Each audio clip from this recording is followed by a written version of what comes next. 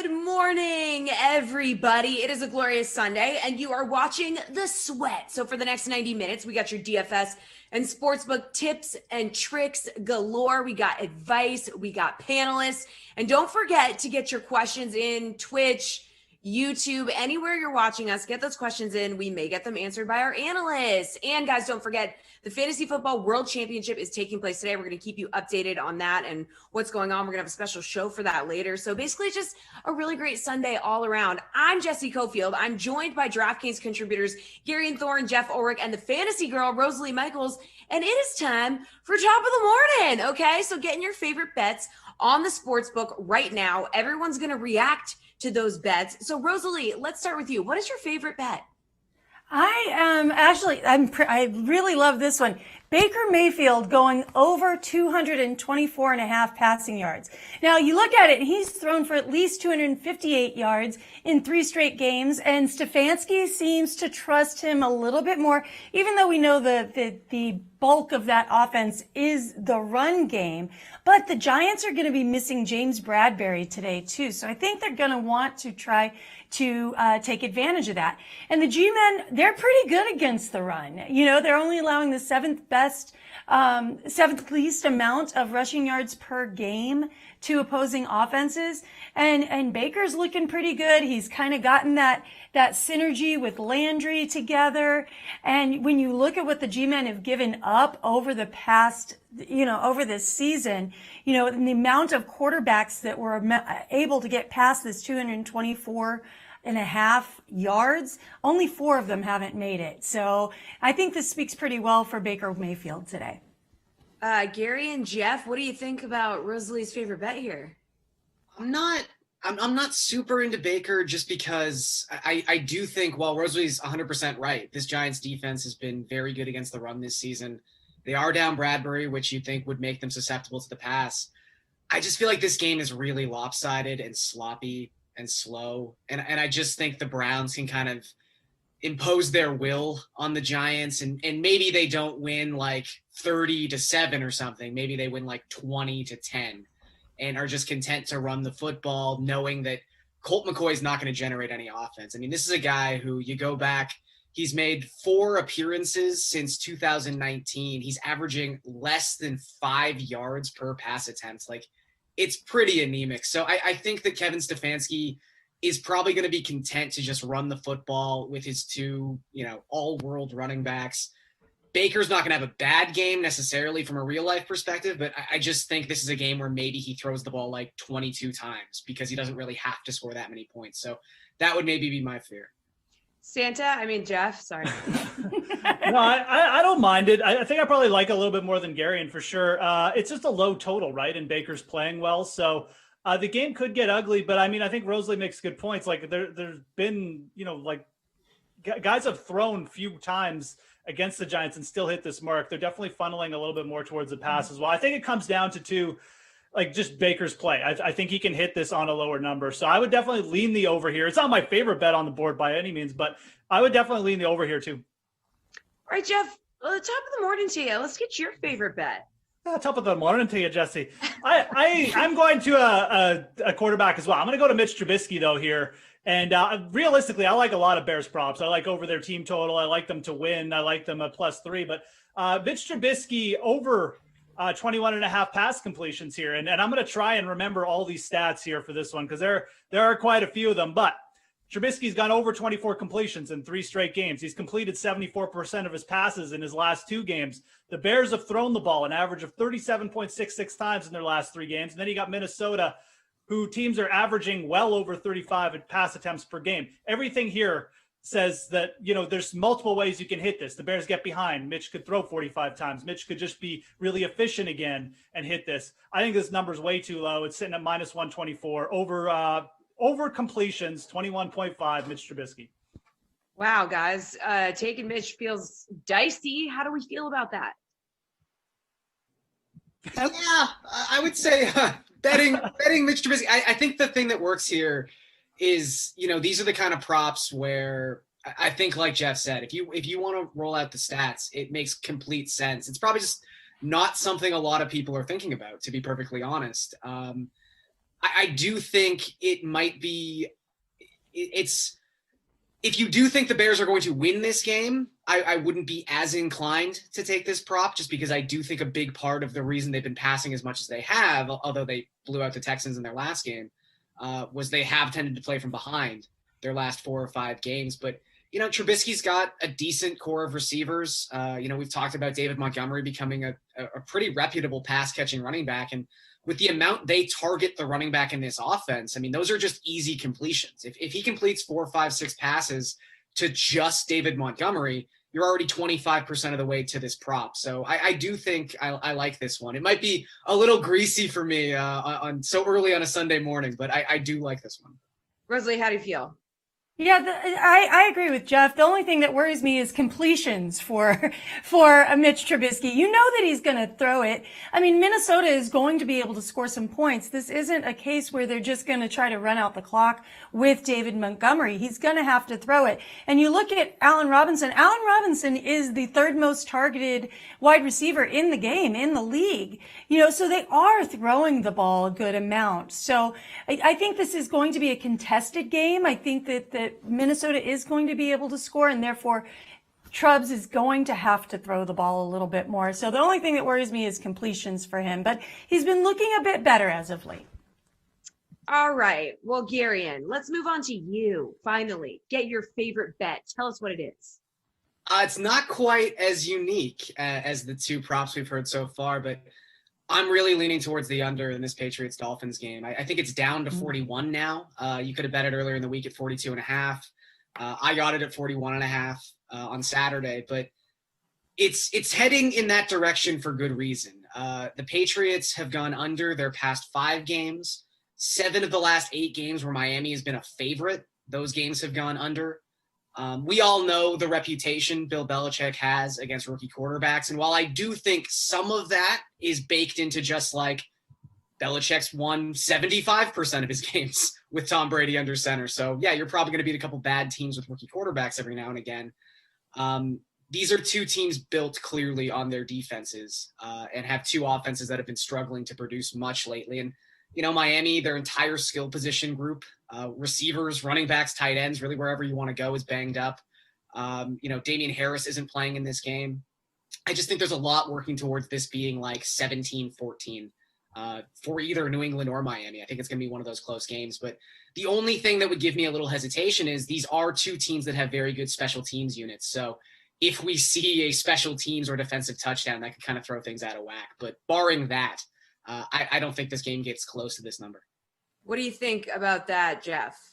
Yeah, this is a bet. I know. I think we talked about this one earlier in the week on the sweat or something. And I mean, it's one of those sides where it's almost like too simple. Like you just take the under. I mean, there's arguments you can make, like Miami's got an opportunistic defense, but realistically, they're probably due for some regression as well. I mean, they've been getting turnovers at a pretty insane rate. So everything here points to the under. These are 2 teams with losing records on the under.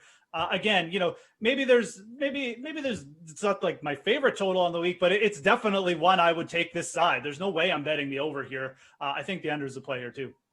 Rosalie, how do you feel about it? Yeah, I mean, you look at both defenses are really good. With the Dolphins actually giving up the 2nd least amount of points per game in the league, and the Patriots giving up the 7th least amount of points per game. And with the Patriots not really scoring as much as they were used to them scoring this season.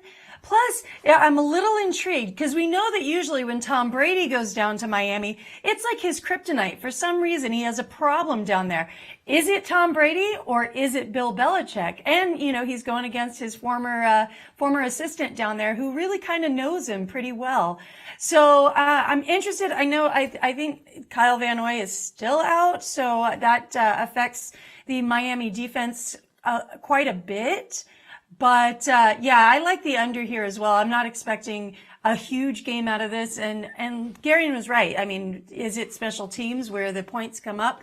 Could be. But I'd clean under as well. That Miami flu the teams get. Well, I will say, just speaking to that point, I think Van Noy might actually play. But despite the fact we had Adam Schefter, I think, said last night that Devontae Parker was probably going to play. Parker, Grant, and Mike Gesicki all inactive. So I don't know who Tua is throwing to.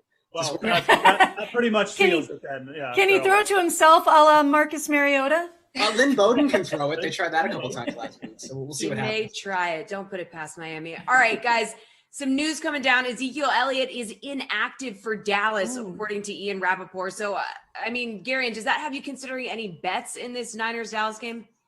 I don't know if it necessarily has me consider any bets. I'm going to assume that Tony Pollard's props are probably all off the board at this point. You can take a look at him when they come back. But I think for a lot of people, someone like Pollard, his price has been adjusted so that if Zeke were to ever not play, it's not like you're getting this guy at $4,000. But, with a lot of people at that running back position wanting to try to stuff in Derrick Henry and Jonathan Taylor into the same lineup, I mean, this is a pretty good guy to stick in your flex spot. He's got some upside and his price isn't ridiculous. And people are going to be really gravitating towards like Leonard Fournette to kind of fill that role. So maybe if you want to pivot off of Fournette, Pollard can now kind of be that guy. Rosalie, any thoughts on this? I think it helps me to lean more towards the tight end and the wide receivers in this game instead. I mean, it wasn't something I was targeting anyway. The San Francisco's really good against the run, letting up the 8th least amount of rushing yards per game. And Dallas's run game has not looked the way that we expect it to. I know a lot of people have like this Tony Pollard over Zeke Elliott thing, but you have to remember Zeke is still Zeke. There's an issue there that is not Zeke that Tony Pollard's going to fix. So I don't think I'm leaning more towards run. I'm leaning more towards the pass game for Cowboys. Jeff, anything to add here? Yeah, I would like Tony Pollard a lot more if it wasn't the 49ers too. I agree. I don't know if I'm, I almost would say this leans me a little bit more towards San Francisco maybe, although their line is way up now. So just scratch that. I'm not taking them at -4.5, but I don't know if this changes a whole lot for me. Pollard's interesting for sure. He's definitely far more in play. The opportunities there, but I still think I almost would rather take a shot with Jeff Wilson on the other side just because of the matchup. All right, guys, good stuff. Thanks for getting us started. A block done. Next up, we're playing Put It on the Board. Sad that Jeff isn't in that one. Love to see his drawings. This one, we'll be right back.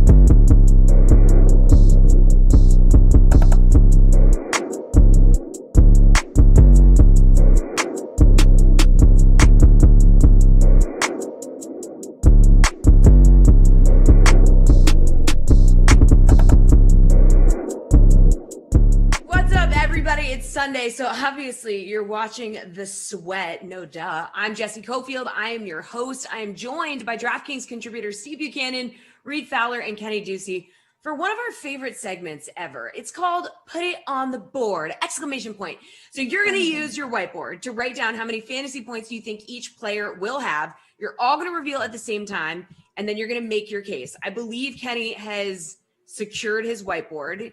For a minute there, he wasn't sure if he had it, but he's going to use Garion's type of whiteboard, just a piece of paper. Oh, okay, right. I'm just going to hold it up. All right, well, we're going to do our best for this one. Let's start with, is everybody ready? Derrick Henry. Derrick Henry. All right, get those boards. Hands are moving. How many fantasy points do we think he's going to have? We're going to reveal. Everybody, it's writing still. Steve's been ready. 3, 2, a reveal. Okay, 28.5, more giraffe drawings, 36, a lot of stars for Kenny. Steve has 29.3. Steve, you have the highest, I believe, so why don't we start with you? I mean, here's the thing. It's December, so that means Derrick Henry starts playing for real. Right. And we've already seen him go over 200 rushing yards against two teams already with the Jaguars and the Texans. This is another run defense that you do not fear by any means. So I think this is an unbelievable spot for him. I don't really worry about the Titans falling behind him this one. I think this game has a lot of points scored in this one, but we also have like 19 injuries we have to worry about with Matt Stafford. There's a lot of things that could hinder his, confidence going down the field here. But if the Titans have the lead, they are going to run the ball with Derrick Henry, and against his run defense, please.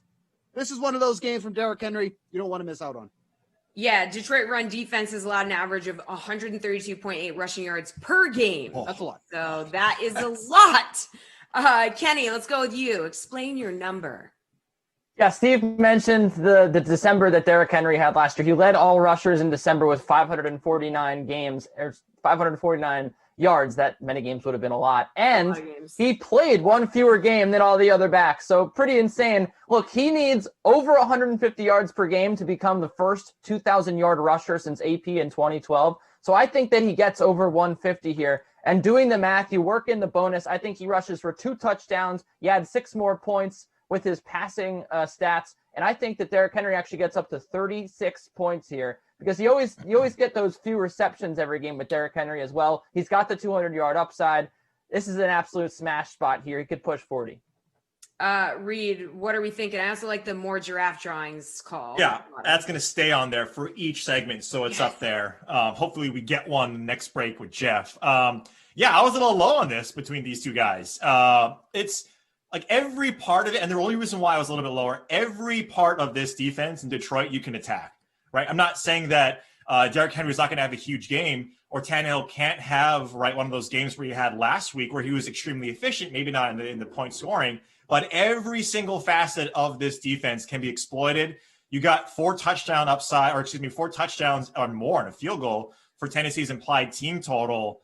Like coaches and running backs, they know about these records. He's going to try and get it. I agree with Kenny here. I think this guy's in a great spot. I just think that every one of these guys in Tennessee might have a big game.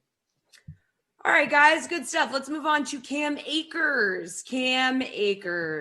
All right, Rams, Jets today. He rushed 29 times for 171 yards, brought in 2 of 3 targets for 23 yards in that win over the Patriots on Thursday night. So what do we think he's going to do today? Let's reveal in 3, 2, 1, reveal.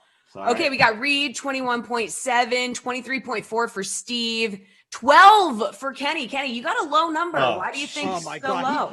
He is such an idiot. I can't wait to hear this. Okay, what's idiotic about the fact that there's been 100-yard rusher against the Jets all season long, and it was Melvin Gordon who broke out a run with the game out of hand when the Jets run an all-out blitz, Greg Williams at his finest, runs around the defense, runs for 40 yards, and that's how you got the 100-yard game against the Jets. Look, I want the Jets to lose by 30 points, Steve, okay? I love pain. But Cam Akers here is just not in a good spot. The Rams should be passing the ball all day long. I like Robert Woods, Jared Goff, Josh Reynolds, you name it, right? Van Jefferson, any player on the Rams really here, except for Cam Akers. Look, I love Cam Akers. I think he's one of the most talented backs in the league. If I'm playing a season-long league next year, I'm going to be targeting him early and reaching for him. And he did play 79% of snaps last week. So it's not a question of Darrell Henderson or Malcolm Brown getting in his way. I just don't think the matchup is that great here. There's just so many ways to beat the Jets that don't involve the run. I just don't know why you'd make it hard on yourself. Just the stats say that the Jets' rush defense is the best part of them. So why would you just attack them when you have so many other options out here? Reed, what do you think? Yeah, I'm gonna give Steve enough time to talk here because I'm excited for what he's about to say. I'm trying to let him simmer down. That's why I went to a little bit. I love Steve to bring up something that's a fact, by the way, to rebuke me, and not just the fact that I have a exposed brick, which is really coveted in Manhattan. It's true. That's true. Usually, I pay extra for that. I get what Kenny is saying, and all the analytics and the stats stay, especially on PFF, that the Jets. The PFF also says Damian Harris is the best running back in the NFL. It's just not true. 21, I got him at 21.70 because he's going to get 20 touches. We saw that last week at 29. He's got 10 days of rest. Even though the Jets secondary and their passing attack is one to attack, or excuse me, their passing defense, they still give up a good amount of points in the passing game. and rushing when you have that much volume. They're giving up 30 rush attempts per game. So even if they're getting blown out, which they should be, you still think Cam Akers can get up to those 20 touches, maybe 4 catches, 30 yards, and a touchdown. They give up a ton of production everywhere. I get what Kenny's coming from, but this is Cam Akers. He's got fresh legs, baby. Steve, remember to keep this G-rated. We are on TV. And fact-based. Yeah. Okay, here's the thing that kills me. So Kenny shaves his facial hair to trick us into thinking he's somebody else. He still brings his awful takes. What are you, Keith Ducey this time? And we're all going to think that you're smart. We all know you're still Kenny, okay? The Jets running defense is nothing special. They just gave up almost 150 rushing yards to the Seahawks last week. Chris Carson, Carlos Hyde. Cam Akers comes into this game, 40 rushes over his last 2 games, averaging 6 yards a carry. Kenny, do you look at the DraftKings Sportsbook? Great Sportsbook, by the way. The Rams are favored by 17.5. You think in the third and fourth quarter, Sean McVay's going to be like, hey, guys, we got to keep passing. We're up by 45, but we should really keep moving the ball downfield through Jared Goff. It's not going to happen. It's not going to happen, Kenny. Get with it. Get your little bias out of the way. Do we have a Kenny the Jets segment made? Oh, my God, it's going to be a disaster. Cam Akers, 23.4. Book it. I have to ask you a question. What do you think Cam Akers' rushing total is set here at the DraftKings Sportsbook? Oh, now he wants to go to the DraftKings Sportsbook. Isn't it 77? Well, you wanted to do it. Yeah, it's 75 yards. So say he hits it 82 yards. Say he hits the over, right? That's 8 points right there. And then what? Maybe you get – he has to score a touchdown here to have a good game. 20 points. Like that, I don't think that's going to happen for Cam Akers. Even with the game script hitting Cam Akers. Yeah, he'll get 4 catches for 30 yards. So say you get 7 more points. Okay, so that's what, 7 points, a touchdown? No, that's 14. You could say he gets 14 points. He has to score a touchdown here to get to 20 points. Is my point. And I don't understand where the need here to get Cam Akers so involved is. I don't know. I mean, we'll see. We'll see what happens. We'll see what happens in the Twitter streets when the game is happening, and you guys can take it to the Twitter streets. All right, let's talk about Jalen Hurts, guys. Jalen Hurts. How many fantasy points do we think he's going to have against the Cardinals? Obviously, dynamic in that win over the Saints. How do we feel about him today? And 3, 2, 1, reveal. 26 for Reed, 19.7 for Steve. What do we have for you, Kenny? 25. All right, Reed, you got the highest number. Explain it. Yeah, hashtag more draft drawings. Let's get that out of the way. Yeah, Cardinals, yep. Cardinals team gives up the 5th most rushing yards to quarterbacks. And what does Jalen Hurts do? Well, we had the most rushing yards of any quarterback in the entire season last week at 18. Excuse me, Lamar had that mark at 16. You just look at what he's been able to do with his legs in just one game. We mentioned in that last show that Bukes and I did that the efficiency in yards per play was at 6.9, I believe, or around there. Oh, no, excuse me, 6.2. It was 9th in the NFL of that week. And again, the Cardinals, they have a lot of pressure. They bring a lot of pressure, and you can see Jalen Hurts getting those rushing yards. So I like this. I like him for a passing touchdown and a rushing touchdown. I think he has a better day in the passing game for 205 passing yards. Kenny, how do you feel about this guy? I believe you were close. You were in the 20s too, were you not? Yeah, Reed using analytics there with rushing yards. Oh. Wow, what an analytic from PFF. Jalen Hurts. FFF, Fowler Football Focus. Yes, thank you. I think that Jalen Hurts here, same reason as Reed with the rushing. I think that he has a really high floor. I think that his floor is around 13 or 15 points. If he hits the rushing bonus, obviously that's 13 right there. I think a touchdown and 90 yards is pretty modest here to think that he could get, because he opts to run. He's not like the Josh Allens and the Russell Wilsons of the world who will run on necessity and maybe get you 30 yards. He is really opting to run. They have plays built in for Jalen Hurts to run that they had all season long. They're running the option. So I do think that his rushing upside is pretty vast here. And with that, the points should be there. He doesn't have to have a great day with his arm, which I still think that he can. I think he could put up 200 yards at least to have a 25-point performance. So I like him a lot in this spot. I think that he's like Taysom Hill. You didn't want to play Taysom Hill. You hated playing Taysom Hill. You hated watching Taysom Hill, but he ended up getting you around 20 points just because of the rushing yards. And that's what happened. That's what's going to happen with Jalen Hurts. Steve, you had him 19 point something, I think, lowest number of these guys. Why do you think that?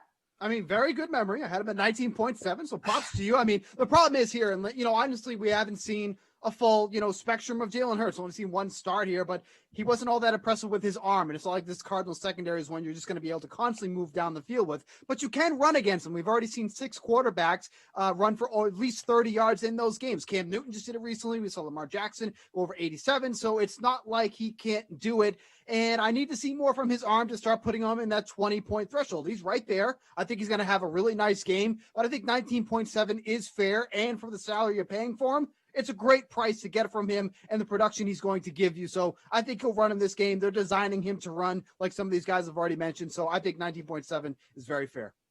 All right, good stuff, you three. Take it to the Twitter streets. Chalk Talk is next, talking some pivot plays. In the meantime, here's the Favorites podcast presented by the Action Network, looking at some of the early games on today's slate. We are into the early games on Sunday afternoon. Gotcha. This is so interesting to me. The 49ers, who we've been liking, they've been a bet-on team for us, are visiting the Cowboys. The Cowboys 3.5-point favorites on DraftKings right now. I feel like the 49ers have crested. I feel like we've ridden the 49ers wave, and they're no longer the team that you want to be betting on. Yeah, and we talked last week with Denver, Washington. We like both those teams, and we leaned Washington just because it was 3.5. We thought that was a good number. But I said I just like the under, and that came through. That was an easy bet, the under in that game. So we're this week. The 49ers, they're one of these teams where are we sure they're 3 points better than the Cowboys? And everyone's going to be betting on the 49ers. Like you just said, this is one of those where the public's going to come in on the 49ers, and we have to be on the other side of this because this is a too big of a number for the Cowboys to be laying at home. And 3, it's great. I did like it was at 3.5. That was a really nice number. But 3, I'm still happy to take that with the Cowboys. And this is one of those where I'm not going to fight you on it if you don't want to put it in, but I'd probably put it in the contest. Seriously. Yeah, just because the more I think about it, it just feels like a really smart number where just everyone's coming in on the 49ers because they haven't given up on them yet. But it just seems like it's too many points for them to be laying on the road. Dude, it's week 15 that we're talking about here. We've got 2 weeks left to make a run, and it feels like you are going all in on week 15 right now. You are lining us up on the Broncos. So far, you have lined us up on the Broncos, the Panthers, and the Cowboys. Like, oh my God, I'm sick to my stomach. I almost need like Matt Mitchell while we are doing this. If Matt Mitchell could look up the against the spread records for the Broncos, the Panthers, and the Cowboys, just to know what we are getting ourselves into. Because obviously we've got a huge schedule, a huge slate still to go through. And right now you've got me convinced, like these are amazing sharp side bets. Like we got to talk about the Bears, the resurgent. We don't know how to tank. We're not going to win enough to make the playoffs, but we don't know how to tank to get a good draft pick, Chicago Bears. 3-point underdogs on the road at the Minnesota Vikings. And Mitch Trubisky, Matt Nagy just had the greatest game they're ever going to have. We took the Bears last week. It was one of our wins. That's it for me. I want no part of them. I like that you changed your tune. Chad loves this number deep down. He loves that it's 3.5. He thinks the Bears are just as good as the Vikings. He likes this number a lot. On the other side, I hate this. I think this is all Minnesota. This is a classic trap game where Minnesota just lost an insane game where their kicker couldn't make anything. They just completely melted down against the Bucs. And like you just said, the Bears just had their game of the year. They won on every facet of the game last week. They won special teams, defense, and offense. They just dominated Houston. And we know the Bears aren't good. So I think they're sucking people in with this 3.5. They're trying to get Bears money. But the smart side is going to be Minnesota. I love this pick. So I hate for you to put Minnesota against your own team, but it's one of those sides I wouldn't mind having the contest. All right, two things. Number one, the number's 3, not 3.5. Number two, let me give you some against the spread records. Dallas 3-10. Denver 8-5, Carolina 7-6. So we're smart with Denver and Carolina. We are like betters. No, we're betters with Denver and Carolina. We are gamblers with Dallas. That's what we are. I'm just saying. By the way, Minnesota at 3. Is this a hornet's nest? Are we walking into a hornet's nest? I'll walk into Hornets this week on this one. I love Minnesota. You love Minnesota, even at 3. Yeah, I mean that's even better. It depends on what book you're looking at. Like I'm looking at 2 different books right now, but I have 3.5 still for the Bears. But yeah, 3 it's even better. It's going to be a public bet, I'm sure, because a lot of people aren't going to be backing the Bears. But this lines up as a situational play. You are my companion, as they say. We are going to walk into this hornet's nest together, and it will be such rich justice for me if we end up winning a game and getting closer to winning this contest by betting against the Chicago Bears. Big day today for DraftKings as the 2020 Fantasy Football World Championships take place today. 101 qualifiers have earned a total of 200 seats to compete in this year's event, with a total of $12.5 million in prizes, including a $2.5 million first place prize. Plus, the winner will receive an entry into our DraftKings Fantasy Tournament of Champions in February from the big game in Tampa for a chance to win another $1 million. Now, this contest is for today's main slate. So later today, as the 4 p.m. games are wrapping up, we will be live on Twitch and YouTube sweating with the qualifiers to see who will be crowned champion. And right now, let's meet one of the qualifiers for today's event, Angie Werner. My name is Angie. I'm from Cleveland. I'm, I work full-time, a full-time mother, full-time teacher, and full-time DFS player. I am so excited to be here. This has been my dream for the past 6 years to qualify. My story begins last January. My father passed away. At his service, I told him that I wanted to win this golden ticket for him, but I might need a little bit of help along the way. So I put together the somewhat contrarian lineup with a few low-owned gems, including Henry Ruggs. All of my guys were doing pretty well during the 1 o'clock games, except for him. 4.8 points and a recent fumble just wasn't cutting it. So just before the 4th down stop by the Jets, I said, "Okay, Dad, I really need a touchdown out of Ruggs." When that didn't happen, I clicked over to the Sunday Ticket channel so I could watch all the other games, and it seems like just a moment later, out of the corner of my eye, I saw Derek Carr celebrating. So I clicked back over and just in time heard the news about the 46-yard Hail Mary touchdown pass on man-to-man coverage. And I thought to myself, "Dad, that's all you." All of the stars were seeming to align in the 4 o'clock games. I did have a 6-point lead for most of the fourth quarter, or at least a portion of, until the Rams D scored a pick 6 and bumped me down to second by a margin of like 0.86. 4 minutes left on the clock. So I knew the only way I was going to recover was if my Giants D got a sack or if Arizona scored. Turns out I did get both at the very end, and I hopped way back into first just as the games are ending. And that's how I qualified. We mentioned the Fantasy Football World Championship, so let's take a look at this graphic. It shows the players with the highest ownership in Fantasy Football World Championship history since 2015. So Joe Mixon holds the record as he was owned in 66% of the lineups in 2018. So, I mean, who could end up on that list from this year's slate?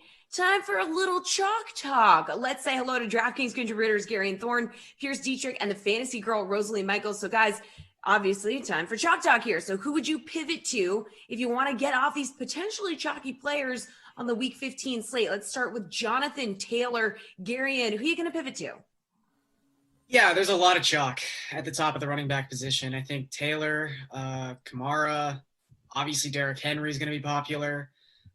So I think someone who I'm not saying by any means he's not going to be popular, but I don't think he's going to be as popular as those guys, is someone else he talked about in the last segment. I really like Cam Akers. I think this is a spot where though the Jets do have a funnel defense, technically speaking, towards throwing the football, I mean, we saw it last week. This game script's just going to get out of hand. And Akers, maybe he doesn't get the 31 touches because he doesn't have the time to do that, but his role is pretty secure in this offense after playing about 80% of the snaps last week. He's got 13 carries inside the opponent 10-yard line across the last 3 weeks, which if he's getting that kind of red zone opportunity against the Jets, I mean, the Rams have an implied team total well above 30 points on this slate. I think when it comes to Cam Akers this week, it's not so much a question of, is he going to score a touchdown? It's a question of, is he going to score multiple touchdowns? Because he's definitely finding the end zone. So I think it's 6,600. He's just someone I really like on this slate. All right, Rosalie, who do you like if you're going to pivot off of Jonathan Taylor? Well, I'm going to be honest with you. I don't want to pivot off of Jonathan Taylor. This is like a smash spot for him. I want a piece of this run game in this game against Houston. I mean, Houston gives up the most fantasy points to the running back position, the second most rush yards. So if I'm gonna pivot, maybe I pivot to Nyheim Hines. We have seen Jonathan Taylor really, really take over and become the running back that we expected of him coming out of the draft. But with Nyheim Hines, he's still, Taylor hasn't played more than 56% of the snaps since their bye week in week 7.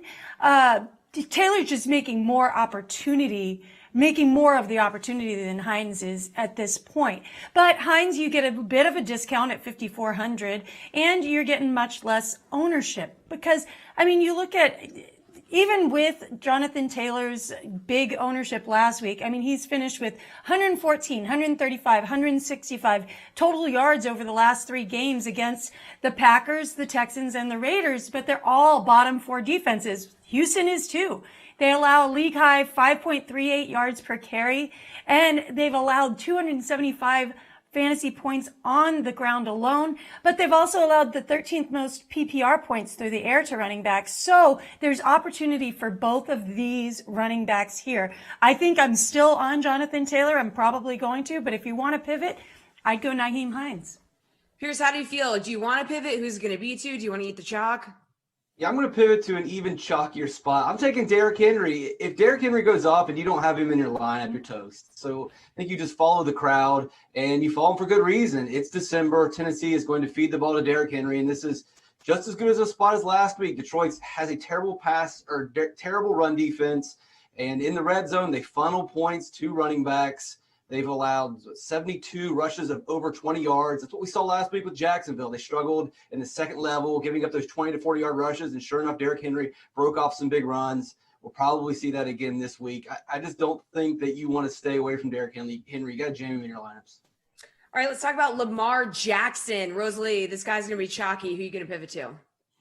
Yeah, I'm pivoting to the GOAT. It's Tom Brady doesn't get a lot of love, and for good reason, right? He either does really great this season or it's kind of meh. But he's done really great against good teams that throw the ball a lot, like KC, putting up a lot of points and a lot of touchdowns. Atlanta is going to have a hard time scoring. They don't have Julio Jones. Tampa Bay is really good against the run, so you can count out your run game there. But with Rojo being lost to COVID, and I don't think they trust Leonard Fournette a lot. He was a healthy scratch last week, so that kind of worries me about that. And Atlanta gives up the most fantasy points to the QBs, second most to the wide receivers, third most passing yards per game. It's going to be a high scoring game. And when you think about the fact that Tom Brady has all these receiving options that are very, very good. Godwin's fully healthy. He's got Mike Evans. He's got Gronk. He's got, he's got Scotty Miller who catches touchdowns for him in random spots. So he's got all the opportunity here to have a really big 4-touchdown game. All right, Pierce, Lamar Jackson, how do you feel about this guy? What do you want to do? Who are you pivoting to? I'm going to pivot to another rushing quarterback, Jalen Hurts. I learned my lesson last week. I assume a lot of DFS players did not learn their lesson. They're probably still scared of him, but Arizona's allowed the 5th most rushing yards to quarterbacks. Arizona plays at the second fastest pace. Philly is a top 10 team in terms of pace. And last week with Hurts at quarterback, they ran the 8th most plays. That was just in his first start. This thing could very easily shoot out. Arizona struggled against rushing quarterbacks. They're 2-3 this year. They should be 0-5 against quarterbacks that can move. And then Arizona's got a good spot too. They're facing a Philly secondary that's beaten up. So this game could easily shoot out, and that could lead to plenty of rush attempts from Jalen Hurts. 18 rush attempts last week. I'll take 18 rush attempts again this week. Gary, and who are you going to pivot to from Lamar Jackson? I actually think this sets up perfectly because, to Pierce's point, I think a lot of people are going to be on Jalen Hurts. And I don't necessarily have a problem with that. I think with how much the Arizona secondary plays man-to-man, I believe they're top 3 in the NFL in their use of man-to-man. That sets up great for Jalen Hurts' scrambling ability. But, you know, if I told you 4 weeks ago that we were going to have a game between the Cardinals and the Eagles, and Kyler Murray wasn't going to be the highest owned quarterback in that game, you'd think I was insane. You wouldn't know what I was talking about. And yeah, he's struggled recently. His shoulder's been injured, but he rushed 13 times last week. Wasn't like he had some sort of crazy amount of success against a pretty good Giants defense, but that was a pretty good sign that I think he's healthy. And I think he's a lot healthier than he's been in the last month. And this is someone who was averaging 31.4 DraftKings points per game across the first 9 starts of his season. So if people don't want to be on Kyler Murray this week, I get it. If people want to use Jalen Hurts because he's over $1,000 cheaper, I understand it. Running backs are expensive. I feel you. But man, Kyler Murray is a variance play. Give it to me every single time. All right, guys, how about DeAndre Hopkins? Pierce, who are you going to pivot to? Let's go with Tyreek Hill. We all know the stats. We all know Kansas City. So let's look a little deeper. Tyreek plays half of his snaps in the slot, and the Saints do not move their cornerbacks down into the slot. So no Lattimore, no Jenkins. He's going to match up against C.J. Gardner-Johnson. If you look at some of his recent matchups, he's not that great. Against Russell Gage, 550 and a touchdown, 7 catches for 70 yards in the last couple weeks. And that's Russell Gage. Tyreek Hill's a little bit better than Gage. So you've got a preferred matchup, a game that looks to offer a lot of points, a game that's going to be close. It's hard to imagine that Tyreek Hill doesn't have an amazing game. It's just hard to fit him in any stack. All right, where are you going to go on this one, Gary? And who are you going to pivot to from DeAndre Hopkins? Yeah, I mean, if I like Murray, I kind of have to like Hopkins too. I'll give that caveat. But I don't think you have to worry that much about chalk at the top end of the wide receiver position because I think so many people are going to be spending up at running back. You're just going to have cheap wide receivers. And particularly in the case of A.J. Brown, so many people are going to own Derrick Henry. You're going to get people thinking like, oh, I don't want part of the Tennessee passing game. If I'm going to have Henry, I want to maximize Henry's upside. That means, 3 touchdowns. So what's left for anyone else? I mean, Detroit's got a terrible secondary too. Their defense in general is just awful. So I do kind of like someone like Brown who, Detroit's giving up 9.2 opponent passing yards per attempt across the last 3 weeks. That is a full yard more than anyone else in football. That's how bad they have been recently. They're down their top 2 starting cornerbacks in this game. And A.J. Brown comes into this contest. He leads all AFC wide receivers in PPR fantasy points gained per route run.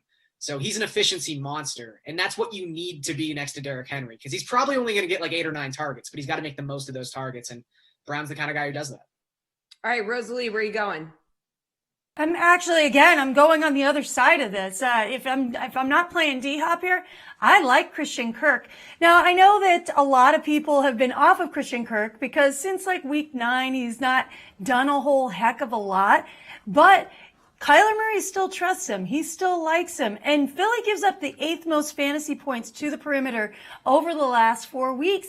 And Christian Kirk is 96% plays on the perimeter. They're going to be all over D-Hop, especially with Slay not playing. So now they're down their good cornerback. I think Christian Kirk is going to have the opportunity to roam free here. Because Kirk is going to see a lot of Kevin Seymour, who is, he saw his first game action last week. And on 3 targets, he allowed 2 catches for 68 yards and a touchdown. And if I'm getting Christian Kirk over there at 4,300 with low ownership, I'm liking those numbers quite a bit. All right, guys, good stuff. Up next, it's going to be Kenny and the Jets. We're going to get some hot takes from Kenny on the Jets, and Steve is going to really give it to him. All right, folks, as I mentioned, it is a big day today for DraftKings. We got the 2020 Fantasy Football World Championships going down 101 qualifiers have earned a total of 200 seats to compete in this year's event, with a total of $12.5 million in prizes, including a $2.5 million first prize. Plus, the winner is going to receive an entry into our DraftKings Fantasy Tournament of Champions in February from the big game in Tampa for a chance to win another $1 million. Now, this contest is for today's main slate. So later today, as the 4 p.m. games are wrapping up, we're going to be live on Twitch and YouTube sweating with the qualifiers to see who will be crowned champion. And right now, let's meet one of the qualifiers for today's event, Alex Baker, otherwise known as Awesemo. The DraftKings World Fantasy Football Championship is always a ultimate goal for me every year because it's where the biggest money is won. I mean, there's $2.5 million going to first place. Hopefully that'll be me, but it's anyone's game at this point. So I definitely try throughout the year to qualify. I actually got through most of my entries in Showdown. I really love Showdown. NFL, one game. I feel like I'm as good as anyone at kind of figuring out the best combinations of players, like who's going to do well when this other guy does well. When you pick a defense, when you pick a kicker. I won 3 seats for the Showdown contest.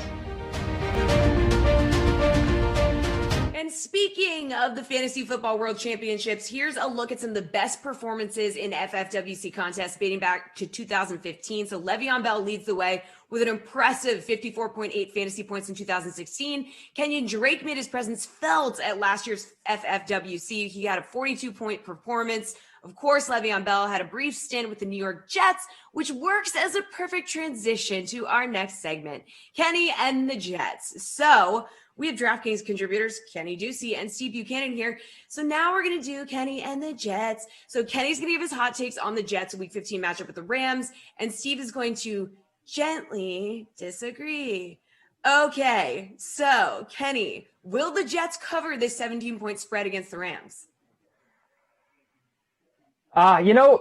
My head says no, but my gut says yes here because this team, I'm sorry, I can't do it. They're not going to cover this spread. Okay, the Jets are going to lose by 50 points in this game. I want so badly to disagree with Steve for once, but because we always agree on everything, right? But here, I can give you some fantasy options, but here it just doesn't make any sense. We saw the Jets were dogs to the Chiefs, right? By, 16 or 17 points. And they managed to make it look good at the beginning, right? The Jets actually led the Kansas City Chiefs, okay? This was the closest that we've ever gotten to, maybe the Jets are going to win a game against a good team this year. And then what happened? They ended up not scoring for the remainder of the game. They lost by, I think, 30 points. Look, I care a lot about my professional integrity, and I want to have a hot take about the Jets covering the spread, but I literally cannot bring myself to say it because I know that it's misleading the public here. They are not going to cover this game. Look at the 4 teams they covered against: the Raiders, the Patriots, the Chargers, and the Bills. The Bills, okay, they suck. The Raiders and the Patriots and the Chargers, very bad teams against the spread. The Bills played down to all their opponents. The Rams, they've had some shaky games, cover-wise here and betting-wise, so I don't really trust them at all. But it does feel like 17 points should be enough for them to cover. This game should get out of hand from the Jets pretty quickly. I just don't like what I've seen from this offense and this defense. The Rams' defense is just so good. They're a top 3 defense, and that just scares me if I'm betting on the Jets here. It seems like a big number. It's really juicy. I want to take it, but I can't. I'm sorry. I'm sorry to the producers of this segment. So, Steve, I mean, you can't really disagree because he's, agreeing with you. So, Steve, the rules are you're supposed to disagree. So I want to hear it. You know what I disagree with? Oh, God. You know what I disagree with? You wanting to keep your integrity. You coward. The producers gave you a segment. It is designed for you, Kenny Ducey.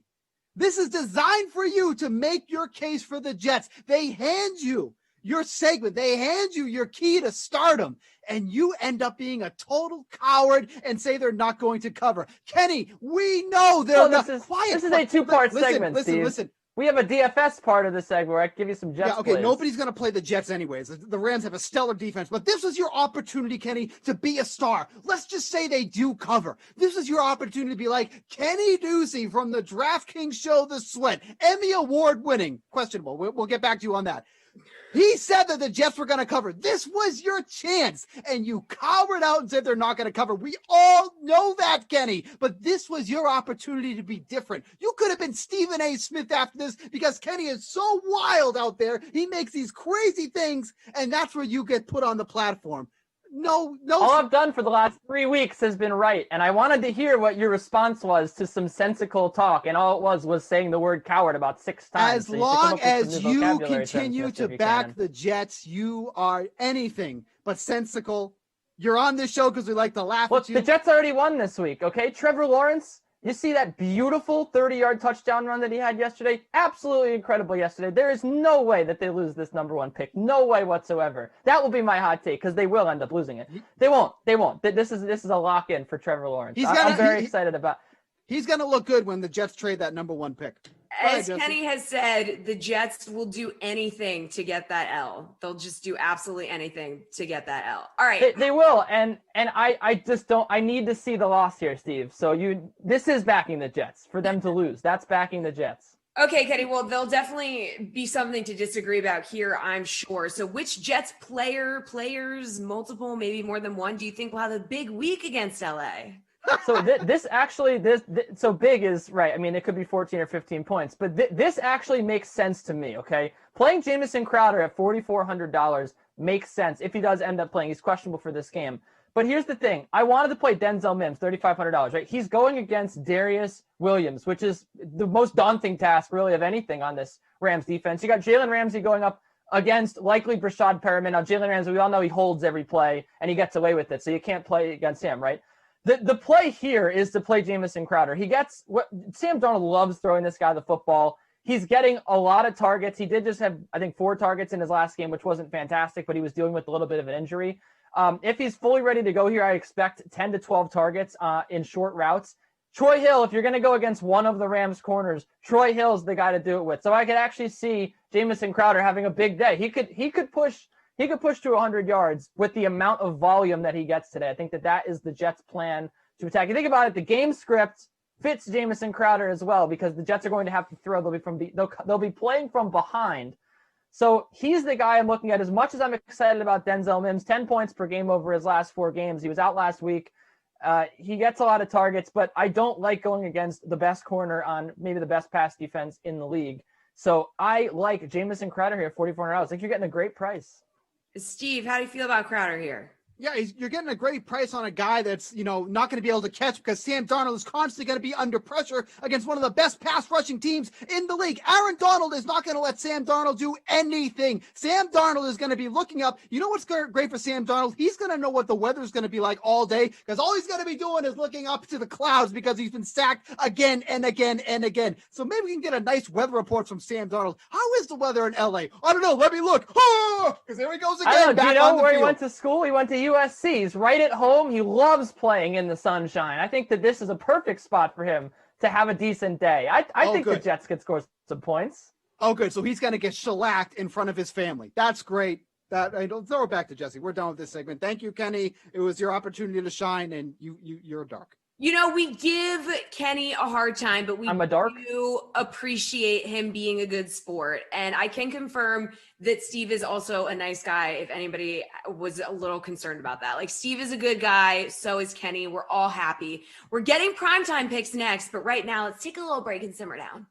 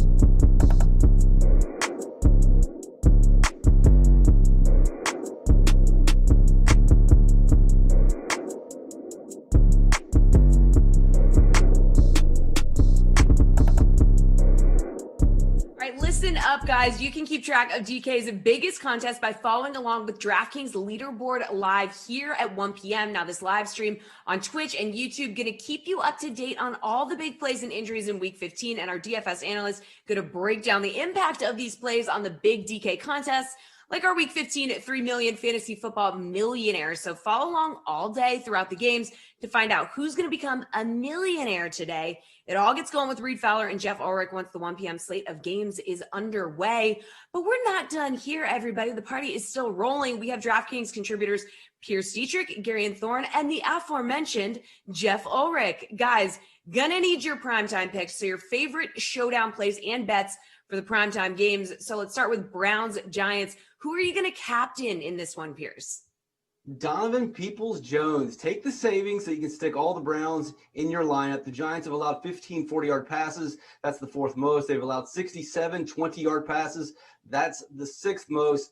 And Donovan Peoples-Jones has an ADOT of 20.7 yards. So you have a deep threat receiver against a secondary that allows deep passes. Oh, by the way, the secondary is without James Bradbury. It's also without Darnay Holmes. So that's a pretty soft spot. And then you look at last week what Peoples did. He had 70 yards against the Ravens' best cornerback in Humphreys.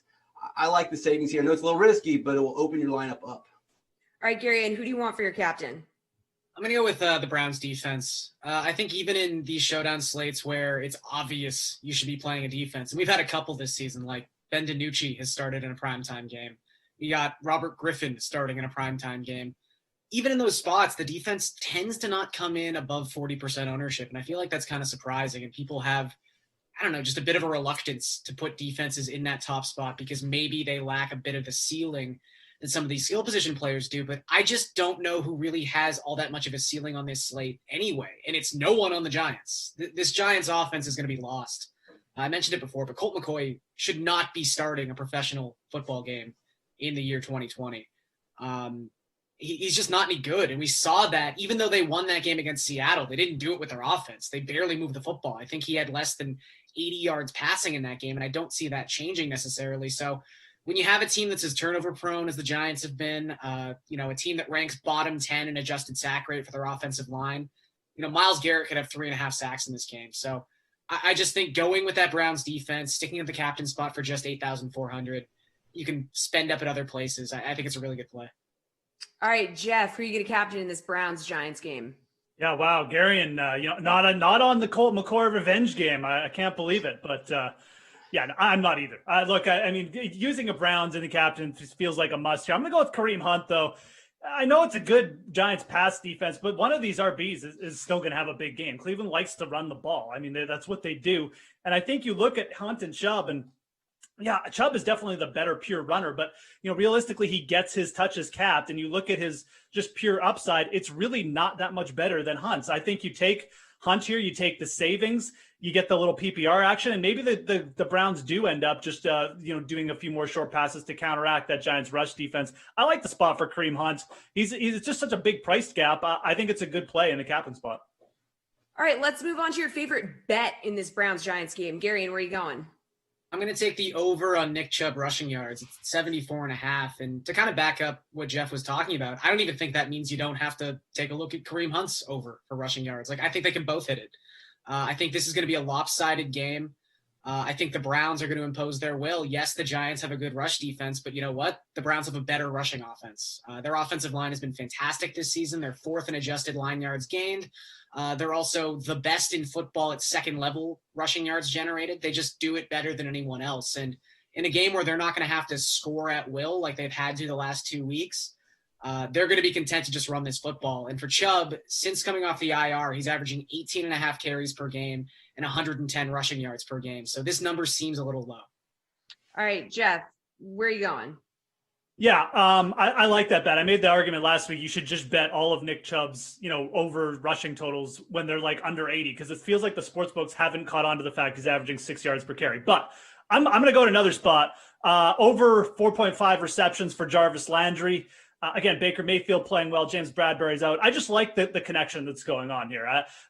Landry has hit this over in 6 of 7 road games as well. Cleveland throws like a little bit more on the road. I don't think this is going to be a shootout or anything, but Landry's just been so efficient. Baker's playing well. Bradbury's out. I think this one I like almost as much as the Chubb over. So, All right, Pierce, your favorite bet in this one?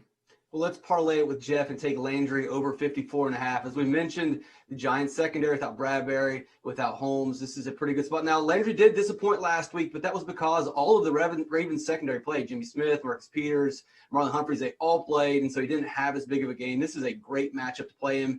I know on paper it looks like the Giants have a good pass defense, but they're injured. And even when they did have a good pass defense, they were still giving up big plays. So I like Landry in this spot. All right, guys, let's move on to this Steelers-Bengals game. Who are you going to captain in this one, Jeff? Yeah, I'm going to go with Deontay Johnson here. Realistically, I mean, I know this is a player that's obviously been super frustrating for fantasy owners, watching him drop balls, et cetera, et cetera. He gets a ton of targets, and he's going up against the Cincinnati Bengals. Like this is the spot where Pittsburgh just says, okay, here's 12 more targets, Deontay Johnson. Just practice catching the ball. And I mean, this is a very, very talented wide receiver we've got going here, going up against, a weaker team. I think this is a spot where Pittsburgh, again, just uses the game to get back on track. And the main thing they need to do is get Deontay Johnson catching the ball again. So I'm going to play this narrative that this is a get right spot for Deontay Johnson, and he comes through because Pittsburgh is still going to throw the ball. They're just a pass-centric offense. Deontay Johnson's still their best receiver in that regard. I can go with him as captain. All right, Pierce, who do you want to captain in this one? I'm on the exact same narrative with Deontay Johnson.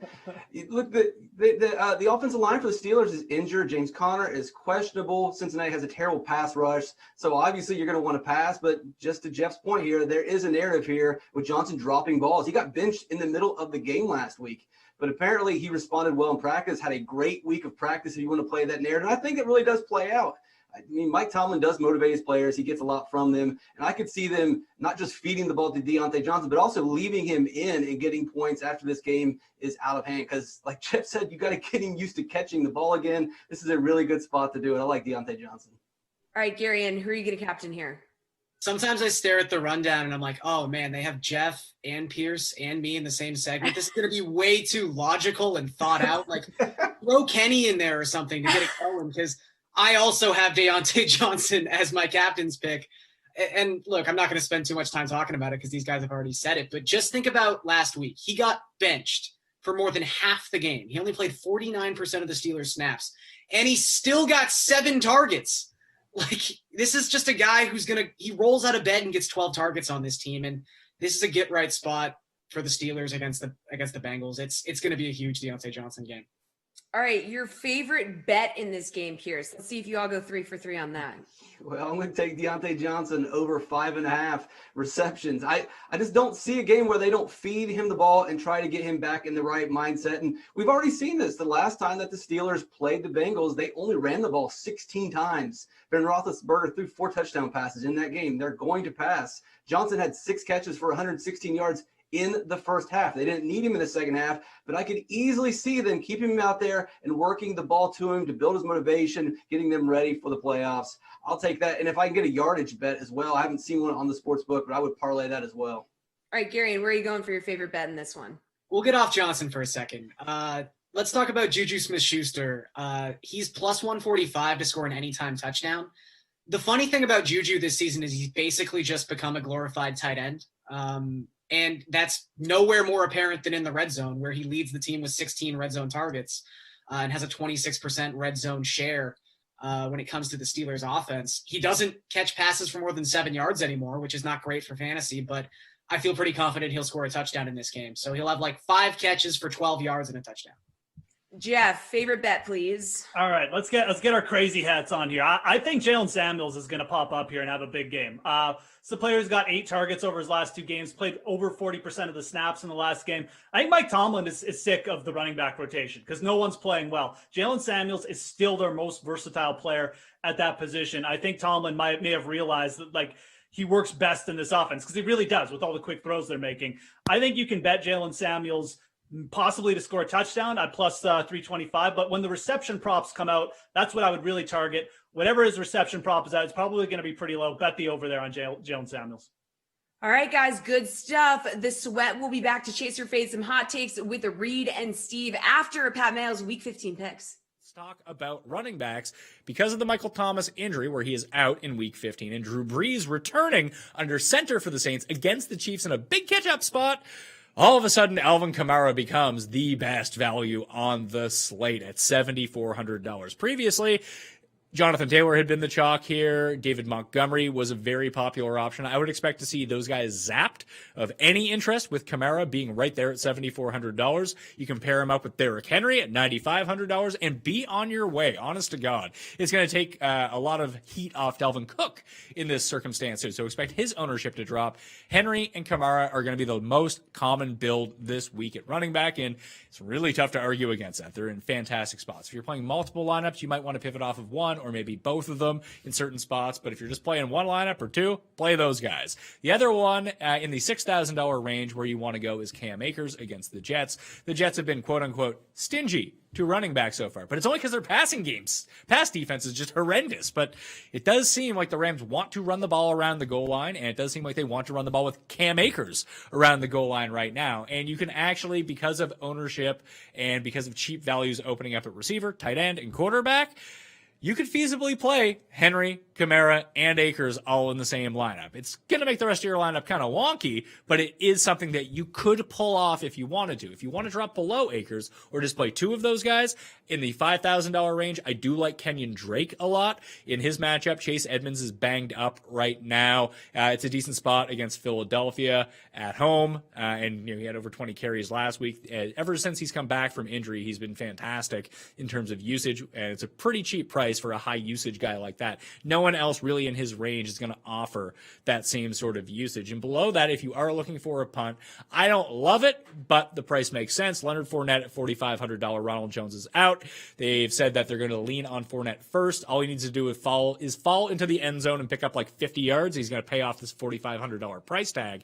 And that $4,500 allows you to do so much and pay up at either running back twice or a different position to get up to Travis Kelce, whoever it might be. Now, if you want to save some money at defense, then you can't take the Rams. They're just too expensive. Great matchup, mind you, a bit too expensive. Same with the Ravens. So what you really want to do at defense, I think San Francisco at $3,100 against Dallas is a nice opening spot. You can go with Tampa or the Patriots at $3,000 as well.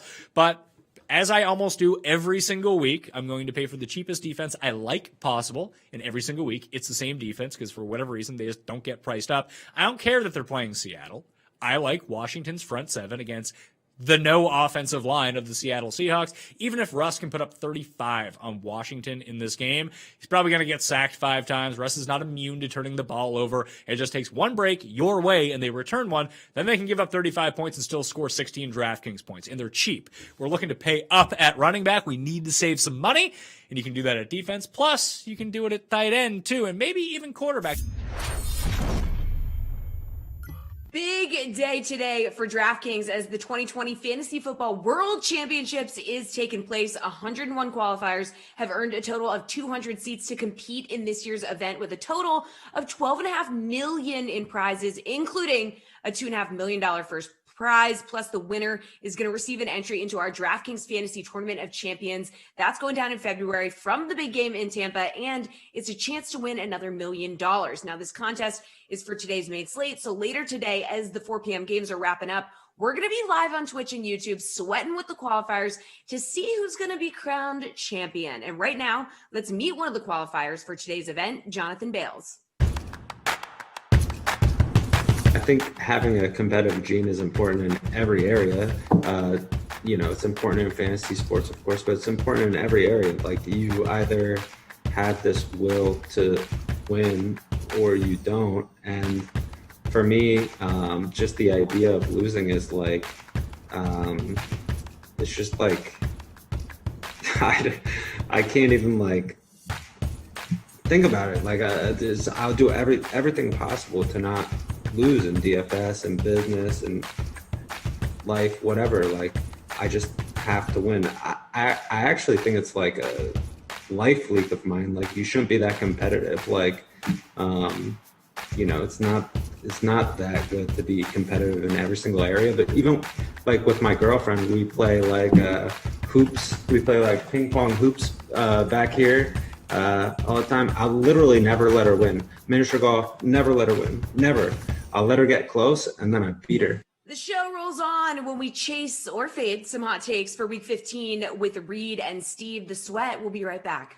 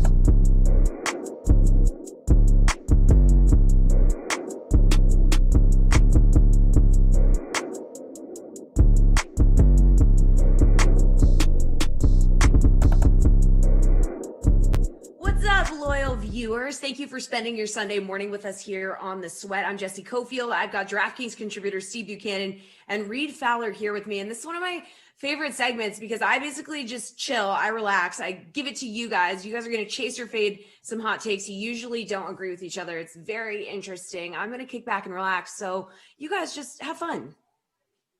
All right, Steve, what do you got here, buddy? Because I'll give you the honors. You had to go against Kenny in that last segment. I'm almost happy that I get you after Kenny and the Jets segment because you're always prime. So what's your hot take here? Oh, I mean, all my energy is gone because I mean, Howard, has his own segment and then, just wants to agree and play the safe side.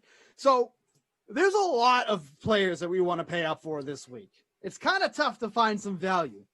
I did a little investigating and I think I found a pretty good value play with also who's on my favorite bet of the week with the Washington football team. Cam Sims at 3,300 going up against the Seattle secondary. I think this is the spot you definitely want to hone in on. If this was any other team this week, we would love using any of the receivers that is going up against the Seattle secondary. Cam Sims, I think, has the opportunity to go for 20 DraftKings fantasy points this week. He is playing on 94% of their snaps. He's kind of leapfrogged Dontrell Inman in the pecking order for the receivers. So right now it's like Terry McLaurin, Cam Sims, and then whoever the heck they want to throw in the other three wide receiver sets. But I think Cam Sims is in an excellent spot here. His game log does not jump out at you as someone you're excited to play. But again, we're talking about one of the worst secondaries in the league. He's going to be seeing Shaq Griffin in coverage, who's allowing over 12 yards per reception, has been scored on 6 times this season and allowed a 68% catch rate. I think Cam Sims, if you want to go way off the board in a lineup, get some salary savings, I think Cam Sims is your guy. Yeah. So first thing, wide receiver, there's just a ton of value, right? So I love the call from Steve that if you want to go there and find value, you're going to have to pay up for these running backs. Dwayne Haskins is at quarterback. It's not Alex Smith. We know Cam Sims has a connection with Alex Smith. So that's one question mark that I have. Look, in the games that Cam Sims, I'm just looking at his game log at the very beginning of the year.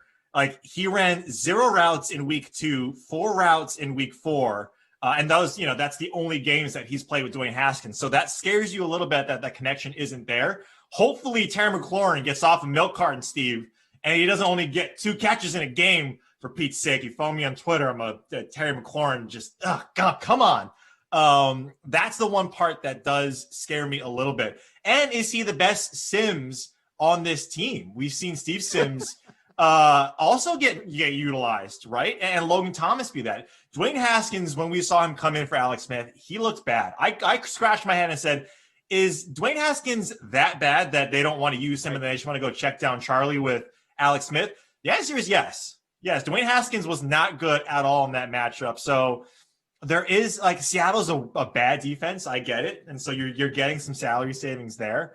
But man, that's asking for a lot. But he does seem like the number 2 guy there or number 3 guy there after Logan Thomas and Terry McLaurin. So Thomas. Fine. Yeah, Thomas is good. Like, he just gets a ton of targets. And mine's kind of in the same vein here, Steve, in terms of receiver. I'm not going as bullish as you with this, going way down. I'm going a little bit higher in that $5,000 range. I think there's a chance here, Steve. You're not going to like this at all, so get ready. Get those fingers ready to type up some research. Kiki Kuti outscores T.Y. Hilton in this matchup. I get it. T.Y. Hilton has been great over the last 3 weeks. He's third, I believe, in total fantasy points. The only Tyreek Hill and Devontae Adams over their last 3 games played. But look what Kuti did last time against this Indianapolis team, this defense. He had a huge game. What was it? 8 catches, 141 yards. I don't think he necessarily gets that. And so, again, I do think he outscores T.Y. in this matchup. T.Y. was talking about milk cartons. T.Y. was the mayor of Milk Cartonville for like the first 10 weeks, 11 weeks. And finally, these last 3 games, he's been utilized. But so has Jonathan Taylor. And this game might be a little bit out of hand for the Colts where, look, Taylor, he's been producing. T.Y. Hilton has the same as Jonathan Taylor. But Kenny Moore in that slot coverage has not been good. And I actually like that Brandon Cooks is active. And this coverage is not going to shift towards a guy like Kuti or maybe Jordan Akins in that tight end spot. I think this is a sneaky play in terms of GPPs going on that Houston side because they're going to be passing a ton. The Colts are going to be just running the ball a ton with Jonathan Taylor. I look at Kiki Kuti in that price range at half the roster percentage, outscoring T.Y. Hilton in this matchup. So here's the interesting thing that's been happening with the Texans, and one name that you probably haven't heard anywhere. Chad Hansen has 14 targets over the last 2 weeks. He's turned that into 12 receptions, 157 yards, and an average of 15.4 DraftKings fantasy points. I don't think that's something he's going to sustain. And Cooks being back in the lineup obviously is going to drive into the snap count that he was playing. But at least Hansen has shown something. And if you want a low ownership play, everybody knows that Kiki's the guy right now because the Texans, can't keep anybody on the field, whether it's COVID or suspensions. But Chad Hansen's been on the field over the past 2 weeks and producing with almost nothing to play for. You almost kind of got to look and see what you have on this team. I think Chad Hansen is a perfect example of that. So I think you're going to get Chad Hansen an even better ownership than you would Kiki Kuti. 4,200, right in that range. Tough matchup either way. The Colts are not a secondary I am actively looking to target against. But if you want to play in that game, you want to go with that. I think Chad Hansen is the one you want to be looking at. So, yeah, and I agree. Look, Chad Hansen, I think he loses targets with Brandon Cooks back in the fold. I don't think they go away from a guy like Kiki. Kenny Moore, like I mentioned, 32 of 46 passing for, I think, 350 around receiving yards and 3 touchdowns over his last 7 games. This secondary was good. And Kenny Moore was, he's a good IDP guy, right? He gets a lot of tackles, but he gets targeted a lot. And that's why he gets a lot of tackles because he's giving up that production. Colts are allowing now the second most yards per target to wide receivers at like 9.3. So if Kiki gets one of these games now where he's getting maybe 8-9 targets and T.Y. Hilton, for whatever reason, look, the secondary in Houston is not good. And we know T.Y. Hilton destroys the Texans. So this has like a 10% chance of hitting. I get that. Like I mentioned, Kiki is a guy that we've been talking about in dynasty leagues for a long time. He's finally getting all of that production now with Kenny Stills and these guys out. I just think he has a chance, and people are forgetting about him a little bit because T.Y. Hilton is that guy in this game. This is a good swerve spot if you want to get off the chalk of T.Y. Hilton, who's coming in now at like 15% roster percentage, 16 around there. I mean, T.Y. Hilton was nobody for the last 12 weeks or so. And finally, he's a guy that everyone's playing. I'm just scared about that. One thing before we toss it back to Jesse, we also have to worry about is Deshaun Watson doing his best Carson Wentz impression in this one and getting sacked 10 times. Jesse? Wow, guys, those were some hot takes. Love it as always. All right, we are working up a sweat when we return, aka getting some last-minute DFS takes for the 1 p.m. slate. But before we do that, earlier we introduced you to Osimo and Jonathan Bales, who are both competing in today's Fantasy Football World Championship. And right now, there's a little friendly trash talk between the two before the competition. Let's take a look. Bales is a very good player, and he wrote the book on fantasy football, fantasy baseball, you name it. But recently, he's kind of gotten off track. he started working on push-up challenges.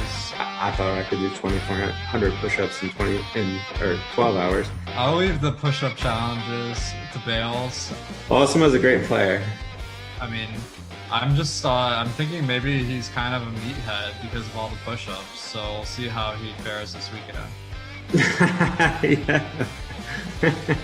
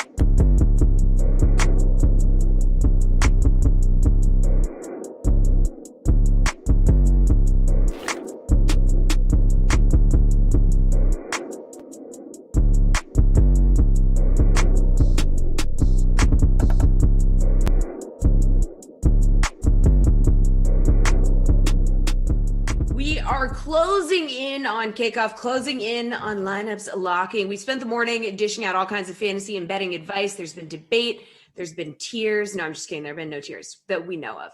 But DraftKings contributors Jeff Ulrich, Pierce Dietrich, and the fantasy girl Rosalie Michaels are here for working up a sweat. So need those last-minute DFS takes for the 1 p.m. slate. What are some things that maybe you're rethinking right before lock after all this debate? Jeff, what is your late take? My late take is I just feel like people might be missing out here on the Arizona offense. I mean, a lot of talk about Jalen Hurts, who I obviously loved and talked up last week, but Kyler Murray is still a more explosive QB in that game. And, you've got an Eagles defense, who not great against covering against wide receiver ones. They're banged up. You've got DeAndre Hopkins coming to town. You've got Kenyon Drake, who's actually looked good in the red zone. These are three offensive players who could all have massive days here. And I feel like, a lot of people talking up Lamar Jackson and stuff like this. I think the spot for the Arizona-Philly game is really good. It's still good for Jalen Hurts too. But, the true upside, as we know, lies with Kyler, who's, I think it was Gary mentioned earlier in this show, through his first 9 weeks was insane. So if he's over his little shoulder injury, I really feel like a big explosive day could be coming there. And again, my late take is I just feel like people might be moving off this or just kind of forgetting about it. All right, Pierce, what's your late take? Kenyon Drake and Leonard Fournette are a trap. They're going to bust. And I understand Jeff's point that the Cardinals could have a pretty good game, and I think they will, but I do not believe that Kyler Murray and Kenyon Drake correlate. Drake's had some pretty good games of late. He scored a touchdown in the last 4 games, but that's because Murray has run the ball less. When the RPO comes today, it's more likely that Murray's going to keep the ball and he's going to take it into the end zone. Philadelphia allows the most rushing yards for quarterbacks. So I think Drake is going to be a bust, and Fournette is absolutely going to be a bust. This guy couldn't win the job from Ronald Jones. He was inactive last week. McCoy is active. Vaughn is active. And oh, by the way, there's about 1,600 receivers on that team that would have mouths to feed as well. Fournette's going to bust too. I hate agreeing with Pierce, but I almost made Leonard Fournette my bust pick too here. I just can't believe that everyone's playing Leonard Fournette today. I can't believe it. All right, Rosalie, you in on that? Yeah. Yeah, that's actually my take too. I'm not on Fournette at all. I mean, I know he's cheap, and that's what everybody loves about him is he's really cheap. But sometimes people are cheap because they don't hold value. This is going to be a three-headed monster. Yeah, you know, we saw Leftwich talking up Fournette this week, and I think that he's doing that because he was the healthy scratch last week. Healthy scratch to me is scary. It's really scary. And so, yeah, he was talking up Fournette, but he was also talking up McCoy and Keyshawn Vaughn as well. And with Antonio Brown on the team now, the running backs have seen less targets, which is what we were seeing in the early part of the season for Fournette. So I agree with the guys. I think this is really a big problem. Fournette, I mean, you never know. Fournette could go off and get, but I think the fact that he is cheap is giving him high ownership, and it is a trap. Pierce is right. All right. It's a trap, everybody. Lastly, let's make it rain for the people. So this is where you give us your DFS play that is absolutely going to make it rain cash for you today. Jeff, make it rain. All right. I doubt these guys will agree with this pick. I think David Montgomery is going to have a really big day. And look, I've been like a major criticism of David Montgomery. He's not that fast a player. He's not explosive, but he has looked a lot more explosive in his last 3 games. And realistically, they've been a bit against soft rush defenses. Eric Kendricks is out for the Minnesota Vikings. He is easily their best run stopper, just their best overall player probably on defense. I think it's really going to open up holes for David Montgomery here in the pass game as well. So the player's averaging 7.38 yards over his last 3 games. He's getting minimum 4 to 5 targets every game. And, with that kind of usage, again, I wouldn't be shocked if he outscored Alvin Kamara. I still like Alvin Kamara. I'm not saying you need to fade Alvin Kamara. I'm just saying I wouldn't be shocked if he matched Kamara's totals because realistically his usage and his efficiency are both through the roof right now. All right, Pierce, your make it rain pick. Well, to Jeff's point, I am kind of interested to see what these championship players do. Will they roster Montgomery? Will they fade Fournette? You can tune in later to see that with Jeff and Reed. But I got Derrick Henry as the obvious play. If he averages 191 yards per game over the next 3 games, he can set the rushing record. You're going to say, well, that's impossible, 191 yards per game. Well, if you look at who he's facing, Detroit, 2nd worst run defense. The Texans, the 3rd worst run defense. The Packers, the 13th worst run defense. It can happen. If he gets 200 yards per game, it absolutely can happen. He had 200 yards before the 4th quarter last week. So he definitely can get in that spot. We know Detroit's terrible. Detroit is 24th when it comes to 2nd level rushing yards. Last week, Jacksonville was 21st. We saw what happened when Henry got into the 2nd level. He was off to the races. I imagine that same thing's going to happen again, and I wouldn't be surprised to see him with over 200 yards by the time the 4th quarter starts. His projected total is 118 yards. So you got to play Derrick Henry. All right. Finally, Rosalie, make it rain for the people at home. It's going to be Lamar Jackson for me, with all the wide receiver inactives for him.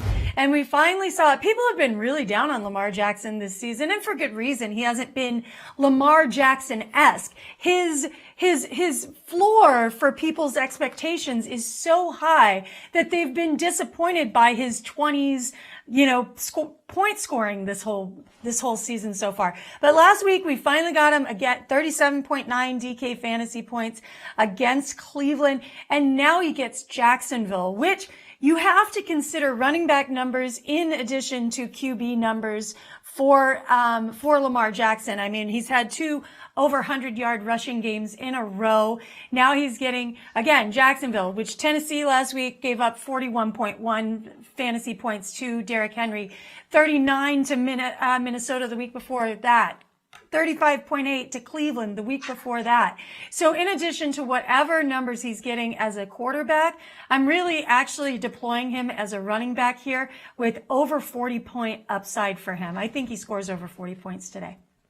All right, good stuff, guys. Appreciate it as always. Thank you to all of our analysts. That is a show. We love spending Sunday mornings with you here on The Sweat, and the fun does not stop. As we said, big day today for DraftKings 2020 Fantasy Football World Championships taking place today.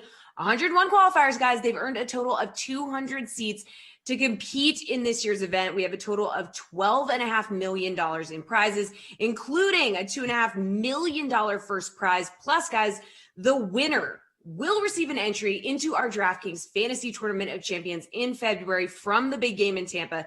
That is going to be a chance for another $1 million.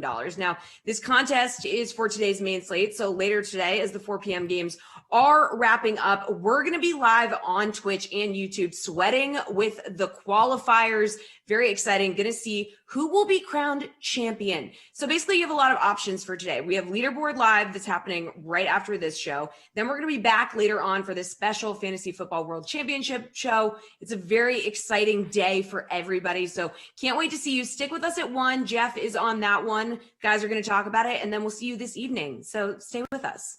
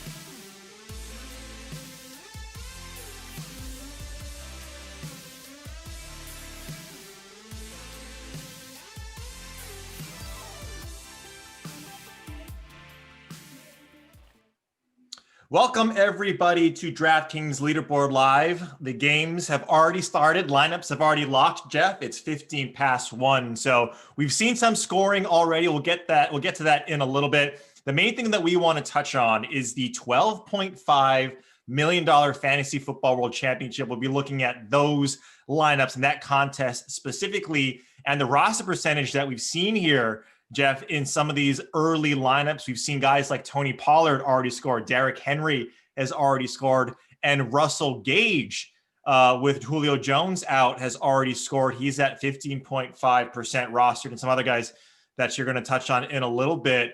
Anything stand out to you in terms of ownership? And just before you start, the 5 highest owned players in FFWC history was Joe Mixon at 66 in 2018, AP at 55%, 2015, Drake 2017 at 53%, Julio at 52% in 2015, and Jeremy Maclin was the 5th at 21% in 15 as well. What stands out to you?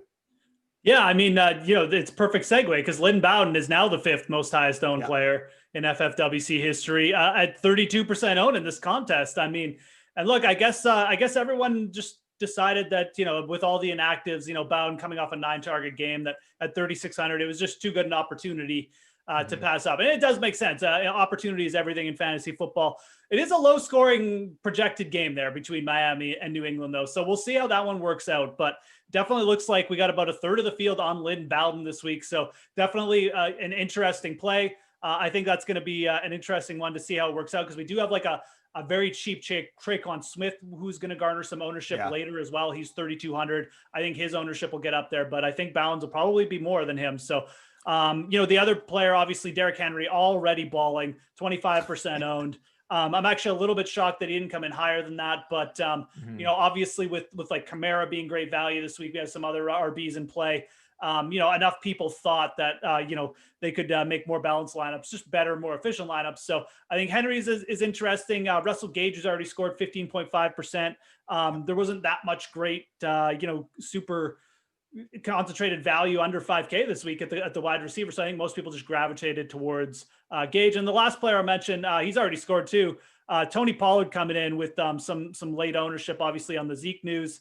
He is at, don't have his ownership. I think it was 30+%, right?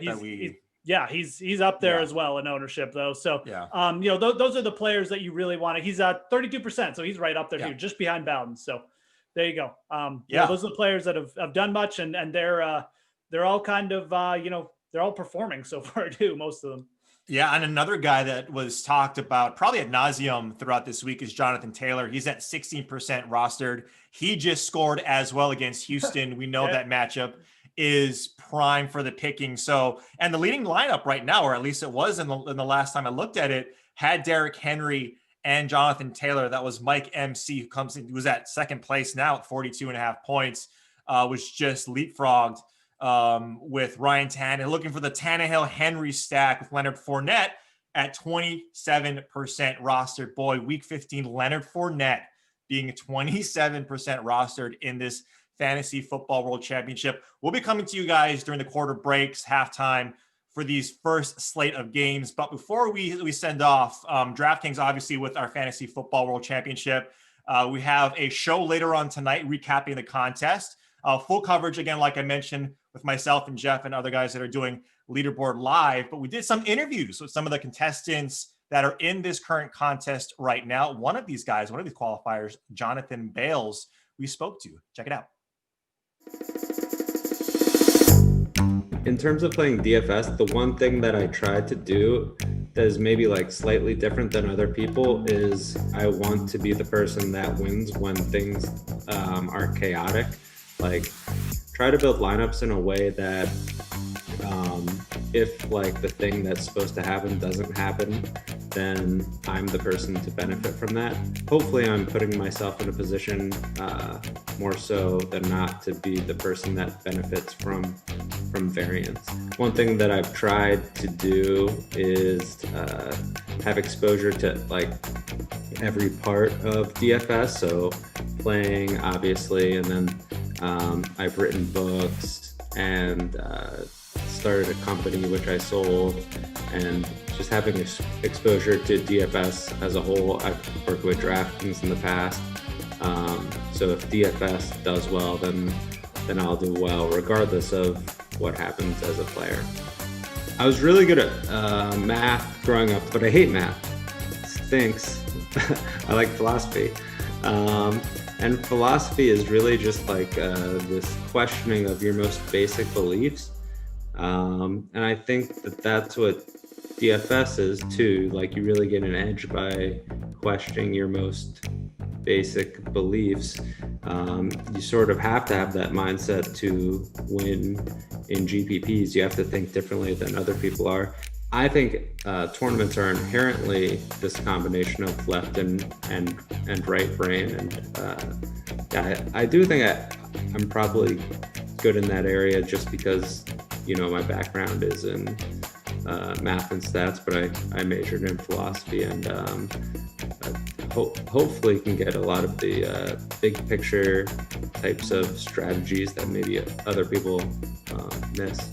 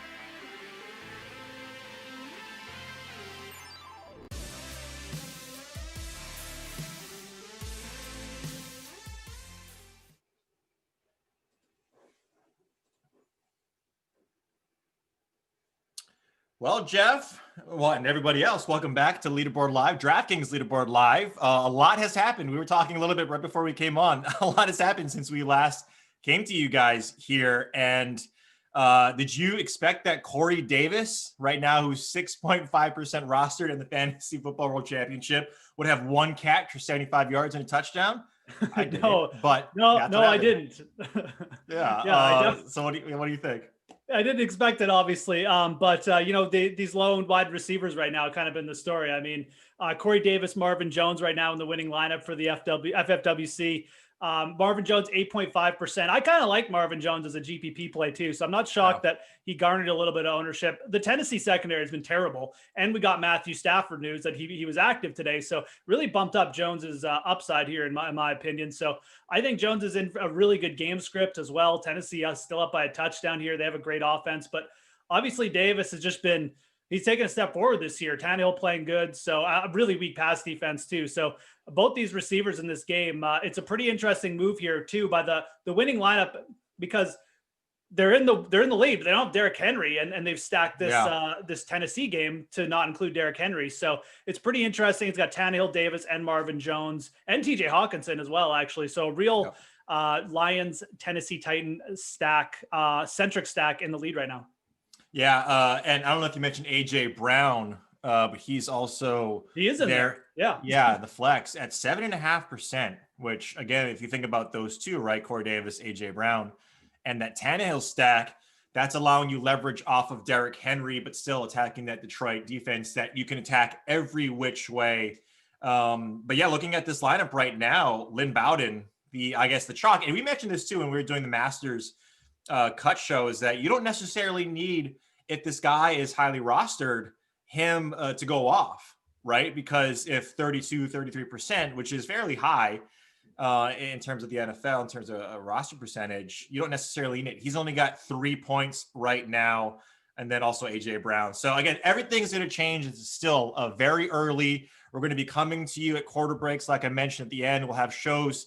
We'll have a show at the end of today when the games wrap. This the main slate to cover and to go over some of that and the winning lineups and our reaction. So stay tuned. DraftKings Leaderboard Live. Jeff Ulrich, Reed T. Fowler. We'll see you guys in a little bit.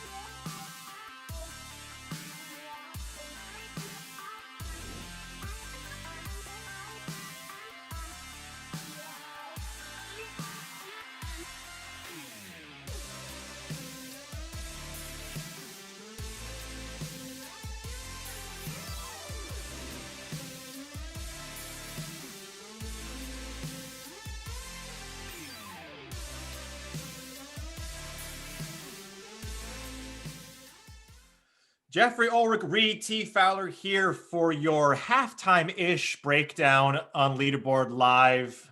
Jeff, it feels like the early 2000s when you get Des Bryant scoring a touchdown, Marvin Jones Jr.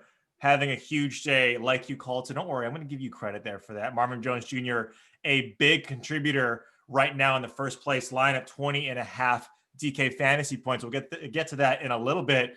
But we've watched it for the first half of this $12.5 million fantasy football world championship. $2.5 million goes to the winner. What stands out to you in this first half so far? I mean, just a lot of pretty big fantasy performances. I mean, some of it's the chalk, some of it's not the chalk, right? I mean, you know, a lot of guys getting in the end zone. I mean, Brandon Ayuk finding the end zone at 25% owned, Derrick Henry finding the end zone and almost hitting the bonus in the first half at 25% owned. We mentioned Tony Pollard got in the end zone, but it's not all chalk that's hitting, right? I mean, Marvin Jones Jr., 8.5% owned. David Montgomery at 2% owned with a rushing touchdown. Like, it's kind of an interesting mix right now. I think the thing that's standing out the most in the standings is the fact that the people who went with a Titan stack and not necessarily fading Derrick Henry and just going pure passing, but just if you were on Tannehill, if you're on Corey Davis, and you had like a piece of Derrick Henry and Marvin Jones on the other side, basically if you stack the Tennessee-Detroit game, you're ahead of the competition right now because that's where a lot of the points have been concentrated. It's been concentrated to a few different people. And right now, those lineups are doing the best. Yeah, right now, I believe halftime is hit. Tannehill has 18 or 19 points, essentially. Derrick Henry only 15.6. Again, he's 25% rostered. You mentioned it too while we were in the break. Leonard Fournette, he's got a big snowflake next to his name in the contest dashboard right now. -8 receiving yards, Jeff, 4 rushing yards. I'm going to say that's not good. That's not very good. He's someone that 27% of lineups have rostered. So we'll see if a big second half needs to come through, especially in that Tampa Bay game. They got a goose egg. Atlanta's up 17-0 in Tampa Bay. I don't think anybody expected that. What do you think? Really? No, I mean, unbelievable. This Tampa Bay offense just can't get on track, like with any consistency this year. Leonard Fournette was a player, and look, it doesn't usually work out. Usually when we all agree on the sweat, you know, it generally works the other way. It's kind of like consensus bias, whatever. But, you know, today at the end of the show, you know, we all agreed, like Leonard Fournette was just like someone that it's going to be really highly owned and chalky and probably has really big bust potential. And he's doing exactly what we kind of said he would, right? So I know it's a hard spot to get away from. He was 4,500. He was labeled as the starting running back. Yep. Atlanta's not exactly the most sterling defense in the league, but they've been okay in spots at home since Raheem Morris took over. So I don't know, man. It just comes down to the player too. So obviously still 27% owned in this contest. A lot of players just could not get out of him or just wanted some kind of exposure to keep up to the field. So he is easily the biggest bust in this contest right now. Lynn Bowden at 32.5%. Again, it's kind of a different story, right? He's got 5.4 points. So he's not a complete bust. He's also a lot cheaper. Like if the field gets 10% from Lynn Bowden, it's not going to be a complete disaster. So different story with Bowden than Fournette. Fournette, though, clearly just not cutting it right now. Yeah, I saw Russell Gage get a little banged up. I think he's okay. Stephon Gilmore is probably not. We saw a non-contact injury. We'll see when all the information comes through when we get to the third quarter break, if we have any information. But before we leave you guys, we have another video from one of our qualifiers in this Fantasy Football World Championship. You may know him as Osimo. Some people know him as Alex Baker, but here's a story on how he got his username. Enjoy. When I started my DraftKings account, I had no idea the significance that would be attached to like the username like everyone else. So Osimo was this name that I'd kind of been going by on handles since high school. I was in an emo band my senior year of high school. We thought it'd be a good way to pick up some chicks and maybe make a little bit of music. I was reading this Dashboard Confessional album review on Amazon, and it was like, this album is awesome. No, it's emo. So I just kind of took it and ran with it. I hadn't heard of emo music until my senior year of high school, but it was like the new big thing. And I had a buddy that was really good at guitar. I didn't really have any musical talent. I was just the lead vocal guy. And we actually convinced 2 of our other friends to get in on it too. And the indie music was kind of the big thing at my high school, so emo was a natural choice. Well, I'm sorry for that. I was never as strong as you or as wrong as you.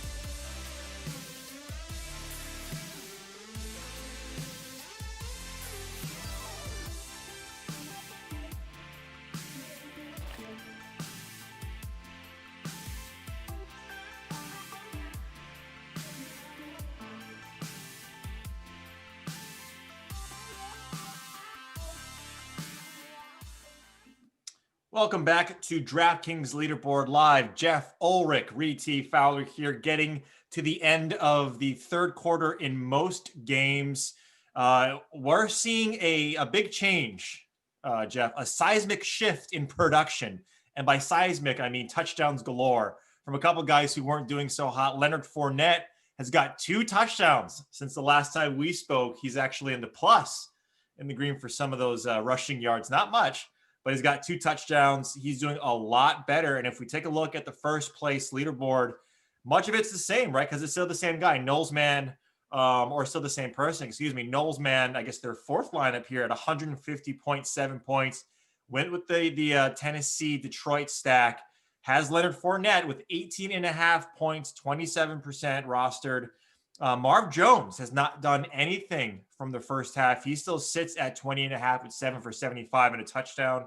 Irv Smith is the one guy, the one spot in this lineup that's a little bit questionable right now. 2 for 26 for Irv.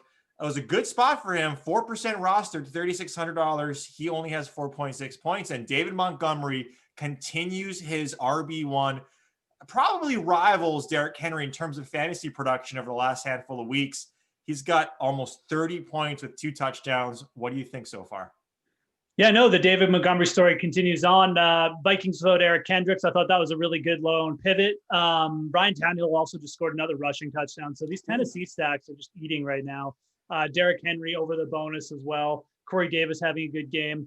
But Tannehill at the quarterback spot really producing for the people who went there. So it's like you said, it's been an interesting little shift here. We haven't seen much from Marvin Jones. He's still got some garbage time to work with now, though, a full quarter of it. We could get him over the bonus, but the Leonard Fournette guys, man, yeah, I mean, look, at the very least, again, it was a $4,500 play, and we knew this was a possibility with Fournette. He was probably going to get the goal line touches, right? So it just happened that he got a couple short rushes, and they both went for touchdowns because he's only got 35 yards or something complete, like receiving and running. So he's not having a good game. But for fantasy, sometimes if your guy just falls in the end zone, that's all you need. And at 4,500, those guys got paid off. There's always multiple ways to go about it. So shout out to them. The chalk is flying a little bit this week for sure. No huge bust spots. We'll see Lynn Bowden, like you said. And, Irv Smith has some garbage time to work with too. So, that leading lineup, it's not in a bad spot. We do have some higher scoring games coming in the afternoon. But, these Tennessee stacks, man, they're going to be hard to take down. It's a lot of points these skill players are putting up. Yeah, one thing to know before we leave and get you guys back to the games is that Blue 8659 is in second place. A game that's actually picked up in action is that Tampa Bay Atlanta game. Right. You got that stack with Matt Ryan and Calvin Ridley. Calvin Ridley only 7% rostered with Julio out. That's half of what Russell Gage was.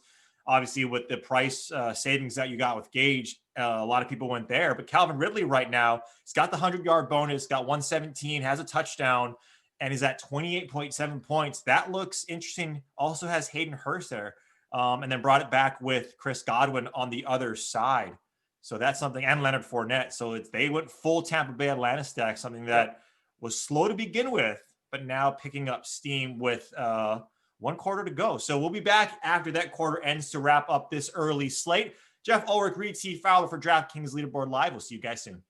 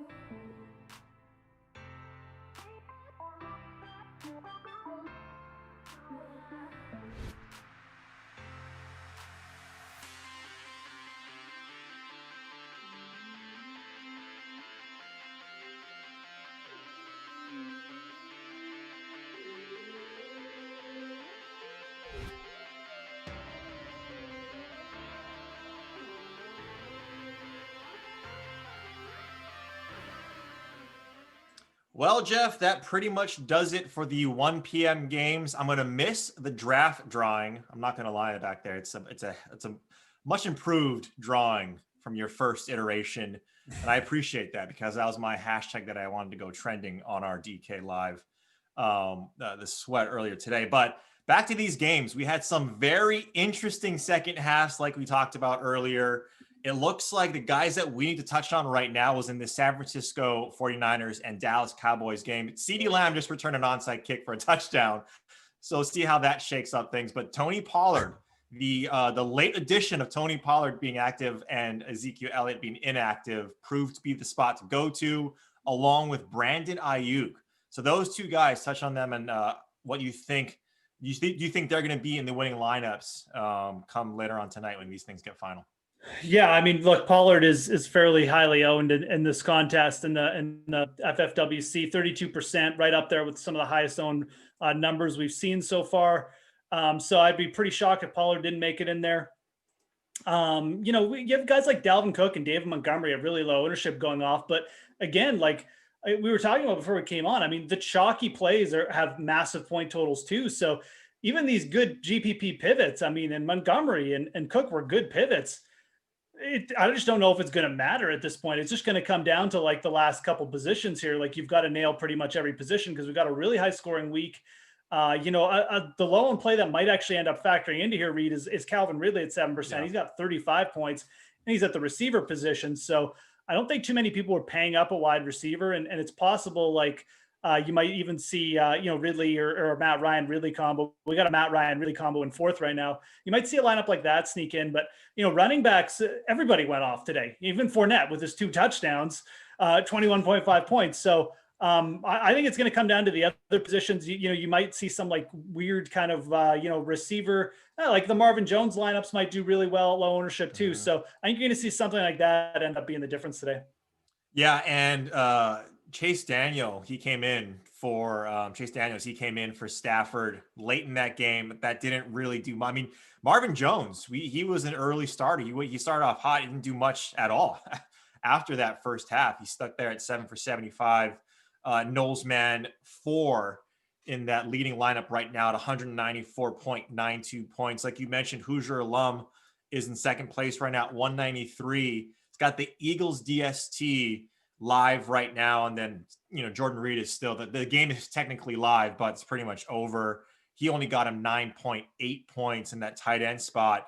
Also had Lynn Bowden. So we might see a shift here, like you're mentioning, Jeff. If some of these later games, someone like elected to do a late swap, we might see some stuff. TJ Hawkinson didn't do anything at all in this game. That was a high scoring affair. He just didn't get factored in. You like going after tight ends in those high scoring games with studs galore, but he didn't do much. So it looks like right now Hoosier alums got a good handle on this top spot along with Knowles man. We'll see if that shakes out to be the case, or if someone comes in with maybe a Miles Sanders type of game here. And just quickly, Reed, because the Saints game just started, but Alvin Kamara coming in at 74% owned. So yeah, a lot of lineups with him coming from behind. I know I see 2 guys in the 30s there. They got they're in the 30s ranked right now. They got a bunch of players in play too. So we got Kamara in play, Cardinals D, Traquan Smith, Emmanuel Sanders at 30.5% owned, and then Traquan at 27.5. So like a lot of those Saints and Chiefs are going to have a lot of ownership too. So we should see some shakeup, but again, the Titans lineups in great spots. And that's a fantasy football world championship roster percentage record, Jeff, for Alvin Kamara at you said 74%. Yeah. So again, just to reiterate, and we'll let you guys go, and we'll hand it off to Kenny Ducey to take over for the next Leaderboard Live. Joe Mixon was the top spot at 66% rostered in 2018. Alvin Kamara with no Mike Thomas with Breeze back in the lineup. A lot of people feel confident in number 41 can get them into that top spot in this $12.5 million fantasy football world championship. $2.5 million, Jeff, goes to first place. So a sweat to have on this this cold winter's day up here in the Northeast. Hopefully you guys are staying warm indoors. You're watching football. It's going to be an exciting finish. Remember, later on tonight, we'll be covering this contest. Myself, along with Jeff and other DK contributors, will be on just to wrap everything up for this Fantasy Football World Championship. It's exciting stuff. Thank you guys for hanging out with us on the 1 p.m. slate. Kenny Ducey will take over for us. Show him some love because the Jets, they're kind of in it right now, Jeff, with the Rams. We'll see if that sticks. Probably not. Anyway, everyone take care. Good luck, and we'll see you guys later.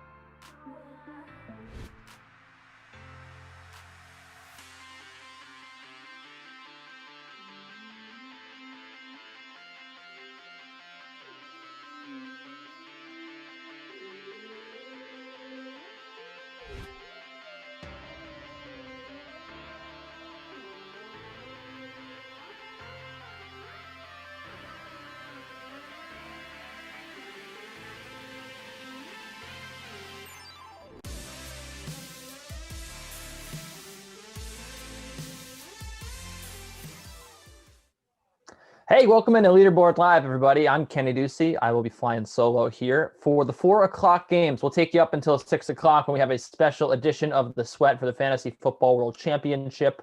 Jessie Coffield will host that. I'll be along for the ride to talk a little bit about the Fantasy Football World Championship, where we stand right now.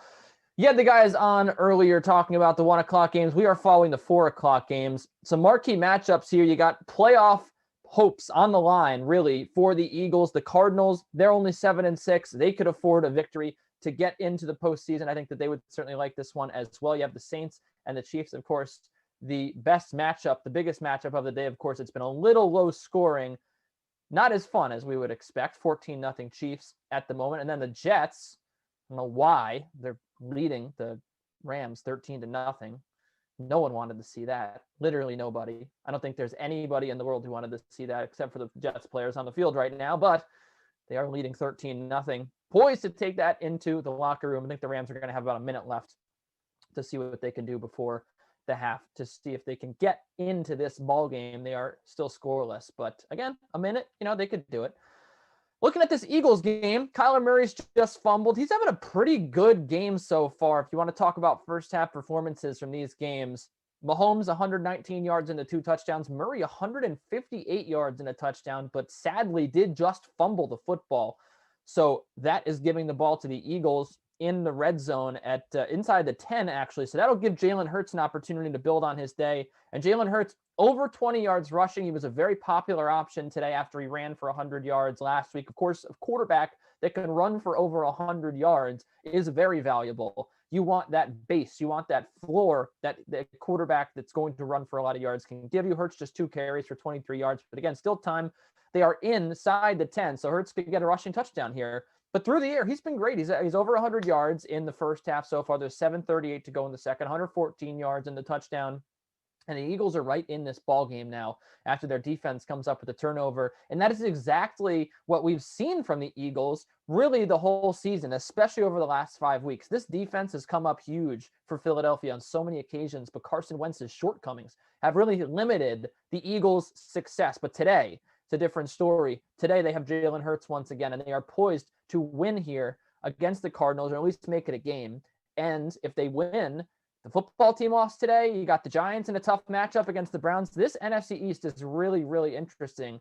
2 weeks ago, you had the Giants as the favorites to win the division. Now, coming into today, the football team, the overwhelming favorite in the NFC East. And now the Eagles can pull it back and win this game. It could be a 2-horse race here with the football team and Eagles. God forbid the Giants win. Who knows who's winning this division, but it should be pretty fun.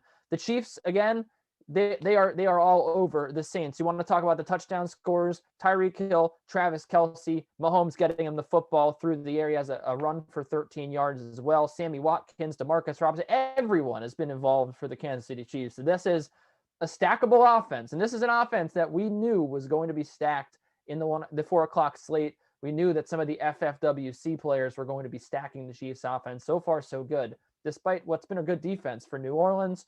Even today, really, they've done a good job kind of making the Chiefs a little bit uncomfortable. This offense is just so good. They've persevered through it. So speaking of that game, it's 14-0 there. We will take a look at that game. Oh, and by the way, Drew Brees, 0 for 6 through the air with an interception. Has not completed a pass yet. Just gross from Drew Brees. They have 19 total yards, this offense. 19 total yards. Just wanted to let that sink in. 19, 1-9 through 1 quarter. The New Orleans Saints, the team that people in New Orleans think they can win the Super Bowl with this team. Drew Brees is back. This was supposed to be the week they were going to show up against the Chiefs. The Chiefs aren't even a good defense. 19 yards, pretty despicable, and a turnover. So we'll be tracking that game. We'll be fitting in the Leaderboard Live updates in between the quarters of the Kansas City Chiefs and New Orleans Saints game until we get up to 6 o'clock, obviously. So at halftime of that game, we'll be back to talk about the early slate. The Eagles are on the board with the touchdown. The Jets are going to give up some points, it looks like, to the Rams. They are in Jets territory. You had Hurts go to Greg Ward for the touchdown. So look, Greg Ward, cheap option. He was the top target. Him and Goddard were the top targets for Hurts last week. Not a bad option. We'll be back to talk about what's going on in the first half of these games. We'll give you an update here on the Millie, the $3 million contest, the Fantasy Football World Championship, the final, and we'll also give you an update on the play action contest. But until those updates, until halftime, I've been Kenny Ducey, and enjoy this second quarter here of Chiefs Saints. So long.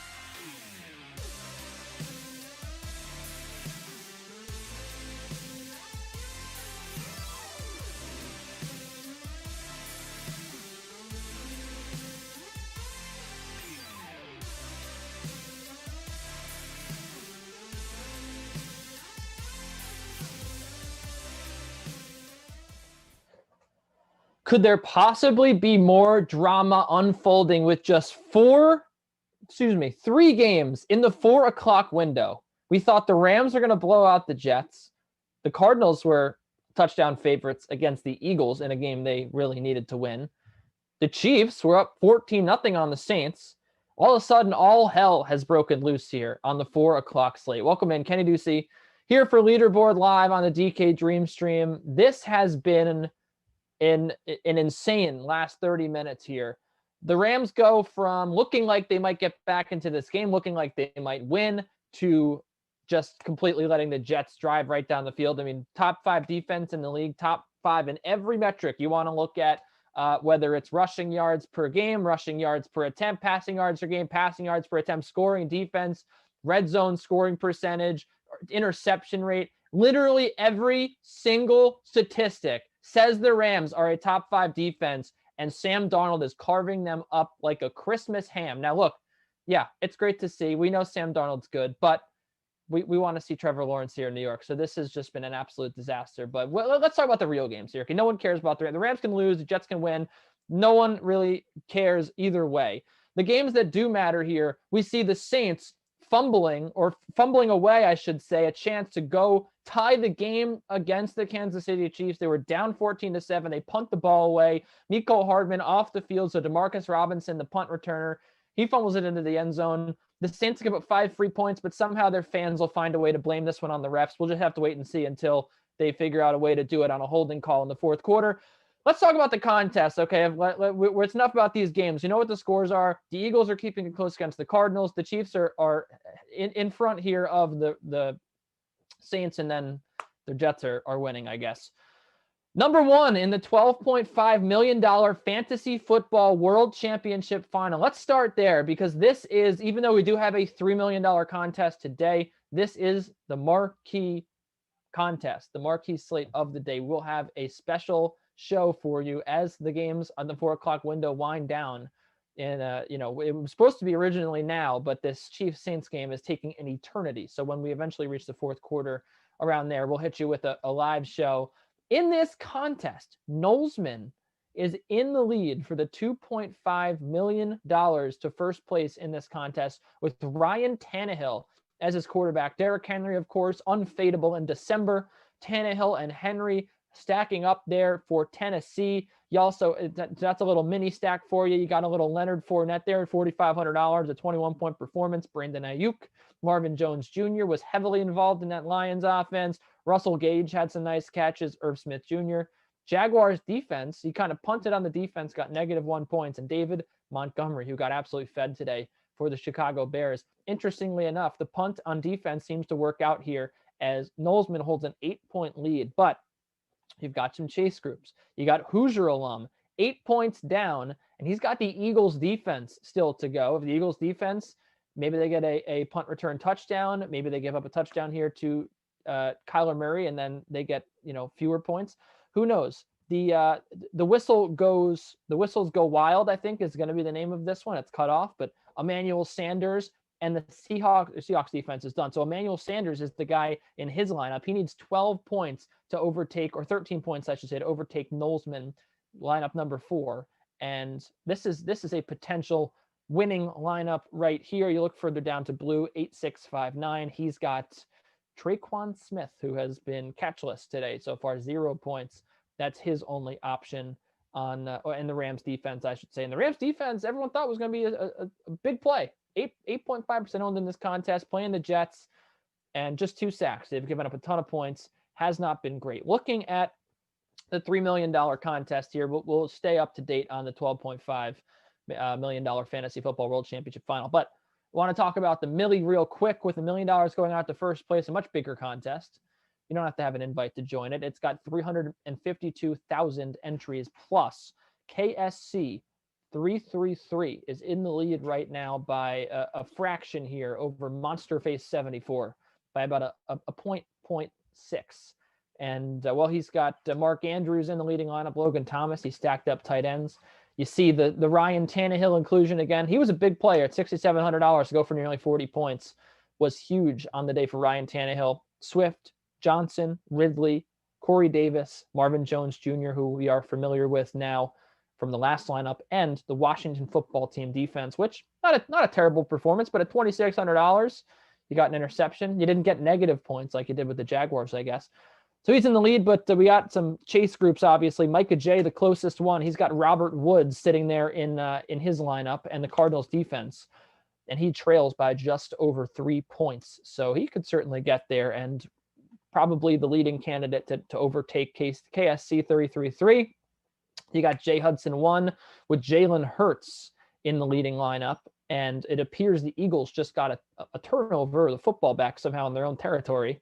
So Jalen Hurts with his 3 passing touchdowns, 11% ownership in the Millie, 23 DKFP for Jalen Hurts, 11.1% ownership, $5,900. He was pretty cheap and hasn't even done anything really in the rushing department. 27 rushing yards. This guy was drafted based upon his potential in the rushing category. His potential to get 100 yards like he did last week. Just 27 rushing yards. He's done it all through the air. 3 passing touchdowns, 214 yards. Very well done by Jalen Hurts so far. And that is the 4th place lineup in the Millie. Jay Hudson 1. He only needs just over 4 points to overtake KSC 333 and get into first place. Of course, there's some big names out there who haven't done a lot. Tyreek Hill, Travis Kelce, Patrick Mahomes. Still a whole half of football to go for them.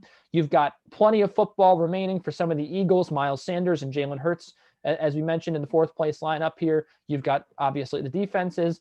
The Rams are going to be throwing the football a lot. You could get a lot of Cooper Kupp catches. You get another long catch for Robert Woods. So plenty of things could happen here to mix up the $3 million fantasy football millionaire contest. We will see if any of those things take place.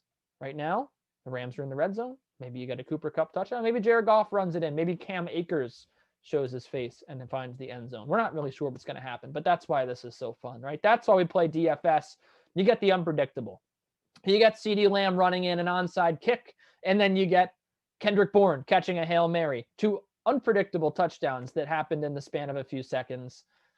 Just all for the purposes of fantasies. Doesn't really matter to the score or even the sportsbook spread. So we will be back at the end of the 3rd quarter of the Kansas City Saints game, which might take, I don't know, it could be till tomorrow. We're for the end of the 3rd quarter. This game has taken a long time, but rest up, get some spaghetti in your system, get some snacks ready, crack open a nice Coca-Cola or a Pepsi, whatever you want to do. And we'll be here for you when the 3rd quarter is over in the Kansas City, New Orleans game. We'll be right here to break down who is in the lead here. Will it still be KSC 33-3? Will it be Jay Hudson 1 with his Jalen Hurts inclusion? No one really knows, but that's again what the fun is here. Kenny Ducey here on DraftKings Leaderboard live on the DK Dream Stream. Thank you for being with us. Thank you for watching along and keeping track of these contests and playing as always. Until the end of the 3rd in New Orleans, Kansas City. So long.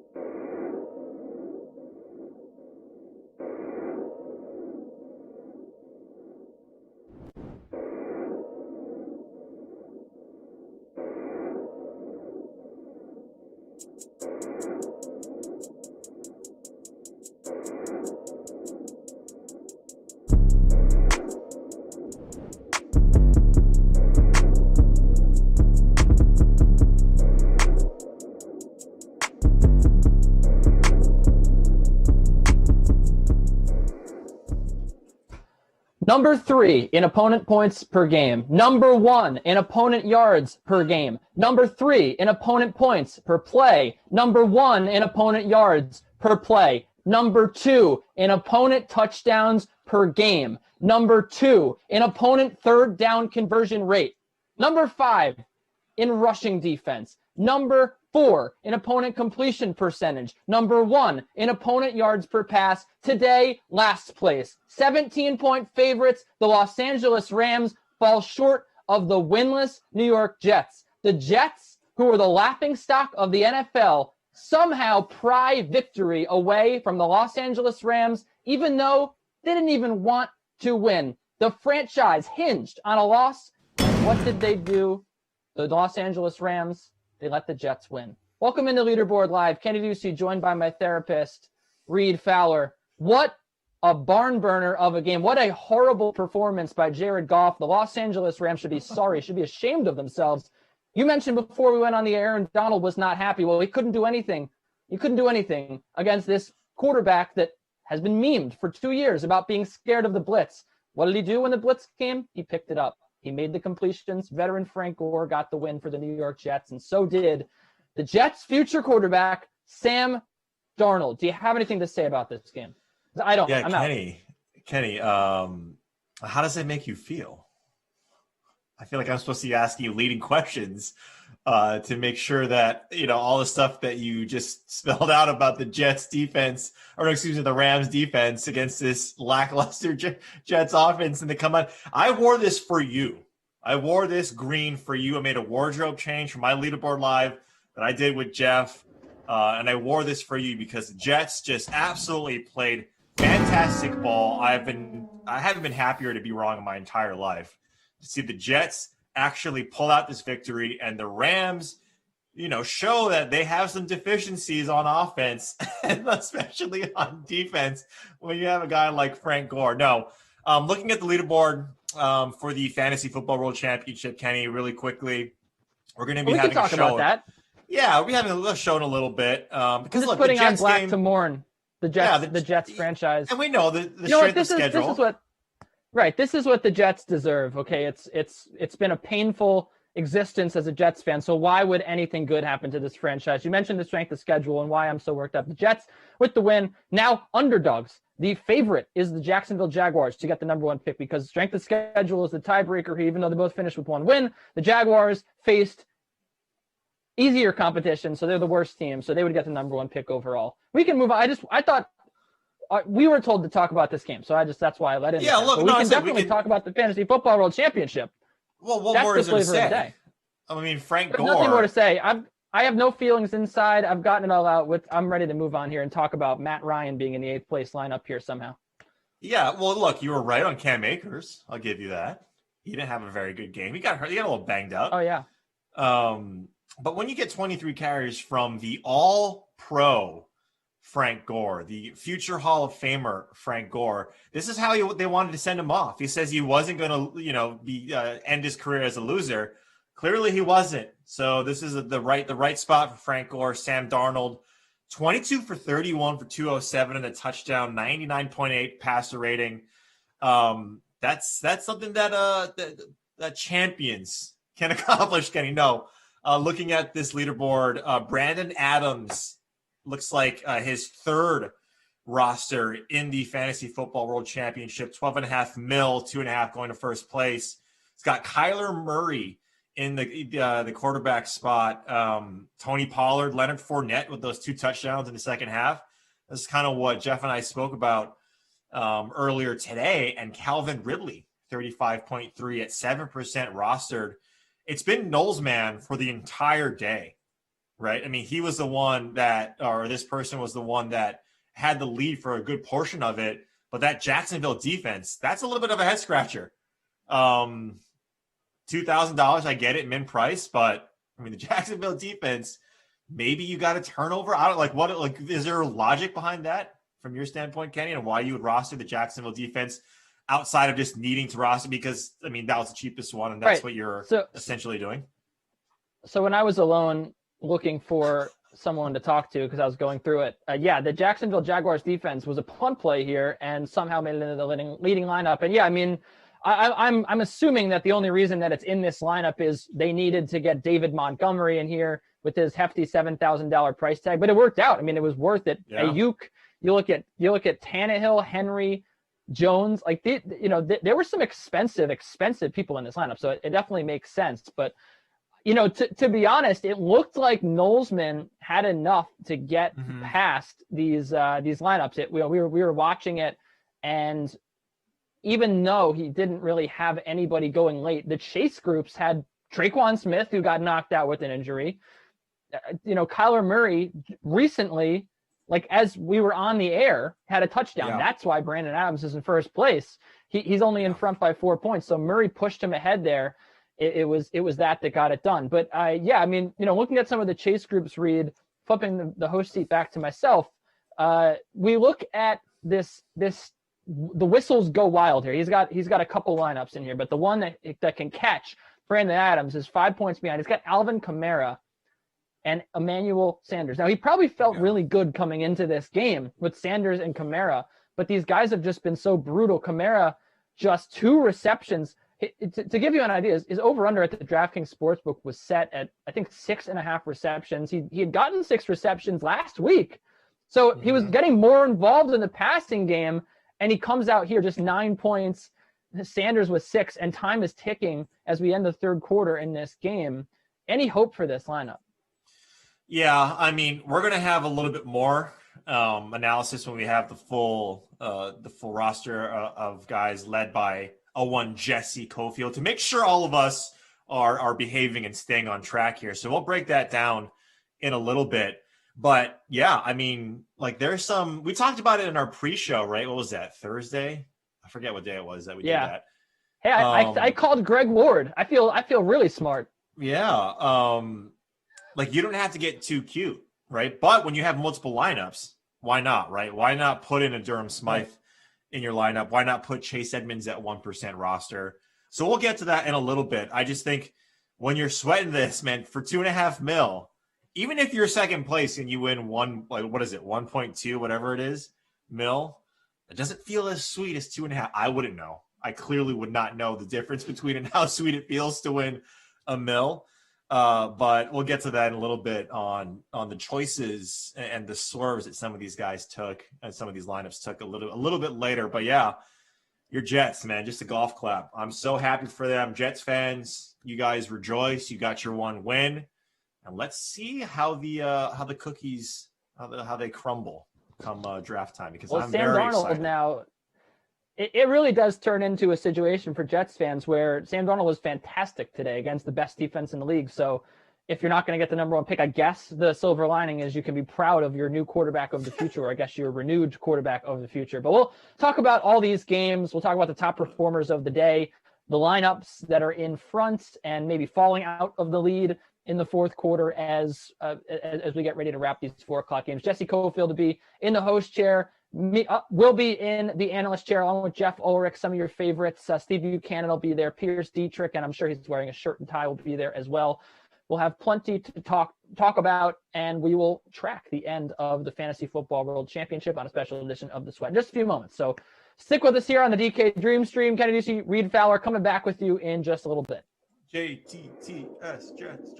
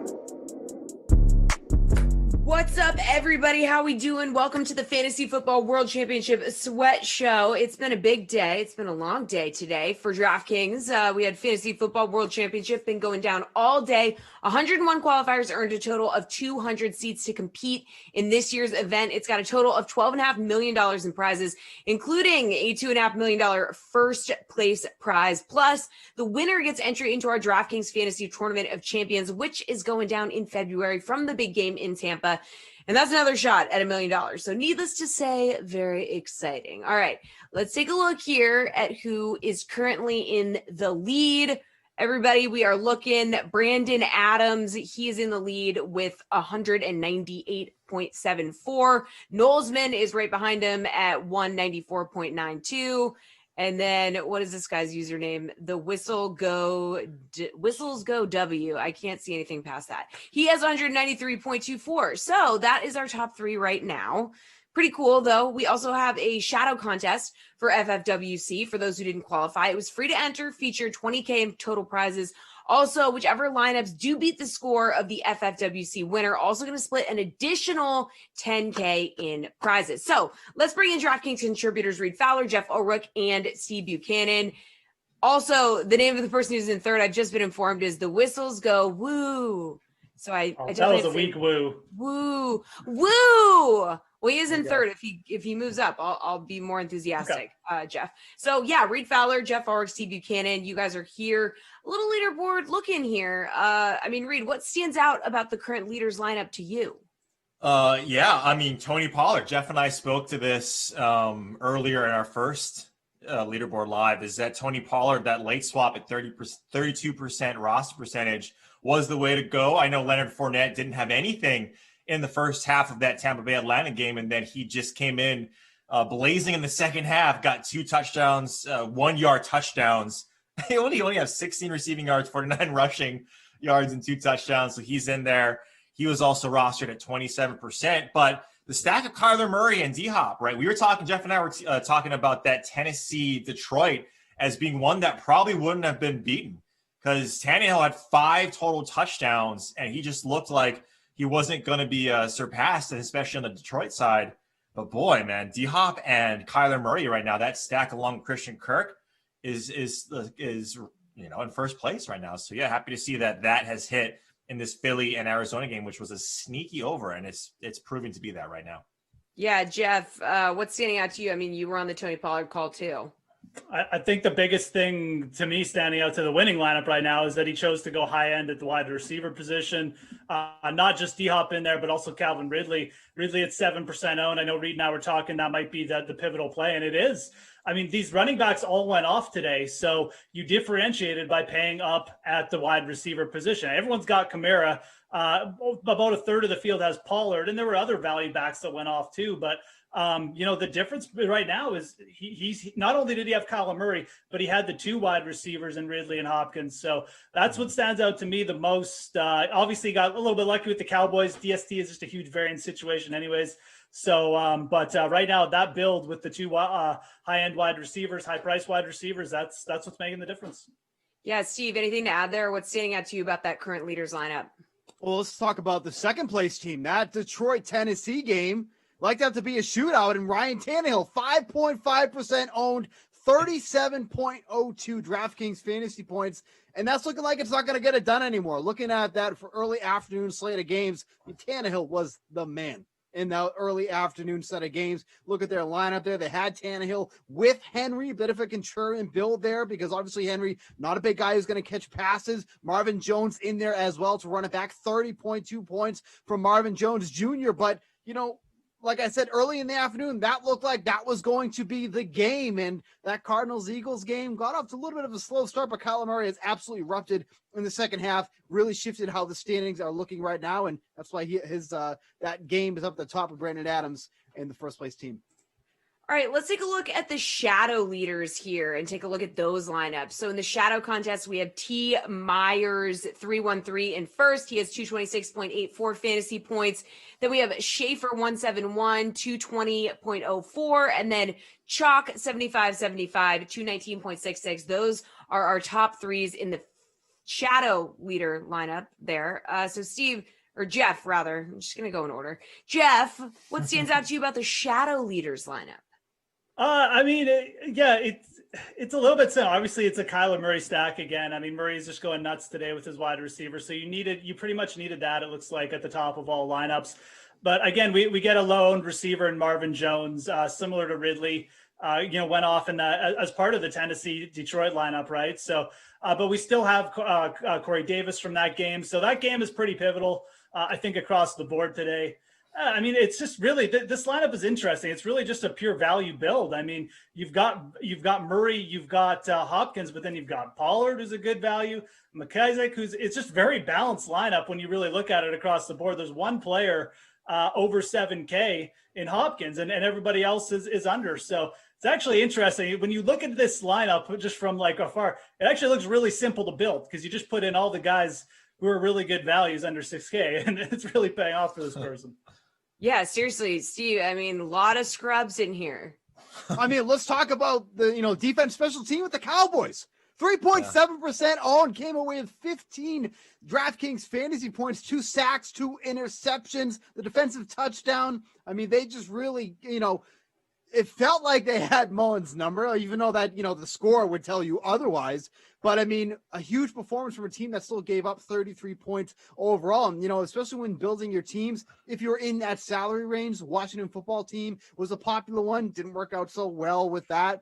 But, the Cowboys were a defense special team that no one was really looking towards. There's evidence right here by the ownership, 3.7%. So it's kind of those plays in those large field tournaments that you have to take a chance on and hope you can end up hitting with them. And that was one of them there. And, a lot of low ownership guys on this as well. J.D. McKissick, 4.3 DraftKings fantasy points. Ownership there, 25 DraftKings fantasy points. Sometimes you just got to make some of those ugly lineups in this large field tournament. And this one hit.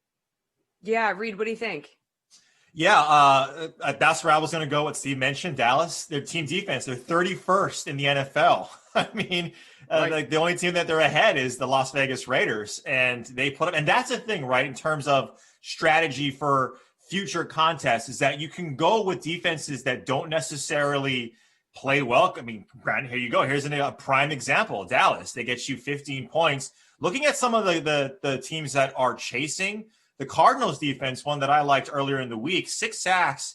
They're at 6% right now. And Kiki Kuti, Steve Buchanan, he's also in a lineup. He got 15.3. He's someone that, look, at 5.8% roster, that's the kind of stuff that you have to do in some cases. We mentioned not to get too cute in these type of tournaments, but when you have multiple lineups like we do in the FFWC, right, you can go contrarian, pay up for receiver because everyone's probably paying up for running backs. In this shadow league, what you're seeing, in this shadow contest, what you're seeing is a little bit of that and some contrarian plays. And look, Logan Thomas, where is he going to get drafted? I know we're not talking about season long next year. This guy is like the most of, not named Travis Kelce. This guy has been one of the most efficient tight ends in the entire NFL. He went off for 101 receiving yards and 13 receptions. That is absurd for a guy that used to play quarterback, and he was like the 3rd tight end on this team last year. All right, well, moving back to the main contest, I mean, you never know what could happen, right? Like, it is 2020. So, Steve, which lineup could make a run up on the leaderboard? I mean, it's tough here. I mean, you're looking at just, remaining minutes for some of them, the whistle goes, woo! That's the way you got to do it, by the way. Oh, thank you. Obviously, the most at 29 left. They do have a 1% owned Chase Edmonds. Obviously, it's only about 2 minutes left in that one. But, yeah, I mean, I feel like this is a kind of a wrapped up here a little bit because there was so much on that ownership-wise in that Philly, the Eagles game with the Cardinals that I feel like this is – feels like this could kind of be wrapped up. I'm going to stop Steve. I know he hates it when I interrupt him, but like the leading lineup doesn't have Alvin Kamara, guys. So the whistle goes woo is actually in a pretty good spot because he's got Kamara.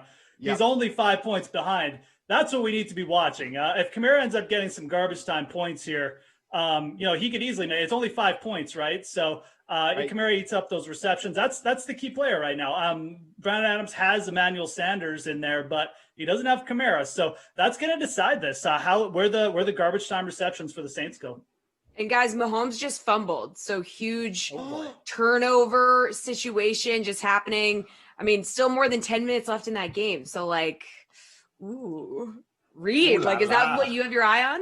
I mean, imagine this, Jesse. You have a chance to win $2.5 million, and this is going like, if we were all live and we're all watching this together, I have chicken skin thinking about it right now. Like, I would be sweating. My palms right now are sweating, Jesse, for this, because you're right. Right now, Alvin Kamara is 75% rostered in this contest. That is the leader by double digits in roster percentage in the history of us doing this. Yeah, he's the one person. Look, if Christian Kirk gets, garbage time, maybe. But yeah, Jeff's right. Alvin Kamara is the one that we really have to watch. Yeah, I mean, I have like anxiety just thinking about this. And obviously, it means nothing for me personally, but I just have anxiety. So for the other contest, the shadow lineup, I mean, any one of those like in that top area, Reed, that you have your eye on who could make a run, someone who has Kamara on that one, maybe? Yeah, I'm just looking. I think Schaefer's probably the one because it's got the Cardinals DST and Kyler Murray. But like other than that, it doesn't look like any one of these. Jalen Hurts also as well from Raiden 7. But he's already got 35.7 points. What more can you ask from the guy? Yeah. It's the Kamara lineups that you really have to focus on, and it doesn't look like any of these lineups in the shadow contest have Kamara. They went a little bit cheaper with like J.D. McKissick, Leonard Fournette, and paid up at wide receiver. Yeah, Jeff, what do you think? Like any one of those lineups you think could make a run or not as much? I mean, the shadow contest is like 88,000 entries. So there's definitely going to be a couple hanging lineups behind. I mean, the guy in front right now doesn't have. Wait, anything. Kamara touchdown just happened. Okay, so that's going to shift everything on the head, right? Oh my gosh. Oh no. I mean, yeah, for that person, but like Right. what a time to be alive. Wow. Oh, and jumped up. And the whistles go woo just moved into first place with 202. How do you say it, Jesse? How do you say it? The whistles go woo. There we go. There we go. I mean, that was like a 7.5. Okay, fine. All right. I'll work to get it to a 10 by the end of this. Okay, Wow. That's a big deal. So, I mean, Brandon Adams is still alive too, right? Like he's got Emmanuel Sanders. The Arizona game is still going on, by the way. Like, I mean, that could go to OT. So there's some outs for him. He definitely, Sanders is probably going to be his best avenue, but yeah, I mean, that was massive. Wow. I mean, anything else like you guys are watching out for in this final sweat? Like, I feel like we kind of covered it, but anything stick out to you guys? Obviously, the Kamara Swift swing there was huge. I mean, that was unbelievably massive and just devastating for Brandon Adams, too, because, quite frankly, leading up to this point, it's been a very disappointing game for Kamara, especially with Drew Brees back. Like, that was the biggest thing for Alvin Kamara. He needed Drew Brees back because he's averaging over 8 targets a game with Brees, about 4 with Taysom Hill. And then Taysom Hill comes in and steals a touchdown earlier. Like, that's exactly what we don't want to see. Like, that was so unbelievably tilting with somebody who doesn't have skin in the game with that scenario. So that was just an unbelievable thing to see there. And, he just redeemed himself there. And obviously a huge change in the It's fourth. pretty crazy, too. I mean, if Mahomes doesn't fumble there, the Chiefs drive down like a 5 minutes. I mean, and how often does Mahomes fumble? Like, never. Never. I mean, also, he's had too, like 6 turnovers the last 2 weeks, but hasn't mattered. He's If been the trashed Cardinals- lately, Jeff, but Jesse, if the Cardinals get a pick 6, because Jalen Hurts and these guys have to throw, that's an 8-point swing, I think. Cardinals D still play. Yeah, and the second place team, I think, has Jalen Hurts as their quarterback.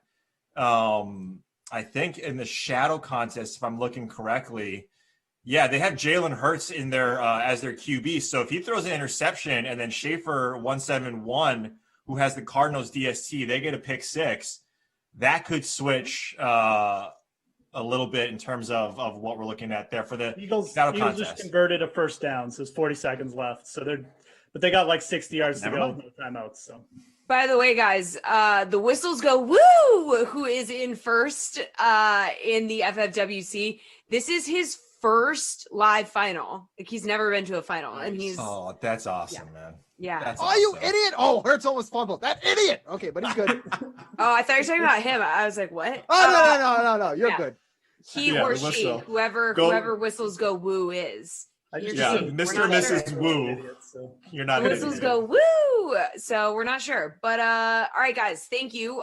We'll be right back. We're going to go through position by position, break down what stood out to you guys at each, you guessed it, position. But earlier this week, we spoke with former Giants receiver Amani Toomer about FFWC, and he predicted who would lead the way at receiver today. Oh, Justin Jefferson is that guy. I watch him on film. I'm like, are you sure he's a rookie? That guy is him, Calvin Ridley, AJ Brown. AJ Brown's more like a brute out there, though. Okay. He's just like so strong.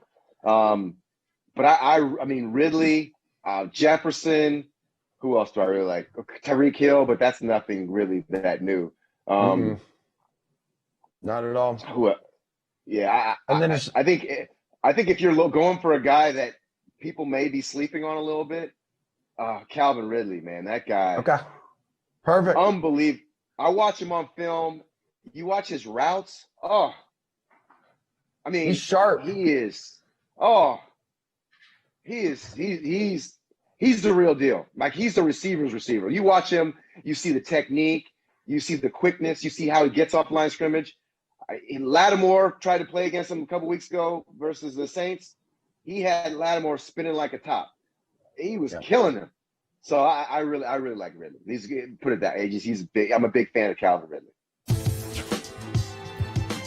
Yeah, and Amani Toomer was correct. Calvin Ridley does lead the way with 35.3. So what a call by him. All right, back here on the Fantasy Football World Championship Sweat Show, I'm Jessie Coffield, joined by DraftKings contributors Steve Buchanan, Kenny Ducey, and Pierce Dietrich. Guys, we're going to do a little positional breakdown here as we look at FFWC. We look at this contest. We look at these lineups. So what stood out to you about each position? Like ownership, maybe surprise studs, surprise duds, like, I don't know, whatever you think. So let's start with the QB position. I mean, what stood out to you there, Steve? I mean, we talked about it in the first segment there, but like just the massive game that we got out of Ryan Tannehill, because everybody was looking towards Derrick Henry in this game. You look at the FFWC, 25% for Derrick Henry, 5.5% for Ryan Tannehill. What did Tannehill end up doing? 3 passing touchdowns, 2 rushing touchdowns, like literally destroying what we want from Derrick Henry. Oh, I like Tannehill. So let's just say 273 passing yards, 21 rushing yards, 37.02 DraftKings fantasy points. At the time, in the very beginning, that was massive for anybody who rostered him. There weren't many of them, but that was huge for them. Getting that, ownership, going away from the field. Everybody's going towards Henry. Maybe go towards the other direction. Get someone like Tannehill. For a while, it looked like that was the right strategy, but Kyler Murray just kind of threw a monkey wrench into all that. Yeah, Kenny, what about you? I mean, what stood out to you at the quarterback position?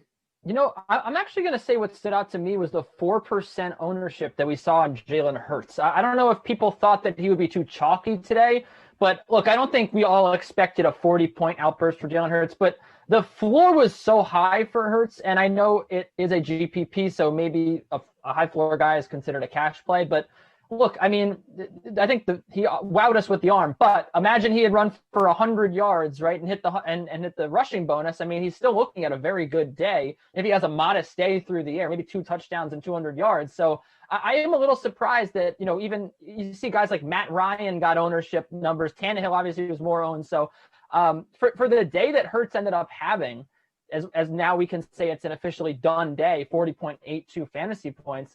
That was a little bit surprising to see, especially coming off of last week. Maybe people aren't buying into the Hurts hype yet. I think that they certainly will be next week when we see the contest come out next week and the ownership numbers. But for this week, I mean, no one believed in the Eagles. No one wanted to look at his top targets like Goddard and Ward. No one wanted to look at Hurts. This isn't a bad matchup either. I mean, it's not like the Cardinals are like the Todd Bowles defense Cardinals that were, top 5 in pass defense. I mean, you can get to the Cardinals. Colt McCoy had modest success last week, and that's Colt McCoy. So, yeah, I think that that was a little bit surprising to me.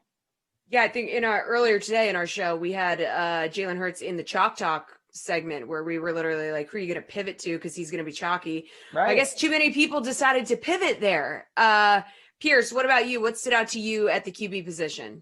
Well, Ryan Tannehill was on top of the leaderboard early on, but so was Matt Ryan in the Atlanta Falcons stack, which surprised a lot of people. Matt Ryan was 2% owned. No one really wanted to go after Tampa Bay. I know that Tampa has struggled recently, but they did get Jamel Dean back. But then Atlanta did what Atlanta does. They completely just shut it down in the second half. Imagine you had Matt Ryan and the Atlanta Falcons stack at 2%, and you are crushing in the first half, and then they proceed to do absolutely nothing in the second half and kill you. And then with the Ryan Tannehill play, what really helped Tannehill was Detroit did just enough on offense to keep that game just close enough that they had to kind of stay on the gas pedal and allow Tannehill to just pile up those touchdowns at the end. So I think there should be a big thank you to the Detroit Lions offense. I can't believe Matt Stafford was able to move the ball with Marvin Jones, but they did just enough there too. All right, how about at running back, guys? What stood out to you? Kenny, maybe everyone having Tony Pollard?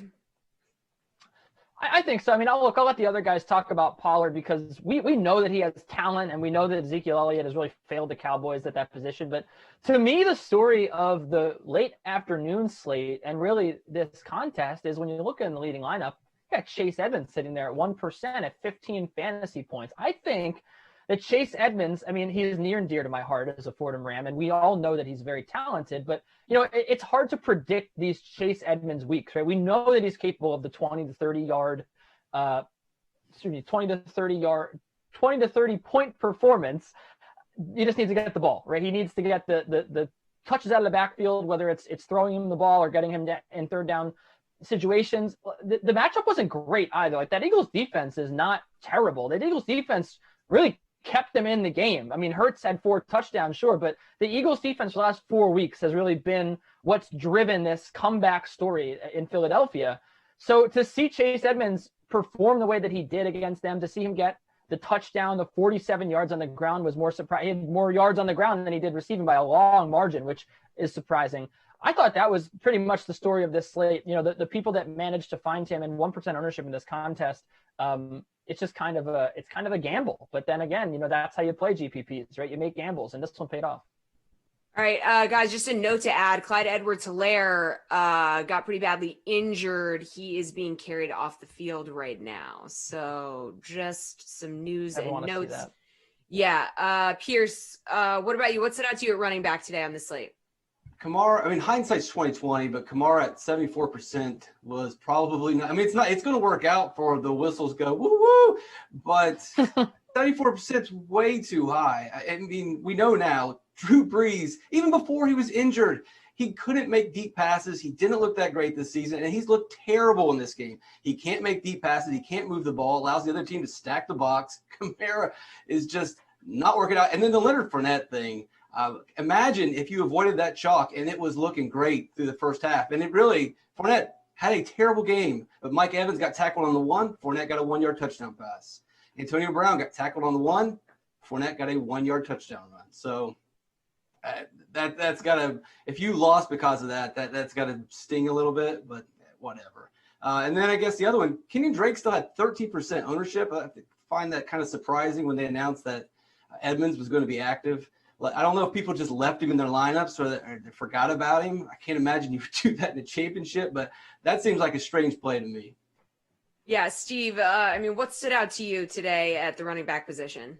Well, just to touch on that Edmonds thing, too, like he was coming in, game time decision, ankle injury, which is not what you want to hear from a running back. And it was a tough matchup, like Kenny alluded to. So it's not like there was, you know, the stars were aligning for Edmonds to go off in this game. Now, he didn't have an incredible game, but he did enough, especially at his 1% ownership. I mean, you can't beat the production that you got from him out of that.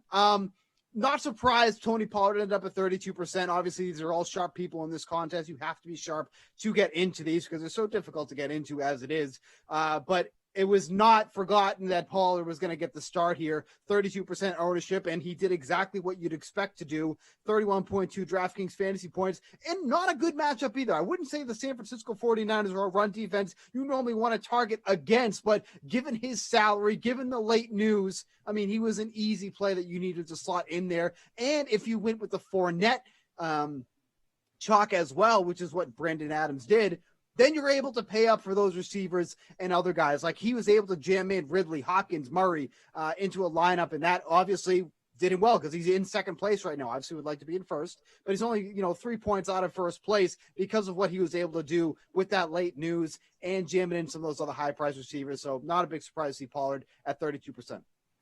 Right, the Kansas City field goal is good. Just keeping everybody updated as we move through here. So how about we move on to wide receivers? Pierce, anything standing out to you here? Surprise studs, duds, you know? Yeah, Traquan Smith at 27% is absolutely shocking to me. Again, even if you thought Drew Brees could have a good game and he still had it, Traquan Smith at 27% is just unbelievable. And he did nothing. He caught one pass, got injured at the beginning of the second half. But Bowden, I mean, 32%, he didn't absolutely kill you. I think he didn't quite live up to expectations. But, I mean, it's fine. It's just a straight punt. I mean, when you look across the board at the best receivers of the day, Zach Pascal, Marvin Jones, not Corey Davis, not guys that absolutely we thought for sure was going to happen. So definitely not really a lot of like chalk coming through in the wide receiver, some surprises there. So you can't really fault anyone for missing at the wide receiver position. Yeah, Steve, what do you think? I was shocked that Calvin Ridley was only 7% owned in this contest. Without Julio Jones in the mix, the target share for Ridley jumps up dramatically. He hovers around 22% with Julio Jones active, gets up to almost 30% when he's inactive. And it's not like we haven't had a decent sample size to see this already this season. So I was surprised that he was only 7% owned. And then what did he do? Went off of 35.3 DraftKings fantasy points. The Ryan Ridley stack was the stack. I mean, Pierce was saying that early in the afternoon, but I was surprised that he wasn't more owned because, look, if he's going to throw the ball, it's going to go to Calvin Ridley or it's going to go to Russell Gage. Now, Russell Gage, obviously, a lot cheaper than Ridley, but Ridley is the wide receiver one when Julio Jones is out. As I would even beg to say, Ridley is the wide receiver one, even with Julio Jones active. So it was a good matchup. Tampa Bay Buccaneers secondary has just been crumbling since the beginning of the second half of the season. So for me, this was a can't miss spot for Ridley. Obviously, if you're paying up for running back, you're not able to afford him. But for me personally, I was finding a way to get Ridley into a lineup, and if we're able to do so, he absolutely returned. Yeah, Kenny, what do you think? You know, Ridley was the guy I was going to talk about here. I actually thought that he was in a kind of a difficult matchup here against Tampa Bay. Why are you sorry? I mean, you could be sorry about so many things. That one is like minor. You talk about Christian Kirk at 13%. That doesn't make any sense to me. We talked about the matchup with Philly not being the best. And look, I get it. You know, $4,300, excuse me. He is a speedy guy. Kyler Murray loves to throw him the deep ball, but it's a lotto ticket at this point, man. Like, this guy hasn't had a good game since week 9. Look at the game against Seattle. That's one of the worst secondaries in football. Just 9 points. 4.4 last week against the Giants. You're going to go out and make this guy 13% owned. I mean, that to me is outrageous. I'm sorry. I know that like he's cheap and he has like upside here at 15 to 16, but like I would expect him at like 5% ownership. 13% just seems like a lot. All right, let's talk about tight ends. Steve, like what stood out to you about this position today?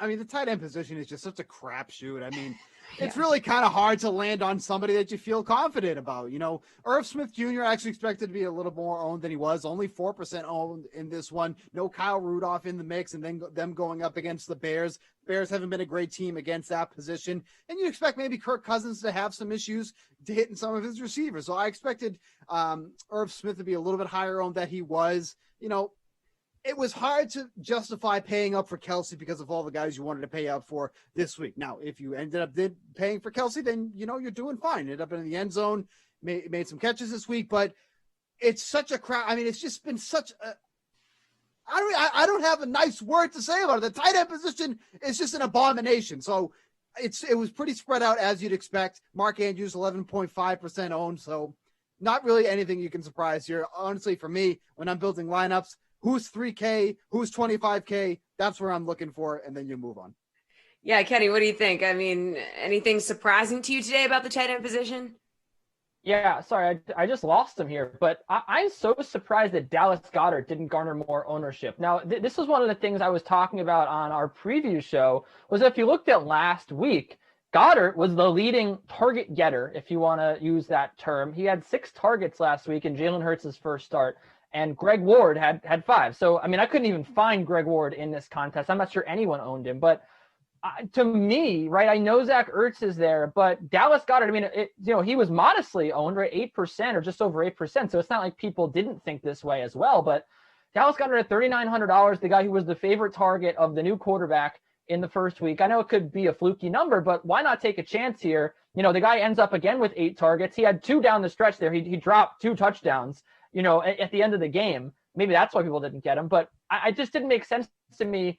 He has been the most consistent target getter really on this Eagles team. And, this is not a terrible matchup to exploit here. So, Ertz got ownership in this contest. And that's why it was just surprising to me that Goddard didn't as well at 8.5%. Ertz was lower owned, but people thought about the Eagles clearly enough to roster Jalen Hurts in one of the top lineups. And then again here with Goddard only 8.5, I would have definitely included him here. Just again, based on the fact that this guy just consistently gets volume, that's what you want in a GPP play. You want a guy that's low priced. You don't think he's going to be, the chalkiest guy, especially a tight end. Tight end, if you can guarantee me 6 to 10 targets, I'm in. $3,800 is a gift at that price at a tight end. So that to me, I thought that he should have gotten a little more love. All right, Pierce, what about you? Talk to me about the tight end position. It just seems like everybody kind of followed Steve's plan. I mean, if you paid up, great. You got a good game out of Andrews or you got a good game out of Kelsey, but you had to make sacrifices somewhere else, and that ended up hurting you. So you just went to that 3,000 range. You basically punted. If you got something, great. If you didn't, you just hope that you got everybody else correct. Maybe the Rams were a cheap place to punt at tight end. Just hope that you picked the right Ram that got a touchdown. If you took Higbee, awesome. If you didn't, well, then tough luck. And Logan Thomas had a great game, and maybe we should have seen that coming with the Washington football team playing from behind and getting a bunch of garbage time. But still, $4,000, you didn't really want to spend up to go there. I don't know what his ownership ended up being, but at that price, you might as well just go up further to Andrews or go down and be able to fit somebody else. But it's just a bad position, and it doesn't even seem like it's going to have much of an impact. If the Atlanta stack would have come through with Hurst in a couple of those, it might have been interesting, but it doesn't seem to be much of a factor in this contest. All right, finally, guys, let's talk DST. Kenny, studs, duds, what stood out to you? I guess it makes sense because Hurts wasn't overly owned, but the Cardinals defense, at $2,900, 11% owned in this contest, eight points. Shy of me talking about the fact that someone had the Jaguars defense who got -1 points. I don't understand here why the love for the Cardinals defense. I mean, they were going against one of the notoriously worst pass protecting lines in football, but you do have an elusive quarterback back there. Like I don't think I would have guaranteed a lot of stacks on Jalen Hurts today. I kind of feel like that was a little bit of luck by the people who played the Cardinals defense. Again, though, coming off a good game last week, I mean, that's great. You sacked Colt McCoy 8 times. You beat up on the Giants. You didn't let them score. Great. I mean, look at the rest of their season as from a fantasy perspective has been really awful. They haven't done anything this unit. So 11% just didn't, I don't know. I didn't get it. I didn't understand. Yeah. What about you, Pierce? I mean, what stood out to you here with DST? I mean, the Jag straight punt was interesting. It's almost, it's worse than tight end where people just said, hey, I got to pay for these other guys. I'm just going to completely concede this position. And it almost worked. And then they talked about earlier with the Cowboys coming through. And maybe it wasn't too much of a surprise. The Cowboys defense is as healthy as it's been all season. And San Francisco with Nick Mullins at quarterback, not that great. I know they ended up putting some points on the board, but a little bit was because of a Hail Mary at the end by Beathard throwing it. So pretty low ownership on the Cowboys. So that definitely is a surprise. But, it's just another position that seems like they just did not care about it at all. Yeah, Steve, was that a surprise for you too? Well, how about paying up $4,500 to get the Rams defense? And you think it's in a great spot. They give you 2 sacks and 2 DraftKings fantasy points, and they were 8.5% owned. This is a defense coming into this game. 3 straight weeks had double-digit fantasy points, 15, 11, and then coming off a 21-point performance against Cam Newton and the Patriots. Now you got Sam Darnold, the Jets, and you can't do anything against them. You only get 2 sacks. If you went kind of off the board here, because paying up for defense is not something that is in my list of hobbies. I'll tell you that. It is not on there at all. So if you ended up paying up for them, that was literally the worst case scenario that you could have asked for. Only one other time this season did they score less than that. They scored exactly 0 against the 49ers back in week 6. This was the worst performance, the second worst performance that they've had all season long, and it couldn't have come in for the worst week with the Fantasy Football World Championship. All right, guys, coming down to the wire here. We're going to hand out FFWC slate superlatives, but in the meantime, let's meet some of our competitors from today. My name is Angie. I'm from Cleveland. I'm, I work full-time, a full-time mother, full-time teacher, and full-time DFS player. I am so excited to be here. This has been my dream for the past 6 years to qualify. My story begins last January. My father passed away. At his service, I told him that I wanted to win this golden ticket for him, but I might need a little bit of help along the way. So I put together the somewhat contrarian lineup with a few low-owned gems, including Henry Ruggs. All of my guys were doing pretty well during the 1 o'clock games, except for him. 4.8 points and a recent fumble just wasn't cutting it.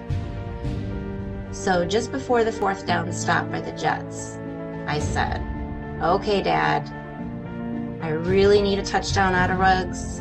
When that didn't happen, I clicked over to the Sunday Ticket channel so I could watch all the other games, and it seems like just a moment later, out of the corner of my eye, I saw Derek Carr celebrating. So I clicked back over and just in time heard the news about the 46-yard Hail Mary touchdown pass on man-to-man coverage. And I thought to myself, "Dad, that's all you." All of the stars were seeming to align in the 4 o'clock games. I did have a 6-point lead for most of the 4th quarter, or at least a portion of, until the Rams D scored a pick 6 and bumped me down to second by a margin of like 0.86. 4 minutes left on the clock. So I knew the only way I was going to recover was if my Giants D got a sack or if Arizona scored. Turns out I did get both at the very end, and I hopped way back into first just as the games are ending. And that's how I qualified.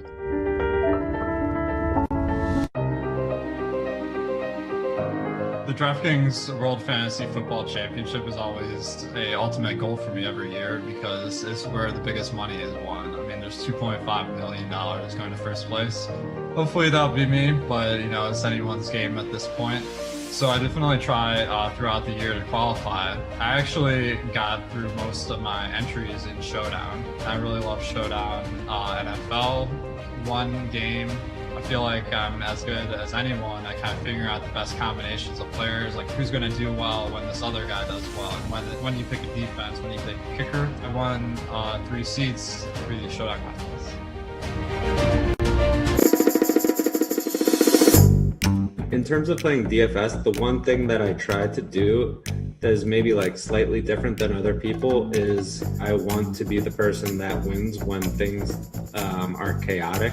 Like, try to build lineups in a way that if like the thing that's supposed to happen doesn't happen, then I'm the person to benefit from that.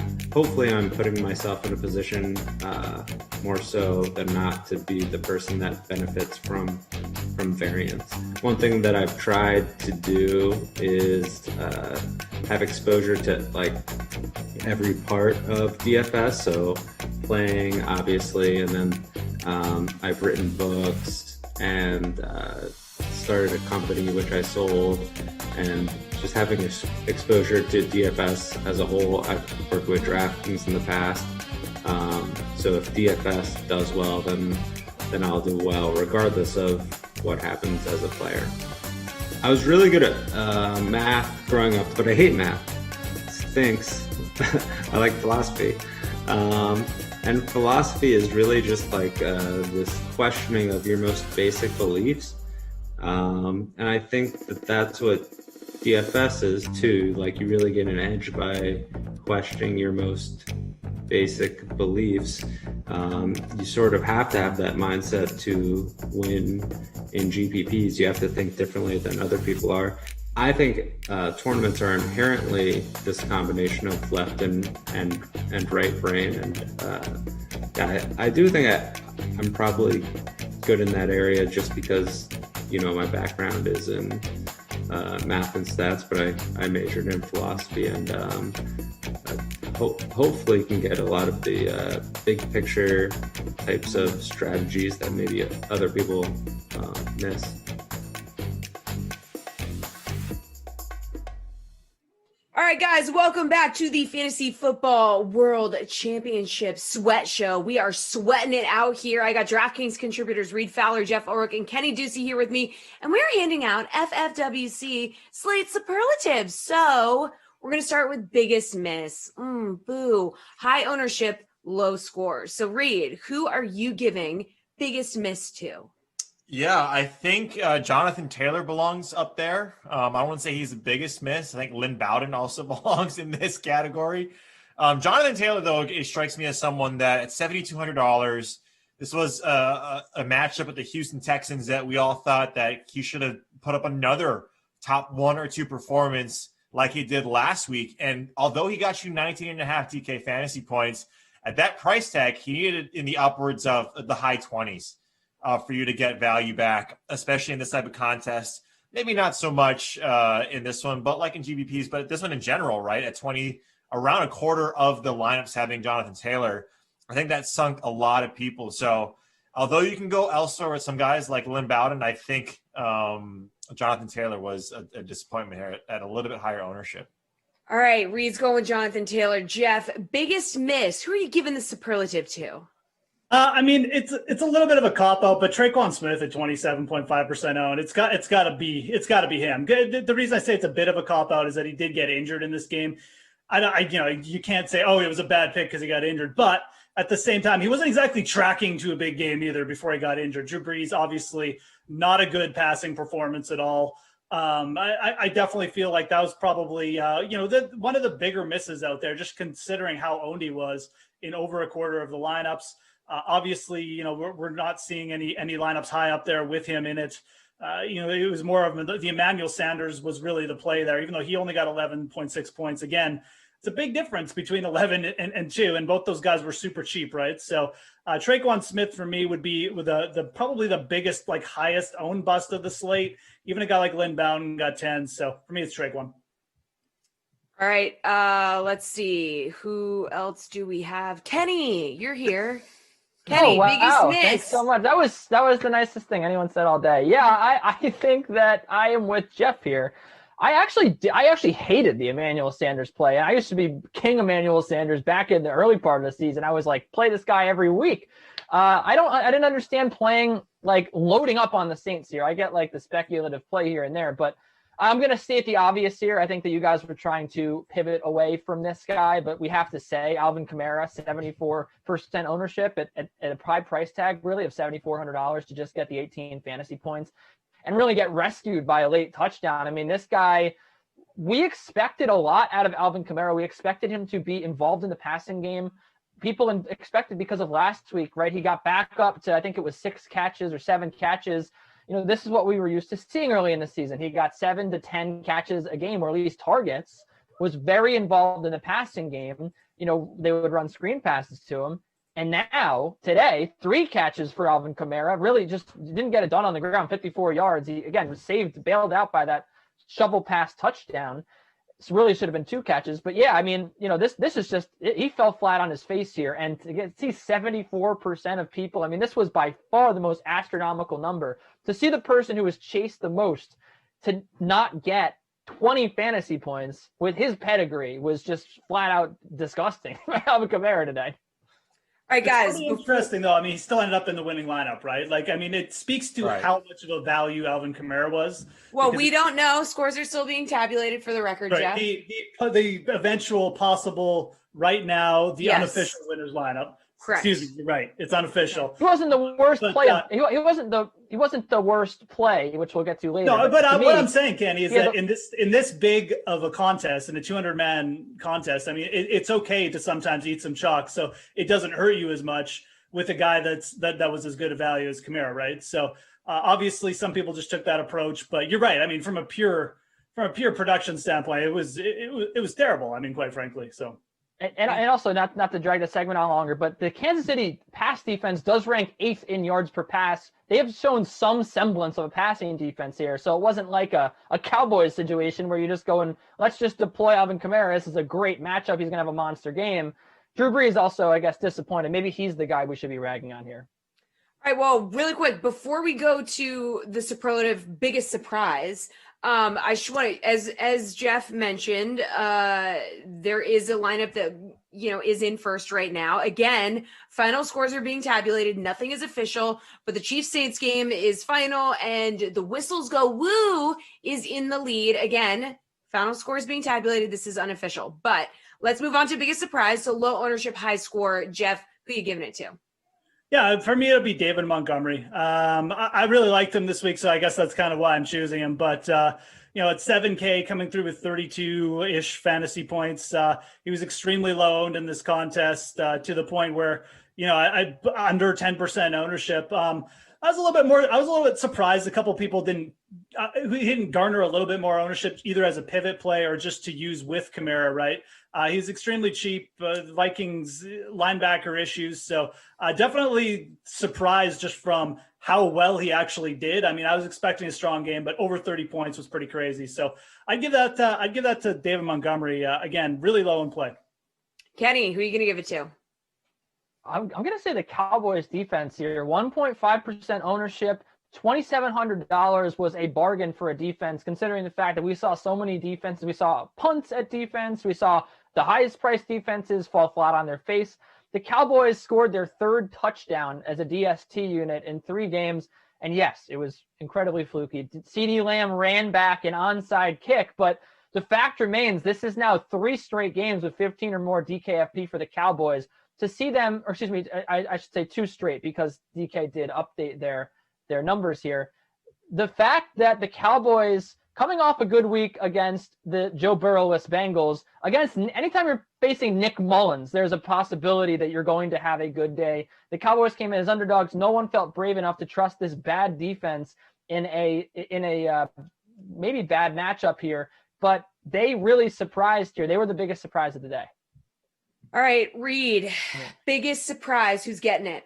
By Ross percentage, it has to be someone like Dalvin Cook. Dalvin Cook was like 3.5% rostered. No one was talking about him. It was all about Jonathan Taylor, all about Leonard Fournette down super low, all about Derrick Henry. And Dalvin Cook at $9,000, a guy that we saw a little bit on the decline right towards the end of the season, especially against the Chicago defense, did not fare very well last time. He put up nearly 30 DK fantasy points at 3.5%. He got the rushing bonus. He was over 100, I believe, in the first 3 quarters.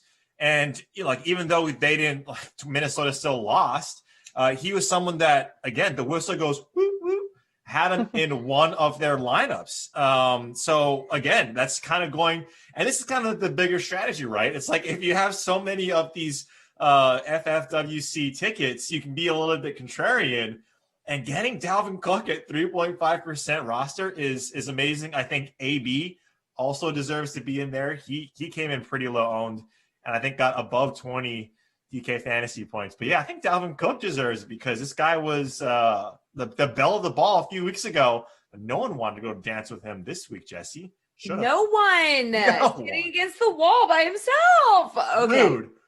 Yeah, embarrassing. All right, now finally, not finally, we still have 2 more, but this one, worst play. So you consider all factors in this one. Worst play of the day. Who are you going to slap that superlative on, Kenny? I'm going to say, and the guys are going to hate this, Cam Akers at 13.5% ownership. Look, I know that I'm taking a victory lap here, but to me, this matchup still just didn't make any sense. Cam Akers is one of the most exciting young backs. He's an emerging talent. He's a future top 5 fantasy running back if he really isn't there already. $6,600. There's so many other guys you could have gone to. You could have spent a little bit more money. You could have spent down considerably. 13.5% ownerships. Here's the thing, right? Okay, here's the thing. You look at his passing numbers, and a lot of people like to tout that he has a great pass catching back, that's where he can make his money, right? He didn't do that, okay? He had 1 catch for -1 yard. He was not involved at all in the passing game. And I think that this guy at 13.5% ownership at this price tag in this stage of our fantasy season should be matchup proof, right? It should be a case of, well, if the rush defense is good, then he can still he can still beat them in the pass, right? 2019 Alvin Kamara is not having this game against the New York Jets, right? So I do think that part of the reason that they lost here is the fact that they didn't get the ball into Akers' hands. But again, he has to be part of the game plan here. And I think that this is a step backwards for the Rams, who seemed like they'd finally moved on from, not giving Cam Akers all the work that he could handle here. 63 yards. And again, against there's so many ways you could attack this matchup. You could have paid up for the Rams defense. You could have paid up for Robert Woods to go here and play Cam Akers against the defense that has allowed 100-yard rusher all season and expect, to miraculously become number 2, to me was a little bit bold. All right, Reed, worst play of the day. Kenny, don't apologize for taking a victory lap, man. You deserve it. You deserve it. We see it on Twitter. That's the one good thing that came out of this game. The Jets won. I literally had the worst day today with that win. So this is the only good thing that came out of it. I was right about Cam Akers. Not the Jets would do anything to get that out. It'll be fun, Jen. They're going to trade the number 2 pick. We'll build around Sam. It'll be okay. I'm going to get over it. It's just, you see Trevor Lawrence play so well yesterday. You get excited with the college football ranking show today that he's going to have a great show, playoff, and then the whole Jets spiel, pal. I just wanted to congratulate you. Enough Jets. I think we spent way too much time. Shout out, draw more drafts. That's what I want to hashtag more draft drawings. Thank you, Jeff, for that. I want to shout that out. But Lynn Bowden's got to be the one, right? I mean, Lynn Bowden is like 32.5. I get Cam Akers. He was actually a guy that I had on my list as well, Kenny, so that he was sort of a disappointment. But, I mean, even though he was $3,600 and he was cheap, and kind of on the other side of what Jeff was mentioning with Alvin Kamara, fine, he's cheap, right? He's sort of that quote-unquote free space that if everyone gets it wrong, so be it. I just don't see it. Just because we see guys that aren't going to be inactive, this was sort of the thing that everyone did with Tony Pollard, and it worked.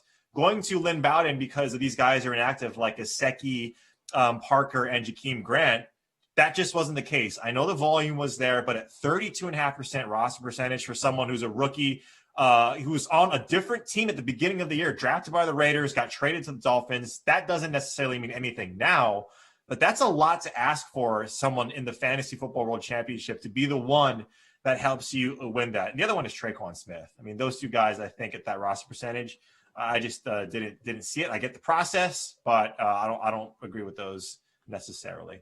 Jeff, worst play. Yeah, I actually do agree with Kenny's take on Cam Akers. I didn't, chalky ownership here. There's too many ways for the Rams to score.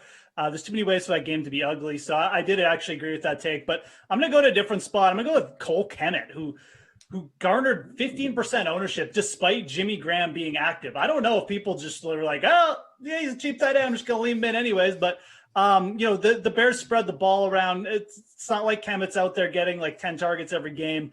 I thought it was kind of strange, for him to get up to 15% ownership. There were cheaper guys, Jordan Akins. If you're going to take a shot at a cheap tight end, you might as well go with the lower owned one. So go with a Jordan Akins or something like that. Even Irv Smith doubled Cole Kmet's total. So, again, at 15% ownership, once Jimmy Graham was active, I think it became kind of a bad play, to be honest. So, but again, it is a cheap tight end. You can't be too critical of it. We're taking shots with guys at that level. It's very boom or bust. But again, the ownership projections just surprised me a bit. All right, how about the best play on the day? The superlative here is best play. Reed, who's going to get it? I'm going to agree with my boy Monty Toomer here. It's Calvin Ridley. Yeah. I mean, 7% roster, over 30 points, no Julio Jones, even though roster gauge was close to half the price and double the roster percentage. Calvin Ridley was the play. I mean, at what did he get? 35.3 points. At 7%. That's just unbelievable. And so I think it's got to go to him. The Chase Edmonds, of course, at 1% is fine, but that's the one spot that, that I think that's the ribbon that gets this superlative. Jeff, who are you going to give it to? It's Jalen Hurts, man. I mean, Jalen Hurts was lesser owned than Drew Brees today. He scored over 40 DK fantasy points. He outscored Kyler Murray. Kyler Murray was a great play. Don't get me wrong.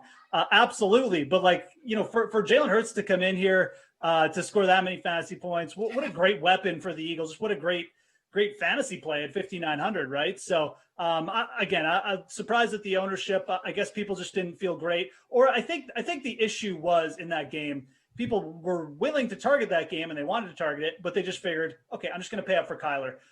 again, it didn't make that big of a difference, but Hurts was clearly the better value. So yeah, I think Jalen Hurts, and I definitely agree with Reed's take on Ridley. Those two would have been at the top of my list. Kenny, who are you going to give best play to? I don't want to repeat these guys, but I really had Ridley written down in big letters here because I was so excited about the day that he had. This was an incredible performance. And look, the goal to roster him today, right? The fact that this is the 11th best scoring defense. Like, it's not like this was a great matchup here. Yes, the Bucs are worse against the pass than they are the rush technically, but like not a terrible defense, right? Matt Ryan also hasn't looked great all season, right? He's had his ups and downs. He's had clear ups and downs. So to get, 7% ownership here, Russell Gage was 15% owned. Russell Gage was far more popular than Calvin Ridley was at 7%. And this guy goes absolutely off, hits the bonus 35 yards. I mean, he looked like what Justin Jefferson really has been looking like all season, right? We had these same feelings about Calvin Ridley when he was a rookie. We were like, oh, so excited about him. And then I feel like that's kind of cooled off because the Falcons are out of the playoff picture. Here comes, this new shiny deep threat that we're going to get excited about in Minnesota. But Calvin Ridley still deserves a lot of props in the fantasy community. He deserves more than 7% ownership in the biggest contest of the season on DraftKings.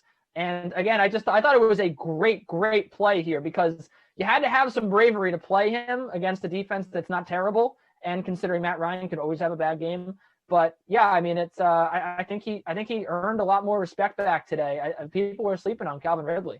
And Falcons had a stinker last game, right? Yeah. Like they didn't do anything, and Calvin Ridley, right? Like you mentioned, like with no Julio Jones, he could have had 2 touchdowns. Could have had, and if it wasn't for Winfield Jr.'s amazing play at the last second, even the announcer was just saying he's got a touchdown. So he could have had an even bigger day.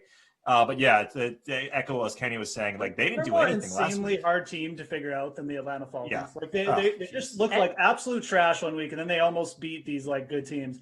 They need I Tevin honestly Coleman. don't. I don't know what they're gonna do week to week. Like it's insane. Right. And also the thing is like who puts Kamara, Henry in their lineup, right? And then goes like, you know what? I'm going to pay up for Calvin Ridley at $8,200. And the way I'm going to do it is by stacking it with Matt Ryan, right? Like in the biggest tournament of the season, like that is a huge, I don't know what the appropriate term for the thing is, but yes, I mean, you got to have some like real bravery to do that, man. Like gamble is the worst.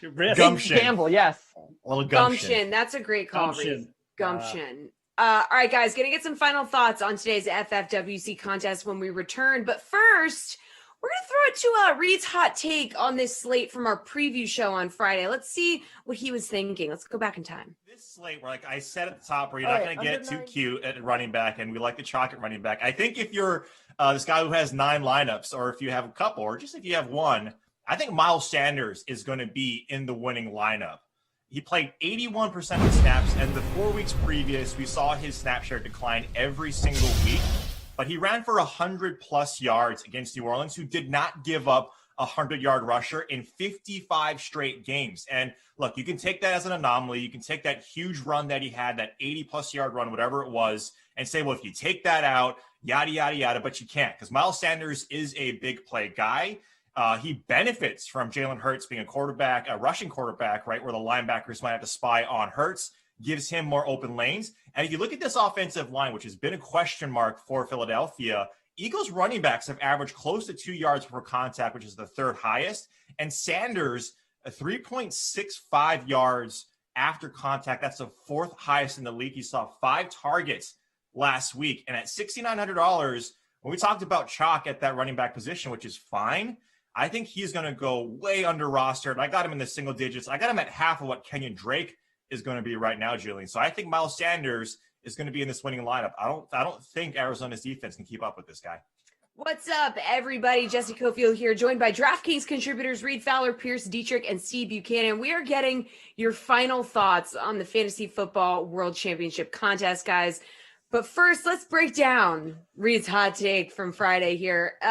He said Miles Sanders was going to be in the winning lineup. Now, Sanders got 10 points. So, is that good? Not so great. Not so great. So what do we think, Steve? That he wasn't right. That's true. I mean, But like, did you see He was that a leading play? rusher. He was a leading rusher in the game. There's that. I mean, I will say it's pretty aggravating because like he was properly used, I would say, the week before. So there was some thought that, with Jalen Hurts under center, that maybe we'll start getting back some of that Miles Sanders that we've seen in the past. Whatever Carson Wentz was doing when he wasn't, laying on his back because he got sacked 50 times in a game. Miles Sanders was the guy that he could quickly dump off to. We haven't seen enough of that this year. The only problem is now, we kind of saw this today, is that Jalen Hurts is going to run the ball, and that kind of takes away from the upside that Miles Sanders has. You didn't see him get many targets in this one either. I think that will start to kind of even out as Jalen Hurts gets more acclimated to this offense and all, because Miles Sanders is such a great offensive weapon that you have to utilize him, just like with the Saints. How can you not utilize Alvin Kamara when you have him in your lineup? So I think that's going to start to come, maybe they'll work that out as the season goes on, but I like the idea, Reed, because I was big on Miles Sanders this week too. He was in multiple lineups, but didn't exactly pan out. But that's okay, because you know what? It's not like Kenny, taking his victory lap at Kane Acres. Like, what a stupid take that was, by the way. I had my video off. I was getting so annoyed. Like, oh, they didn't utilize much. Okay, well, when you go down so quickly, you're not going to keep handing the ball off. That guy doesn't know anything. But he was hurt too.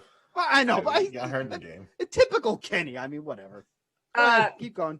Pierce, your turn to give your take on Reed's hot take. Put a pass on taking shots at Kenny, because once upon a time I used to be the target of Steve's. I was actually thinking that. Me too. It's a rite of passage. Yeah, it is. A rite of passage. The bushes here, like Homer Simpson. Look, if you look at Miles last week, he hit the big play on the RPO, and he almost did it again this week. That 26-yard screen pass in the first quarter needed maybe one more block, just one move, and then he could have busted it loose, and he could have possibly had a big game after that. But it didn't work out. I mean, Emmanuel Sanders is in the possibly winning lineup with 11 points, so maybe Miles Sanders could have worked. Who knows? All right, let's move on to final thoughts on the current leading lineup here.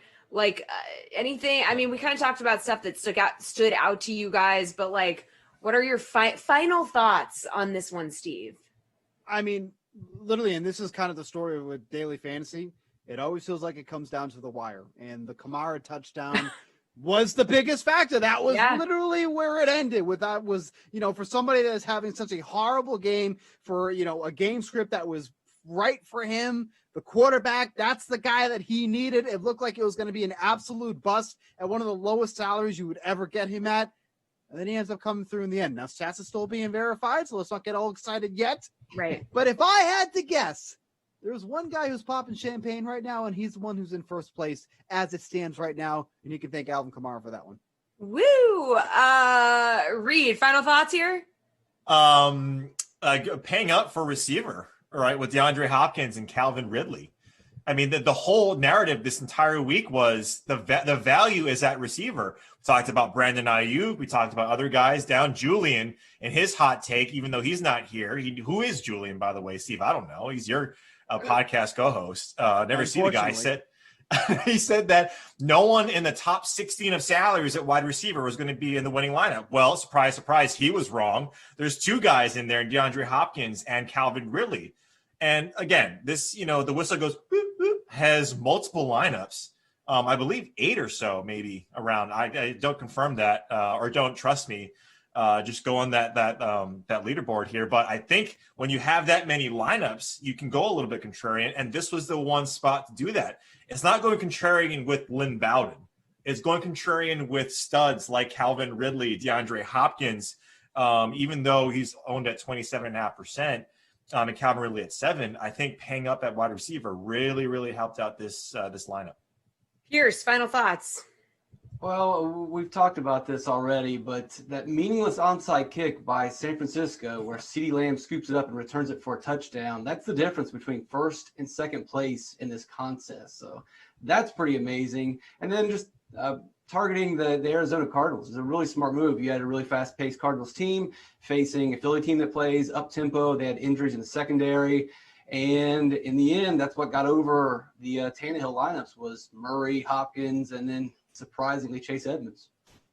All right, thanks, guys. Good stuff. Really exciting day. Again, official score is still being tabulated for the FFWC contest. We're going to keep you updated because coming up, you can stay with us for Leaderboard Live right after this. Brendan Glasheen and Matt LaMarca for Giants Browns going to keep you updated on everything. Plus, The Sweat is back Monday at 5:30 p.m. Eastern Time. Monday is tomorrow, so we will see you then.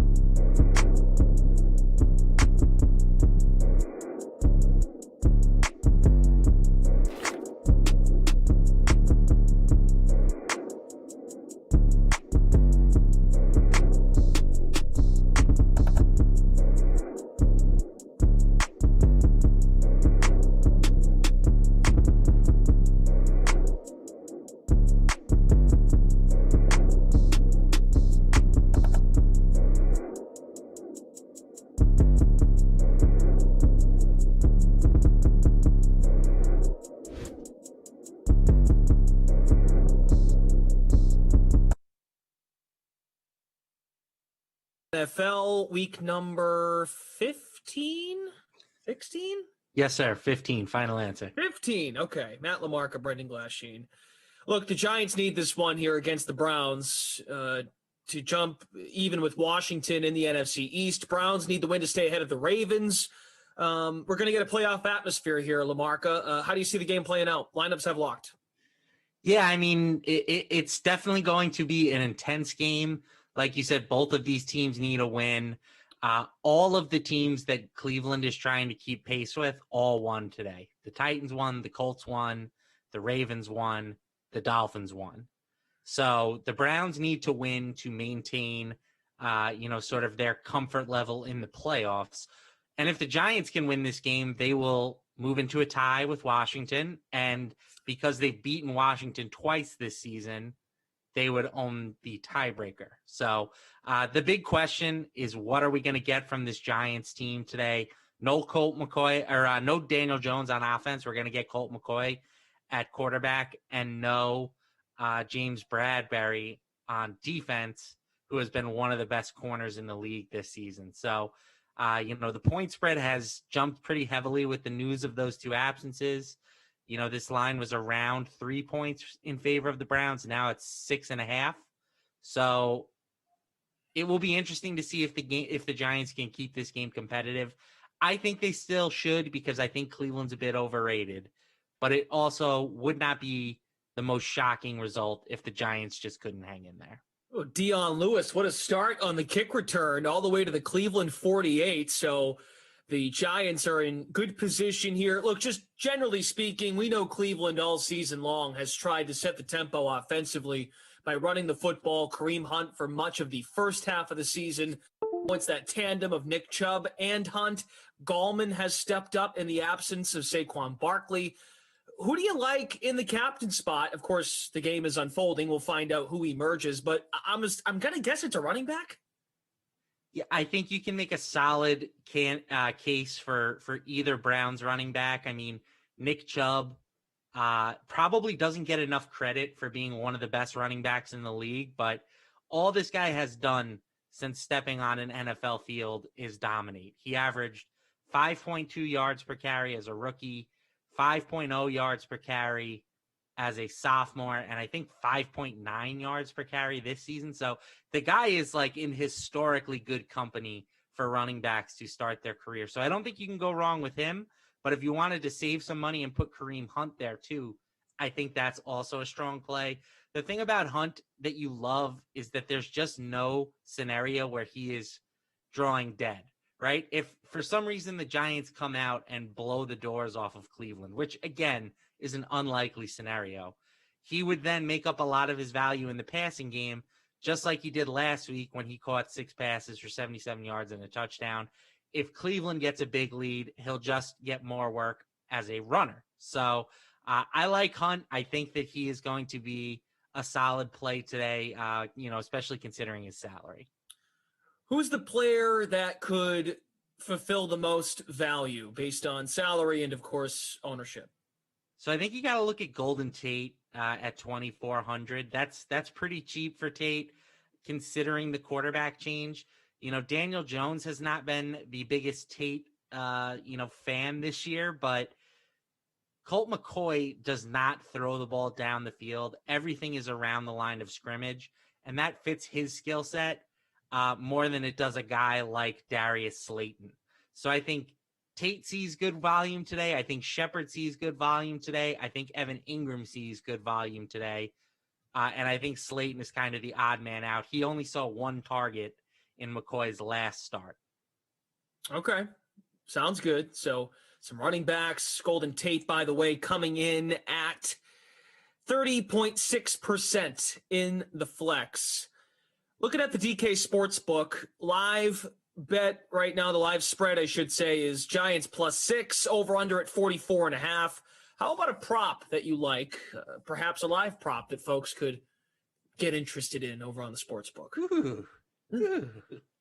Yeah, I wasn't ready for the live prop. Let me Oh, I'm sorry. Well, what was the one you liked before the game? How about that? I liked Evan Ingram over his receiving yards were like 30.5, and his receptions were I think only 2.5, and he led the team with 8 targets in McCoy's first start. So I think Evan Ingram, he's been kind of heavily involved all year. It hasn't always led to production. He's kind of been hit or miss, but I do think that this is a good spot for him to see more work than usual. And the Browns also are a team that has struggled against tight ends this season. Okay. All right. That works. Sorry, put you on the spot there. That's all right. Okay. If I knew how to find live props, I probably could come up with one. Here it is. Live props. Next TD scorer.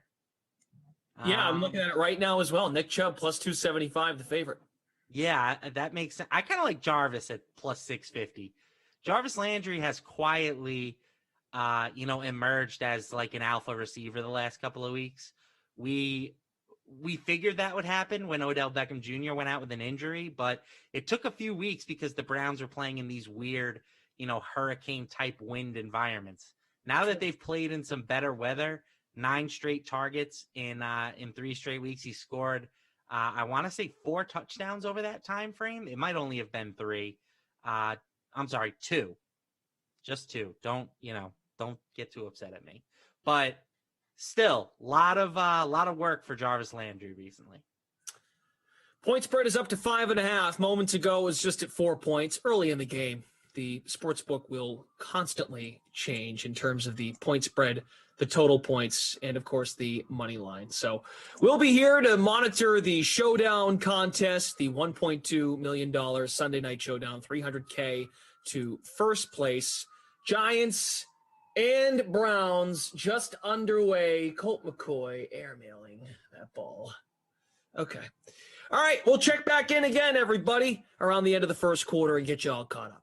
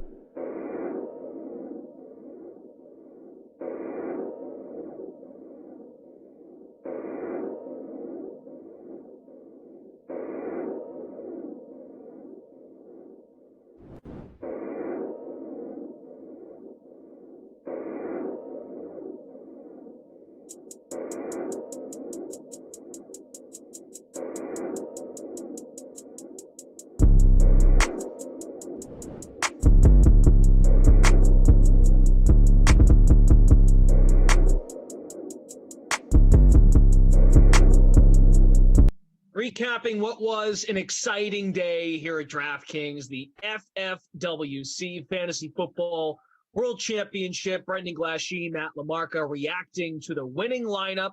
The whistles go, woo, with Kyler Murray at quarterback, Kamara and Chase Edmonds at 1% at running back, Emmanuel Sanders, DeAndre Hopkins, Calvin Ridley at wide receiver, Tony Pollard at 32% in the flex, Durham Smythe at 1.5% at tight end, and the Cowboys DST just 1.5% owned. LaMarca, general impressions with this build for whistles? Yeah, the thing that stands out to me is that this lineup was basically what I like to call, or what Jonathan Bales has dubbed, the barbell build, right? So you get a lot of the chalkier plays, Murray at nearly 30%, Alvin Kamara 74%. He played some chalky wide receivers, Tony Pollard, but then you balance that out with some guys who are lower owned. And he really did that here with Chase Edmonds at 1%, Durham Smythe at 1.5%, and the Cowboys at 1.5%. So this is just further proof that you don't have to avoid all the chalk to win a contest in DFS. You just need to balance it out with the right, under the radar plays. Of the 9 players, including the defense rostered, your favorite play is who? I'm going to say the Arizona stack. Kyler Murray, it looked like he was healthy again last week.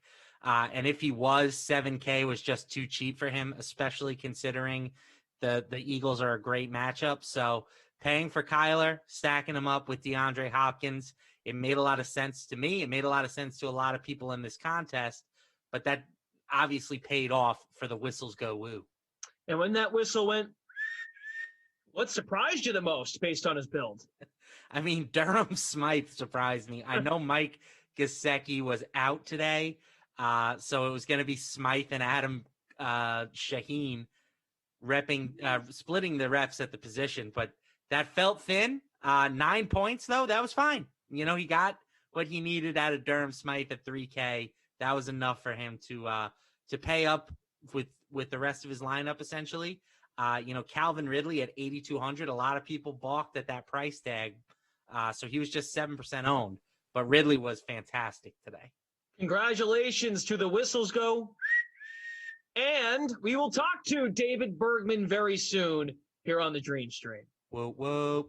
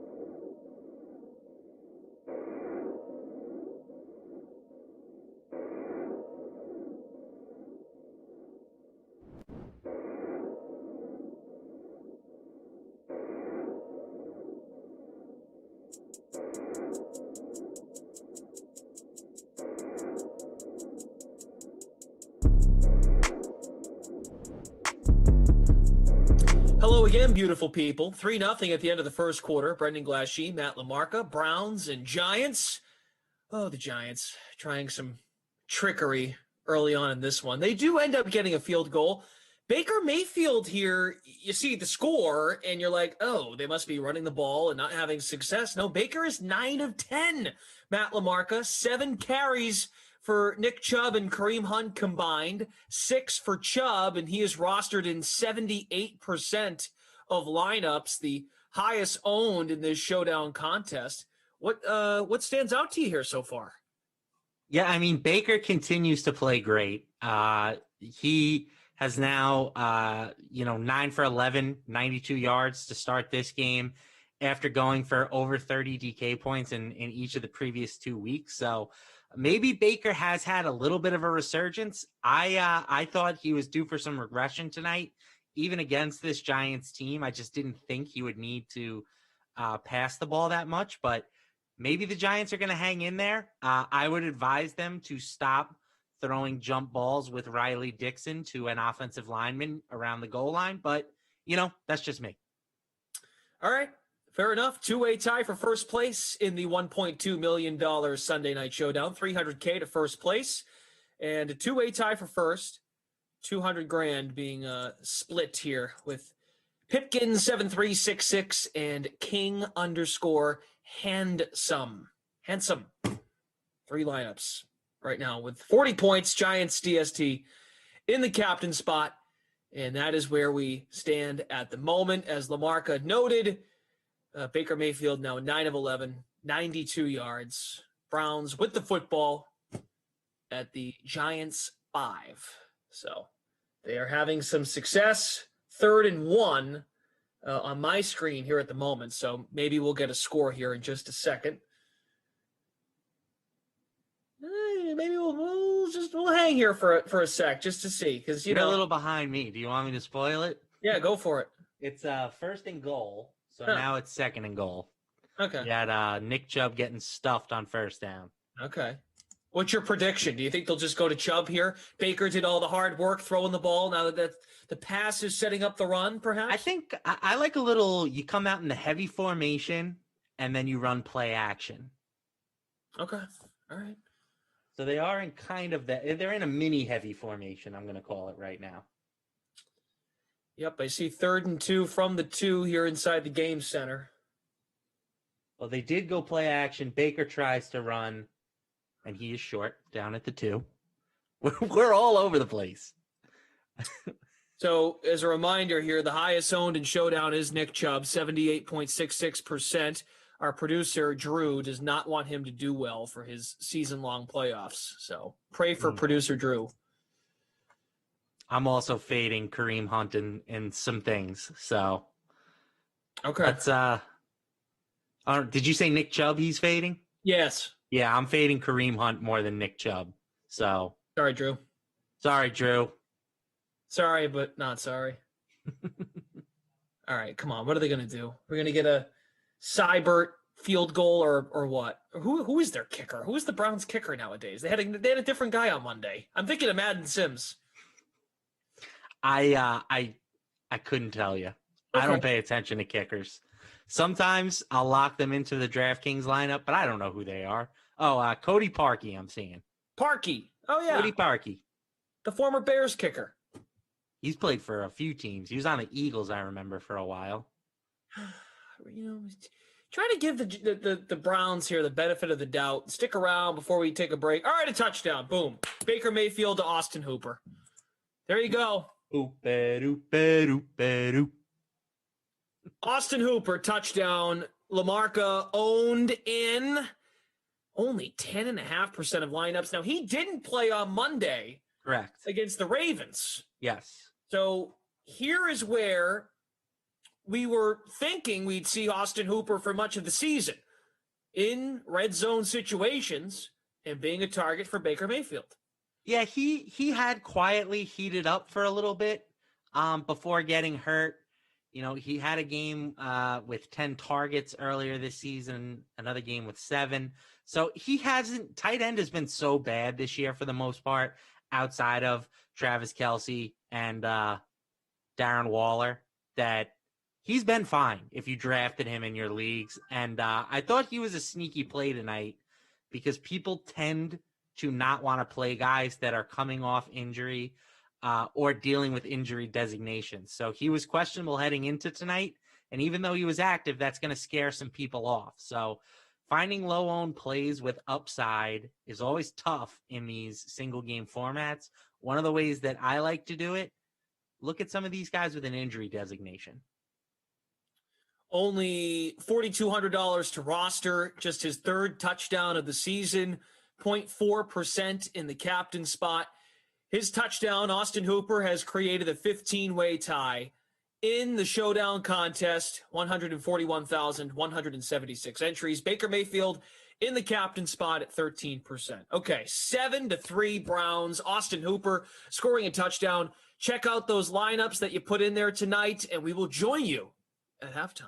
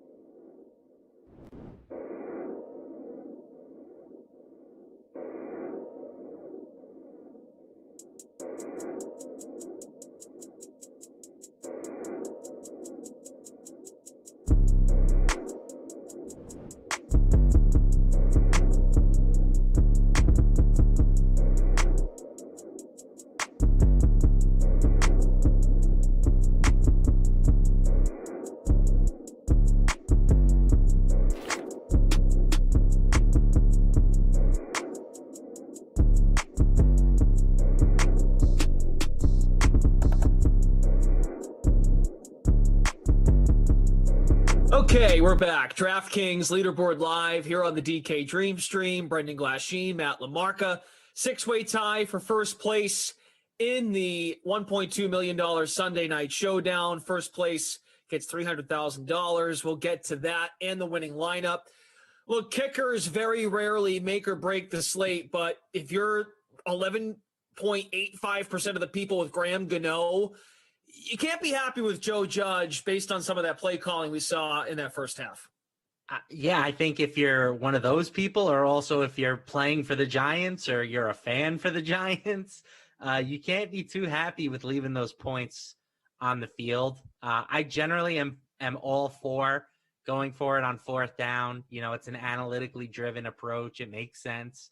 But when you are going to go for it, the jump ball thing with the punter to the lineman was just terrible. And I also hate running the ball on fourth downs. Like, I get it. They have Colt McCoy at quarterback. They're trying to do some creative things, but you know, maybe if your alternative is let's throw a jump ball with Riley Dixon to a lineman, maybe you should just take the 3 points. We talked about this a little bit in the first quarter. Baker Mayfield getting the green light to throw the football quite a bit, still more passes than run plays for the Cleveland Browns. And this from our producer, Jordan, 62% completion percentage for Baker, which is only better than Tua, Sam Darnold, Drew Lock, and Carson Wentz coming into tonight. He's 17 of 19 through 30 minutes, 89%. This isn't helping Nick Chubb owners, though, even Kareem Hunt owners. Those who faded Chubb kind of look smart here. I'm a little surprised that, you know, Cleveland typically generates that run game to then set up Baker to throw the ball. Yeah, this is 2 straight slates. We're talking about, you know, the big star fade. Last night it was Devontae Adams, and now it's Nick Chubb. I will say that I thought Baker would find success against this team without James Bradbury. I just didn't think that the volume would be as high as it's been. You know, Cleveland has been the 4th heaviest run team in the league this season, especially in games that are competitive, but they have just decided to ride the hot Baker Mayfield right now, and it worked for them in the first half. I mean, 2 incompletions compared to 2 touchdown passes is about as good as you can do at the quarterback position. Additionally, like, the Browns running backs just really haven't gotten it going. You know, Kareem Hunt, 6.3 yards per carry, you'll take that, but it's only on 3 carries. Nick Chubb has had the majority of the work, and he's at just 2.4 yards per carry. So if you're having this much success throwing it and you're not having success running it, why not? Let the guy sling it. He was the number 1 overall pick. As we mentioned off the top, 6-way tie for first in the Showdown contest, the $1.2 million in total prizes, $300K to first place. We had 141,176 total entries. First place lineup had entry in the captain spot. Brown stack, Mayfield, Rashard Higgins, Austin Hooper, who scored a touchdown, the Browns DST, and then Darius Slayton. 7th place has Kareem Hunt, who you just spoke about, and then Sterling Shepard. So this first place build, it's very pass friendly. Do you think it has a chance to hold on here? Yeah, I mean, right now, just having no Giants in your lineup is friendly. So, you know, Colt McCoy, 6 of 12 for 91 yards. He's not leaned on any one receiver heavily. So the Giants just have not offered any fantasy value. They also have had 6 guys with a carry in the first half. So it has just been very spread out for the G-men, what little production there is to begin with. So, yeah, it's not surprising to me that there are 5 Browns in here. The more surprising thing is the fact that there's no Chubb and no Hunt. I don't know if that continues, especially if the Giants continue to struggle this way on offense. You think that the Browns would get into kill the clock mode offensively.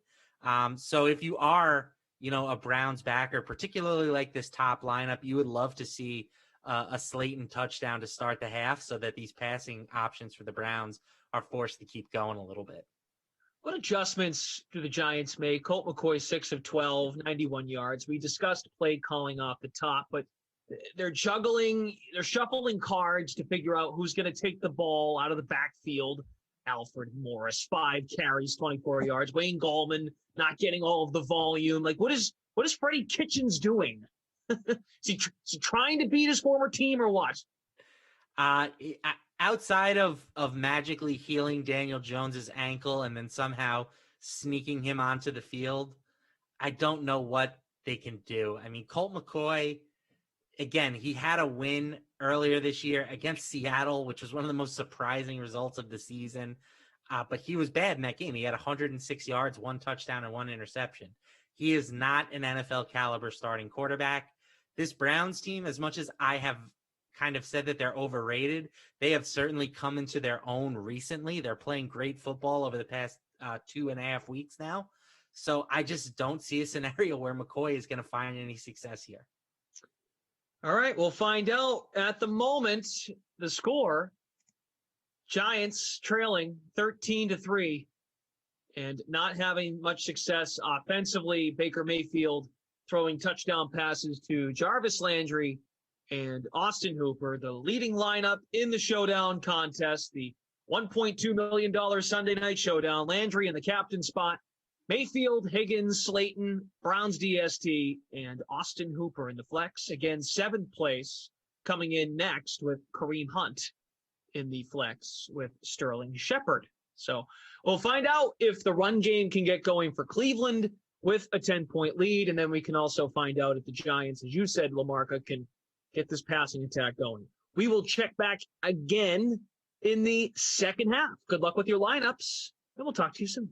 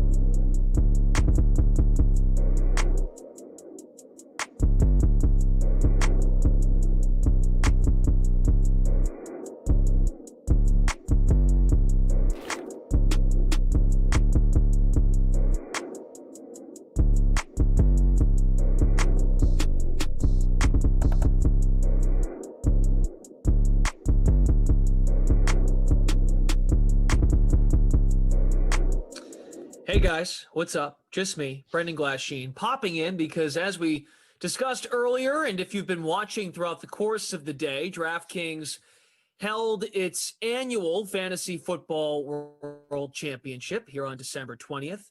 We crowned a winner earlier today, David Bergman, our champion. He had the really cool name, The Whistles Go Woo, and our own Jessie Coffield had a chance to catch up with the winner.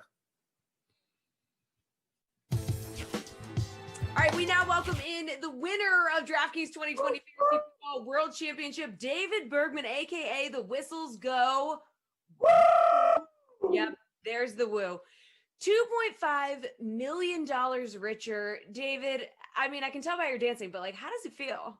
Oh, it's like, it's hard to really imagine how good this feels. Like, you watch the game, you sweat it out, you're like, oh, I see this lineup rising. It's going to rise, but then it rises. Woo! Which of your plays today were you most confident in? Like, who did you need to have in your lineup? I mean, what made you play the Cowboys DST? Like, actually, I like the Cardinals defense the most. Yeah.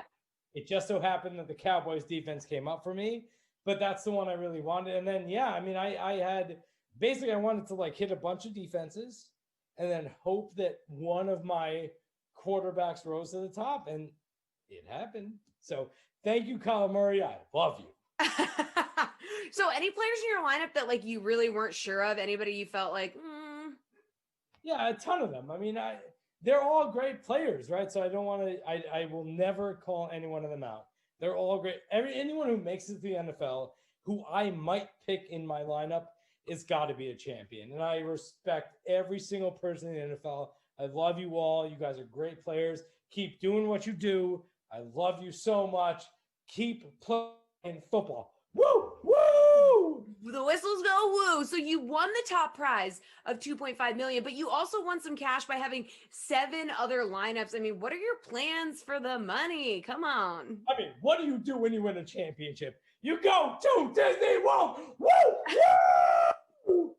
Yeah, is football your favorite sport to play? Definitely. Well, actually, I love basketball, DFS too. I like them all. All sports are great. I love everything. And I really love the sports players. That's what I want to make very clear. They're all great. I love them all. Keep doing what you do. Everyone, they all came out in support of different, like Black Lives Matter and all this stuff. And I really support them all the way. And I love them. They're amazing people. And I really am so supportive of them. And go do what you do. Keep being people that make change. Go, go, go, go, go. Love you guys. Well, you also won a spot in our Tournament of Champions Live final at the big game in Tampa in February. It's another shot at $1 million. So how do you feel about earning your way into that one? Well, I can't wait. Tampa is great. Sports betting is great. I can't wait to go there, meet everybody. Actually, I'm super excited because I want to meet the other people that are involved with this.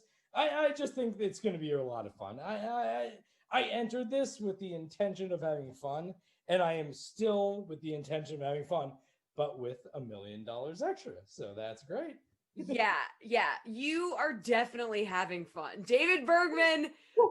Before I let you go, though, I got to know, the Whistles Go Woo. How did you, what's with the name? Like, you love just the woo?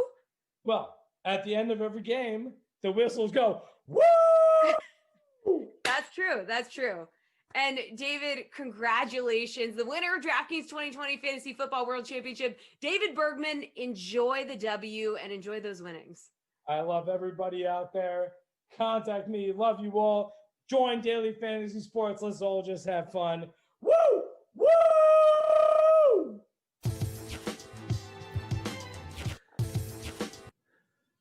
Woo! Woo! Man, David Bergman, congratulations, taking home $2.5 million. Jessie made a great point during that interview. He also had some other lineups that placed in the FFWC. He placed, let's have a look. He was also looking at his lineups for the Fantasy Football World Championship. He was in 6th place as well. So he took home $300,000 in the 6th place spot with 4 lineups placing there. So great stuff. Folks, the point of this here is that could be you without any question. I mean, David made an excellent point. He loves all of these players. We all have our frustrations with certain players that don't deliver in season-long daily fantasy. Even if you're on the sports book, we get it. We understand. But David had the right attitude, and it could be you. You never know. David's winning lineup, Kyler Murray, Alvin Kamara, Chase Edmonds, 1% owned, Emmanuel Sanders, DeAndre Hopkins, Calvin Ridley, Durham Smythe, Pollard, Cowboys DST. The Cowboys, Smythe, Edmonds, all less than 2% owned. So he made some very calculated but risky choices, and it worked out. So he totaled 208.24 points. We go over to our shadow contest on DraftKings, which is a way for other players that did not qualify for the World Championship to put their lineups to the test and basically say, well, I think I'm just as good as the pros. As it turns out, there were almost 40 lineups that topped the winning lineup in the FFWC. We mentioned it. The whistles go, woo, 208.24. Winning lineup in the shadow contest, 229.62. So this is just a long way of saying, get involved in these world championships, and you could be the next David Bergman, celebrating, going to Disney World. That's his plans, of course, when things kind of return to normalcy, and he'll, of course, get a ticket to the big game thanks to his big win in the FFWC. Again, $2.5 million coming his way. Great stuff with David Bergman and Jessie Coffield. And as a reminder, he is going to Tampa for the big game in February. Matt LaMarca and I will come back with you here on the Dream Stream to break down the big showdown lineup. Giants and Browns still in progress. We'll be back at the end of the third.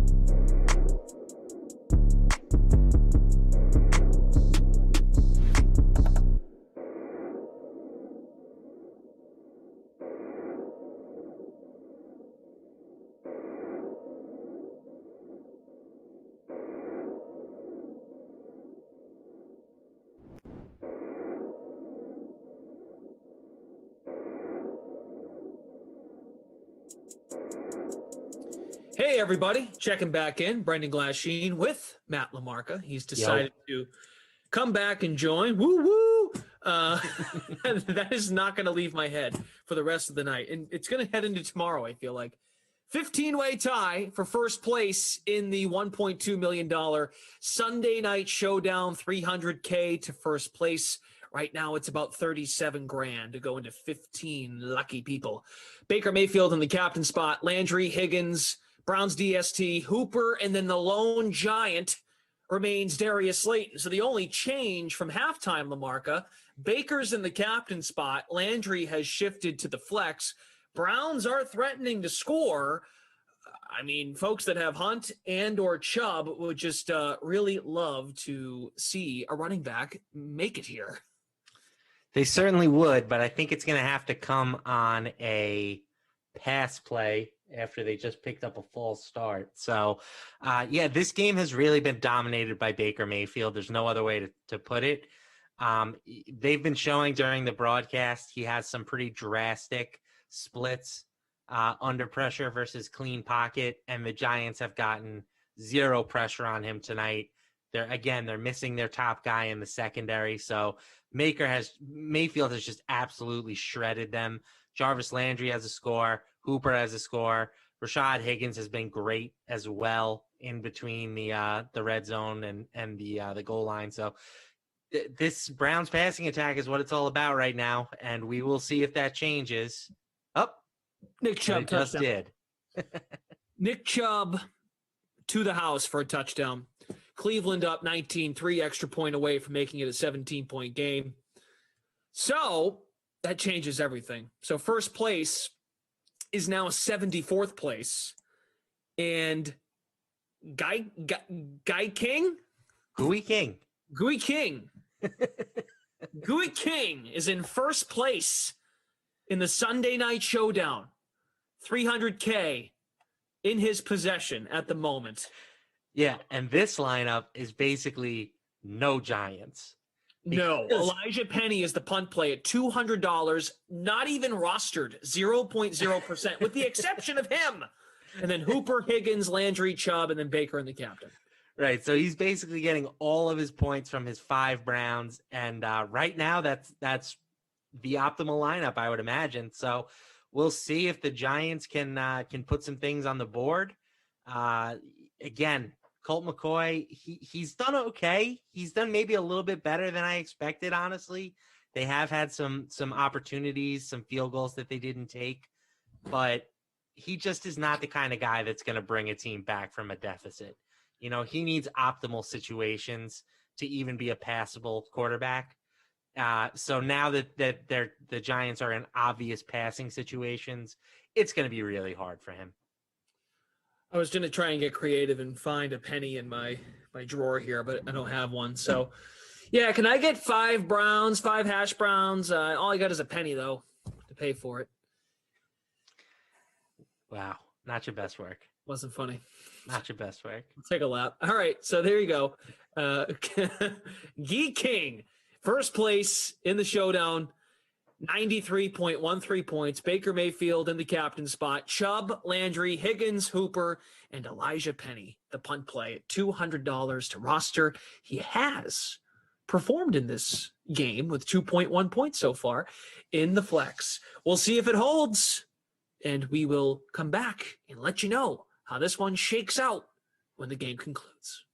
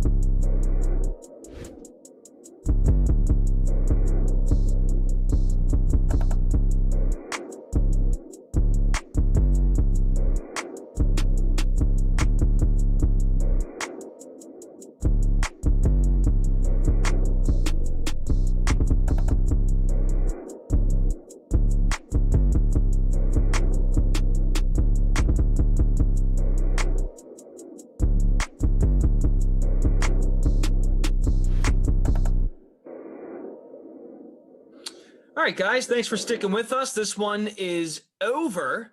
Week 15, Sunday in the NFL. Giants taken down by the Browns. Cleveland improves to 10-4. Giants fall to 5-9, 20-6, the final. Brendan Glasheen and Matt LaMarca. Look, it took until the fourth quarter, but Nick Chubb owners, Matt, got their points. Baker Mayfield made plays, though, start to finish here. The game plan was to start in the air. As we referenced, he was 9 of 10 in the first quarter, and really the passing game set the tone all night for Cleveland.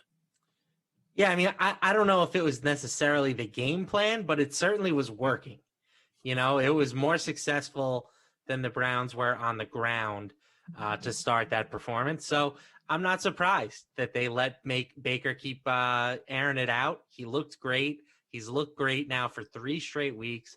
So this is a very important development for Cleveland. If you looked at some of their advanced metrics, they suggested that this team was pretty lucky to be where they were at. But now with these past 3 performances, I'm starting to become a little bit more of a believer in this team. You know, you can't win games in 2020 exclusively by running the football. You know, the Ravens found that out last year. Nobody ran the ball better than the Ravens did last year. And they were ultimately, taken care of in the playoffs. So they're going to need some production from Baker. And these past 3 games are pretty encouraging.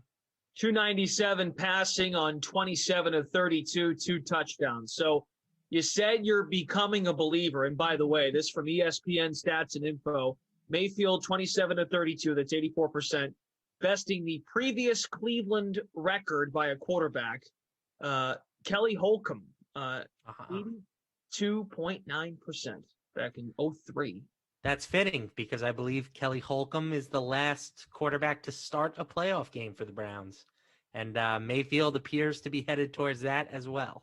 Yes, Browns in the 6th spot right now in the AFC. Isn't it crazy if we had the old playoff format, they'd be the final team in at 10-4. Just shows the improvement in the AFC. So you're becoming a believer.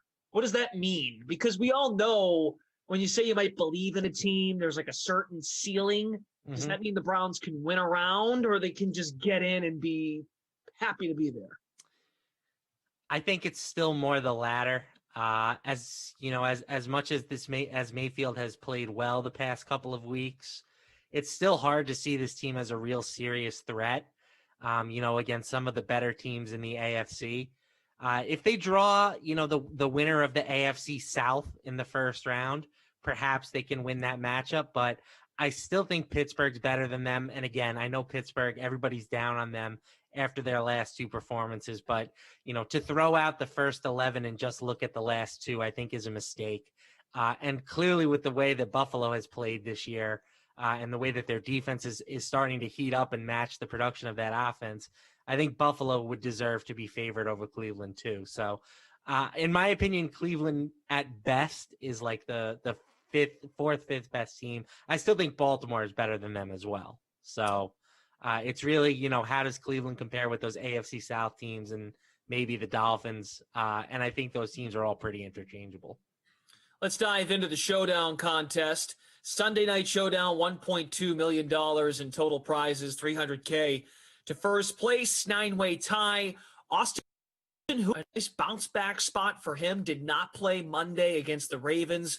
He's the captain in the winning lineup, $6,300 to roster there, 0.4% owned.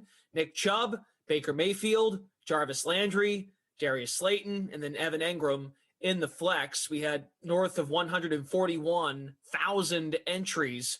Hooper in the captain spot. Overall, look, we talked about this throughout the course of the night, stacking the Browns, and then Slayton emerged, had a garbage time catch there at the end.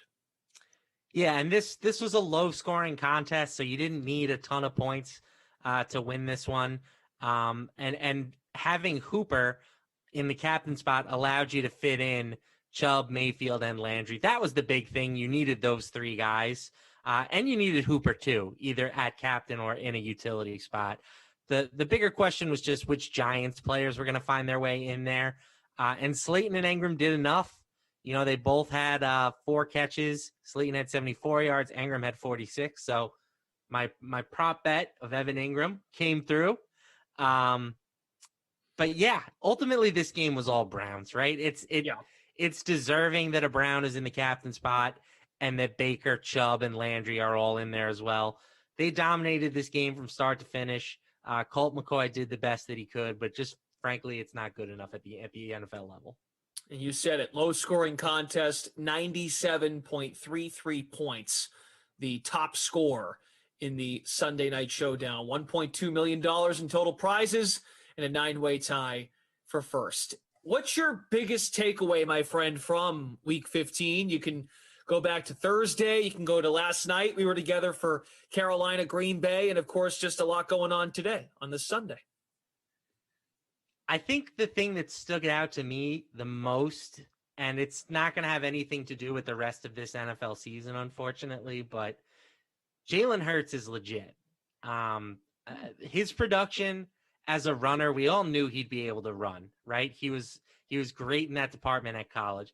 I think his production as a passer has surprised a lot of people to start the year, to start his career.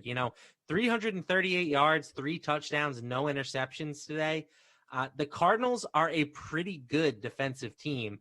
They did sack him 6 times. So, that does hurt the Eagles offense a little bit, but it's clear as day watching this kid play that he is a better option than Carson Wentz right now. And if Wentz really doesn't want to be a part of the team, if he can't be the starting quarterback, I think that I can find about 100,000 people in Philadelphia who would be willing to help him pack and move out. Can you ask me what my biggest takeaway was? Of course. What was your biggest takeaway, Mr. Glasheen? The whistle goes, woo!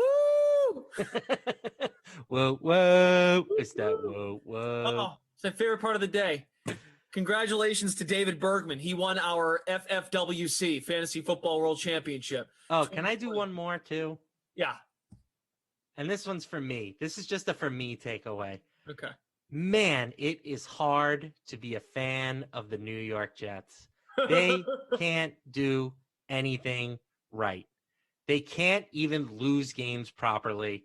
They won today as 17.5-point favorites, and now Jacksonville is almost certain to land Trevor Lawrence in the draft.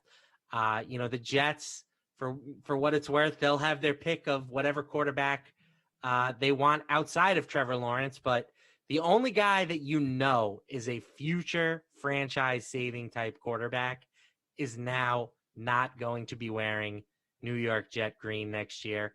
And it's sad, man. You feel like Fields and maybe some of these other guys could work out, but I just have zero confidence that the Jets are going to be able to develop anyone who isn't that super elite level of quarterback. We've gone down this road so many times. We've gone down this road, 4 years ago with Sam Darnold. We did it with Mark Sanchez.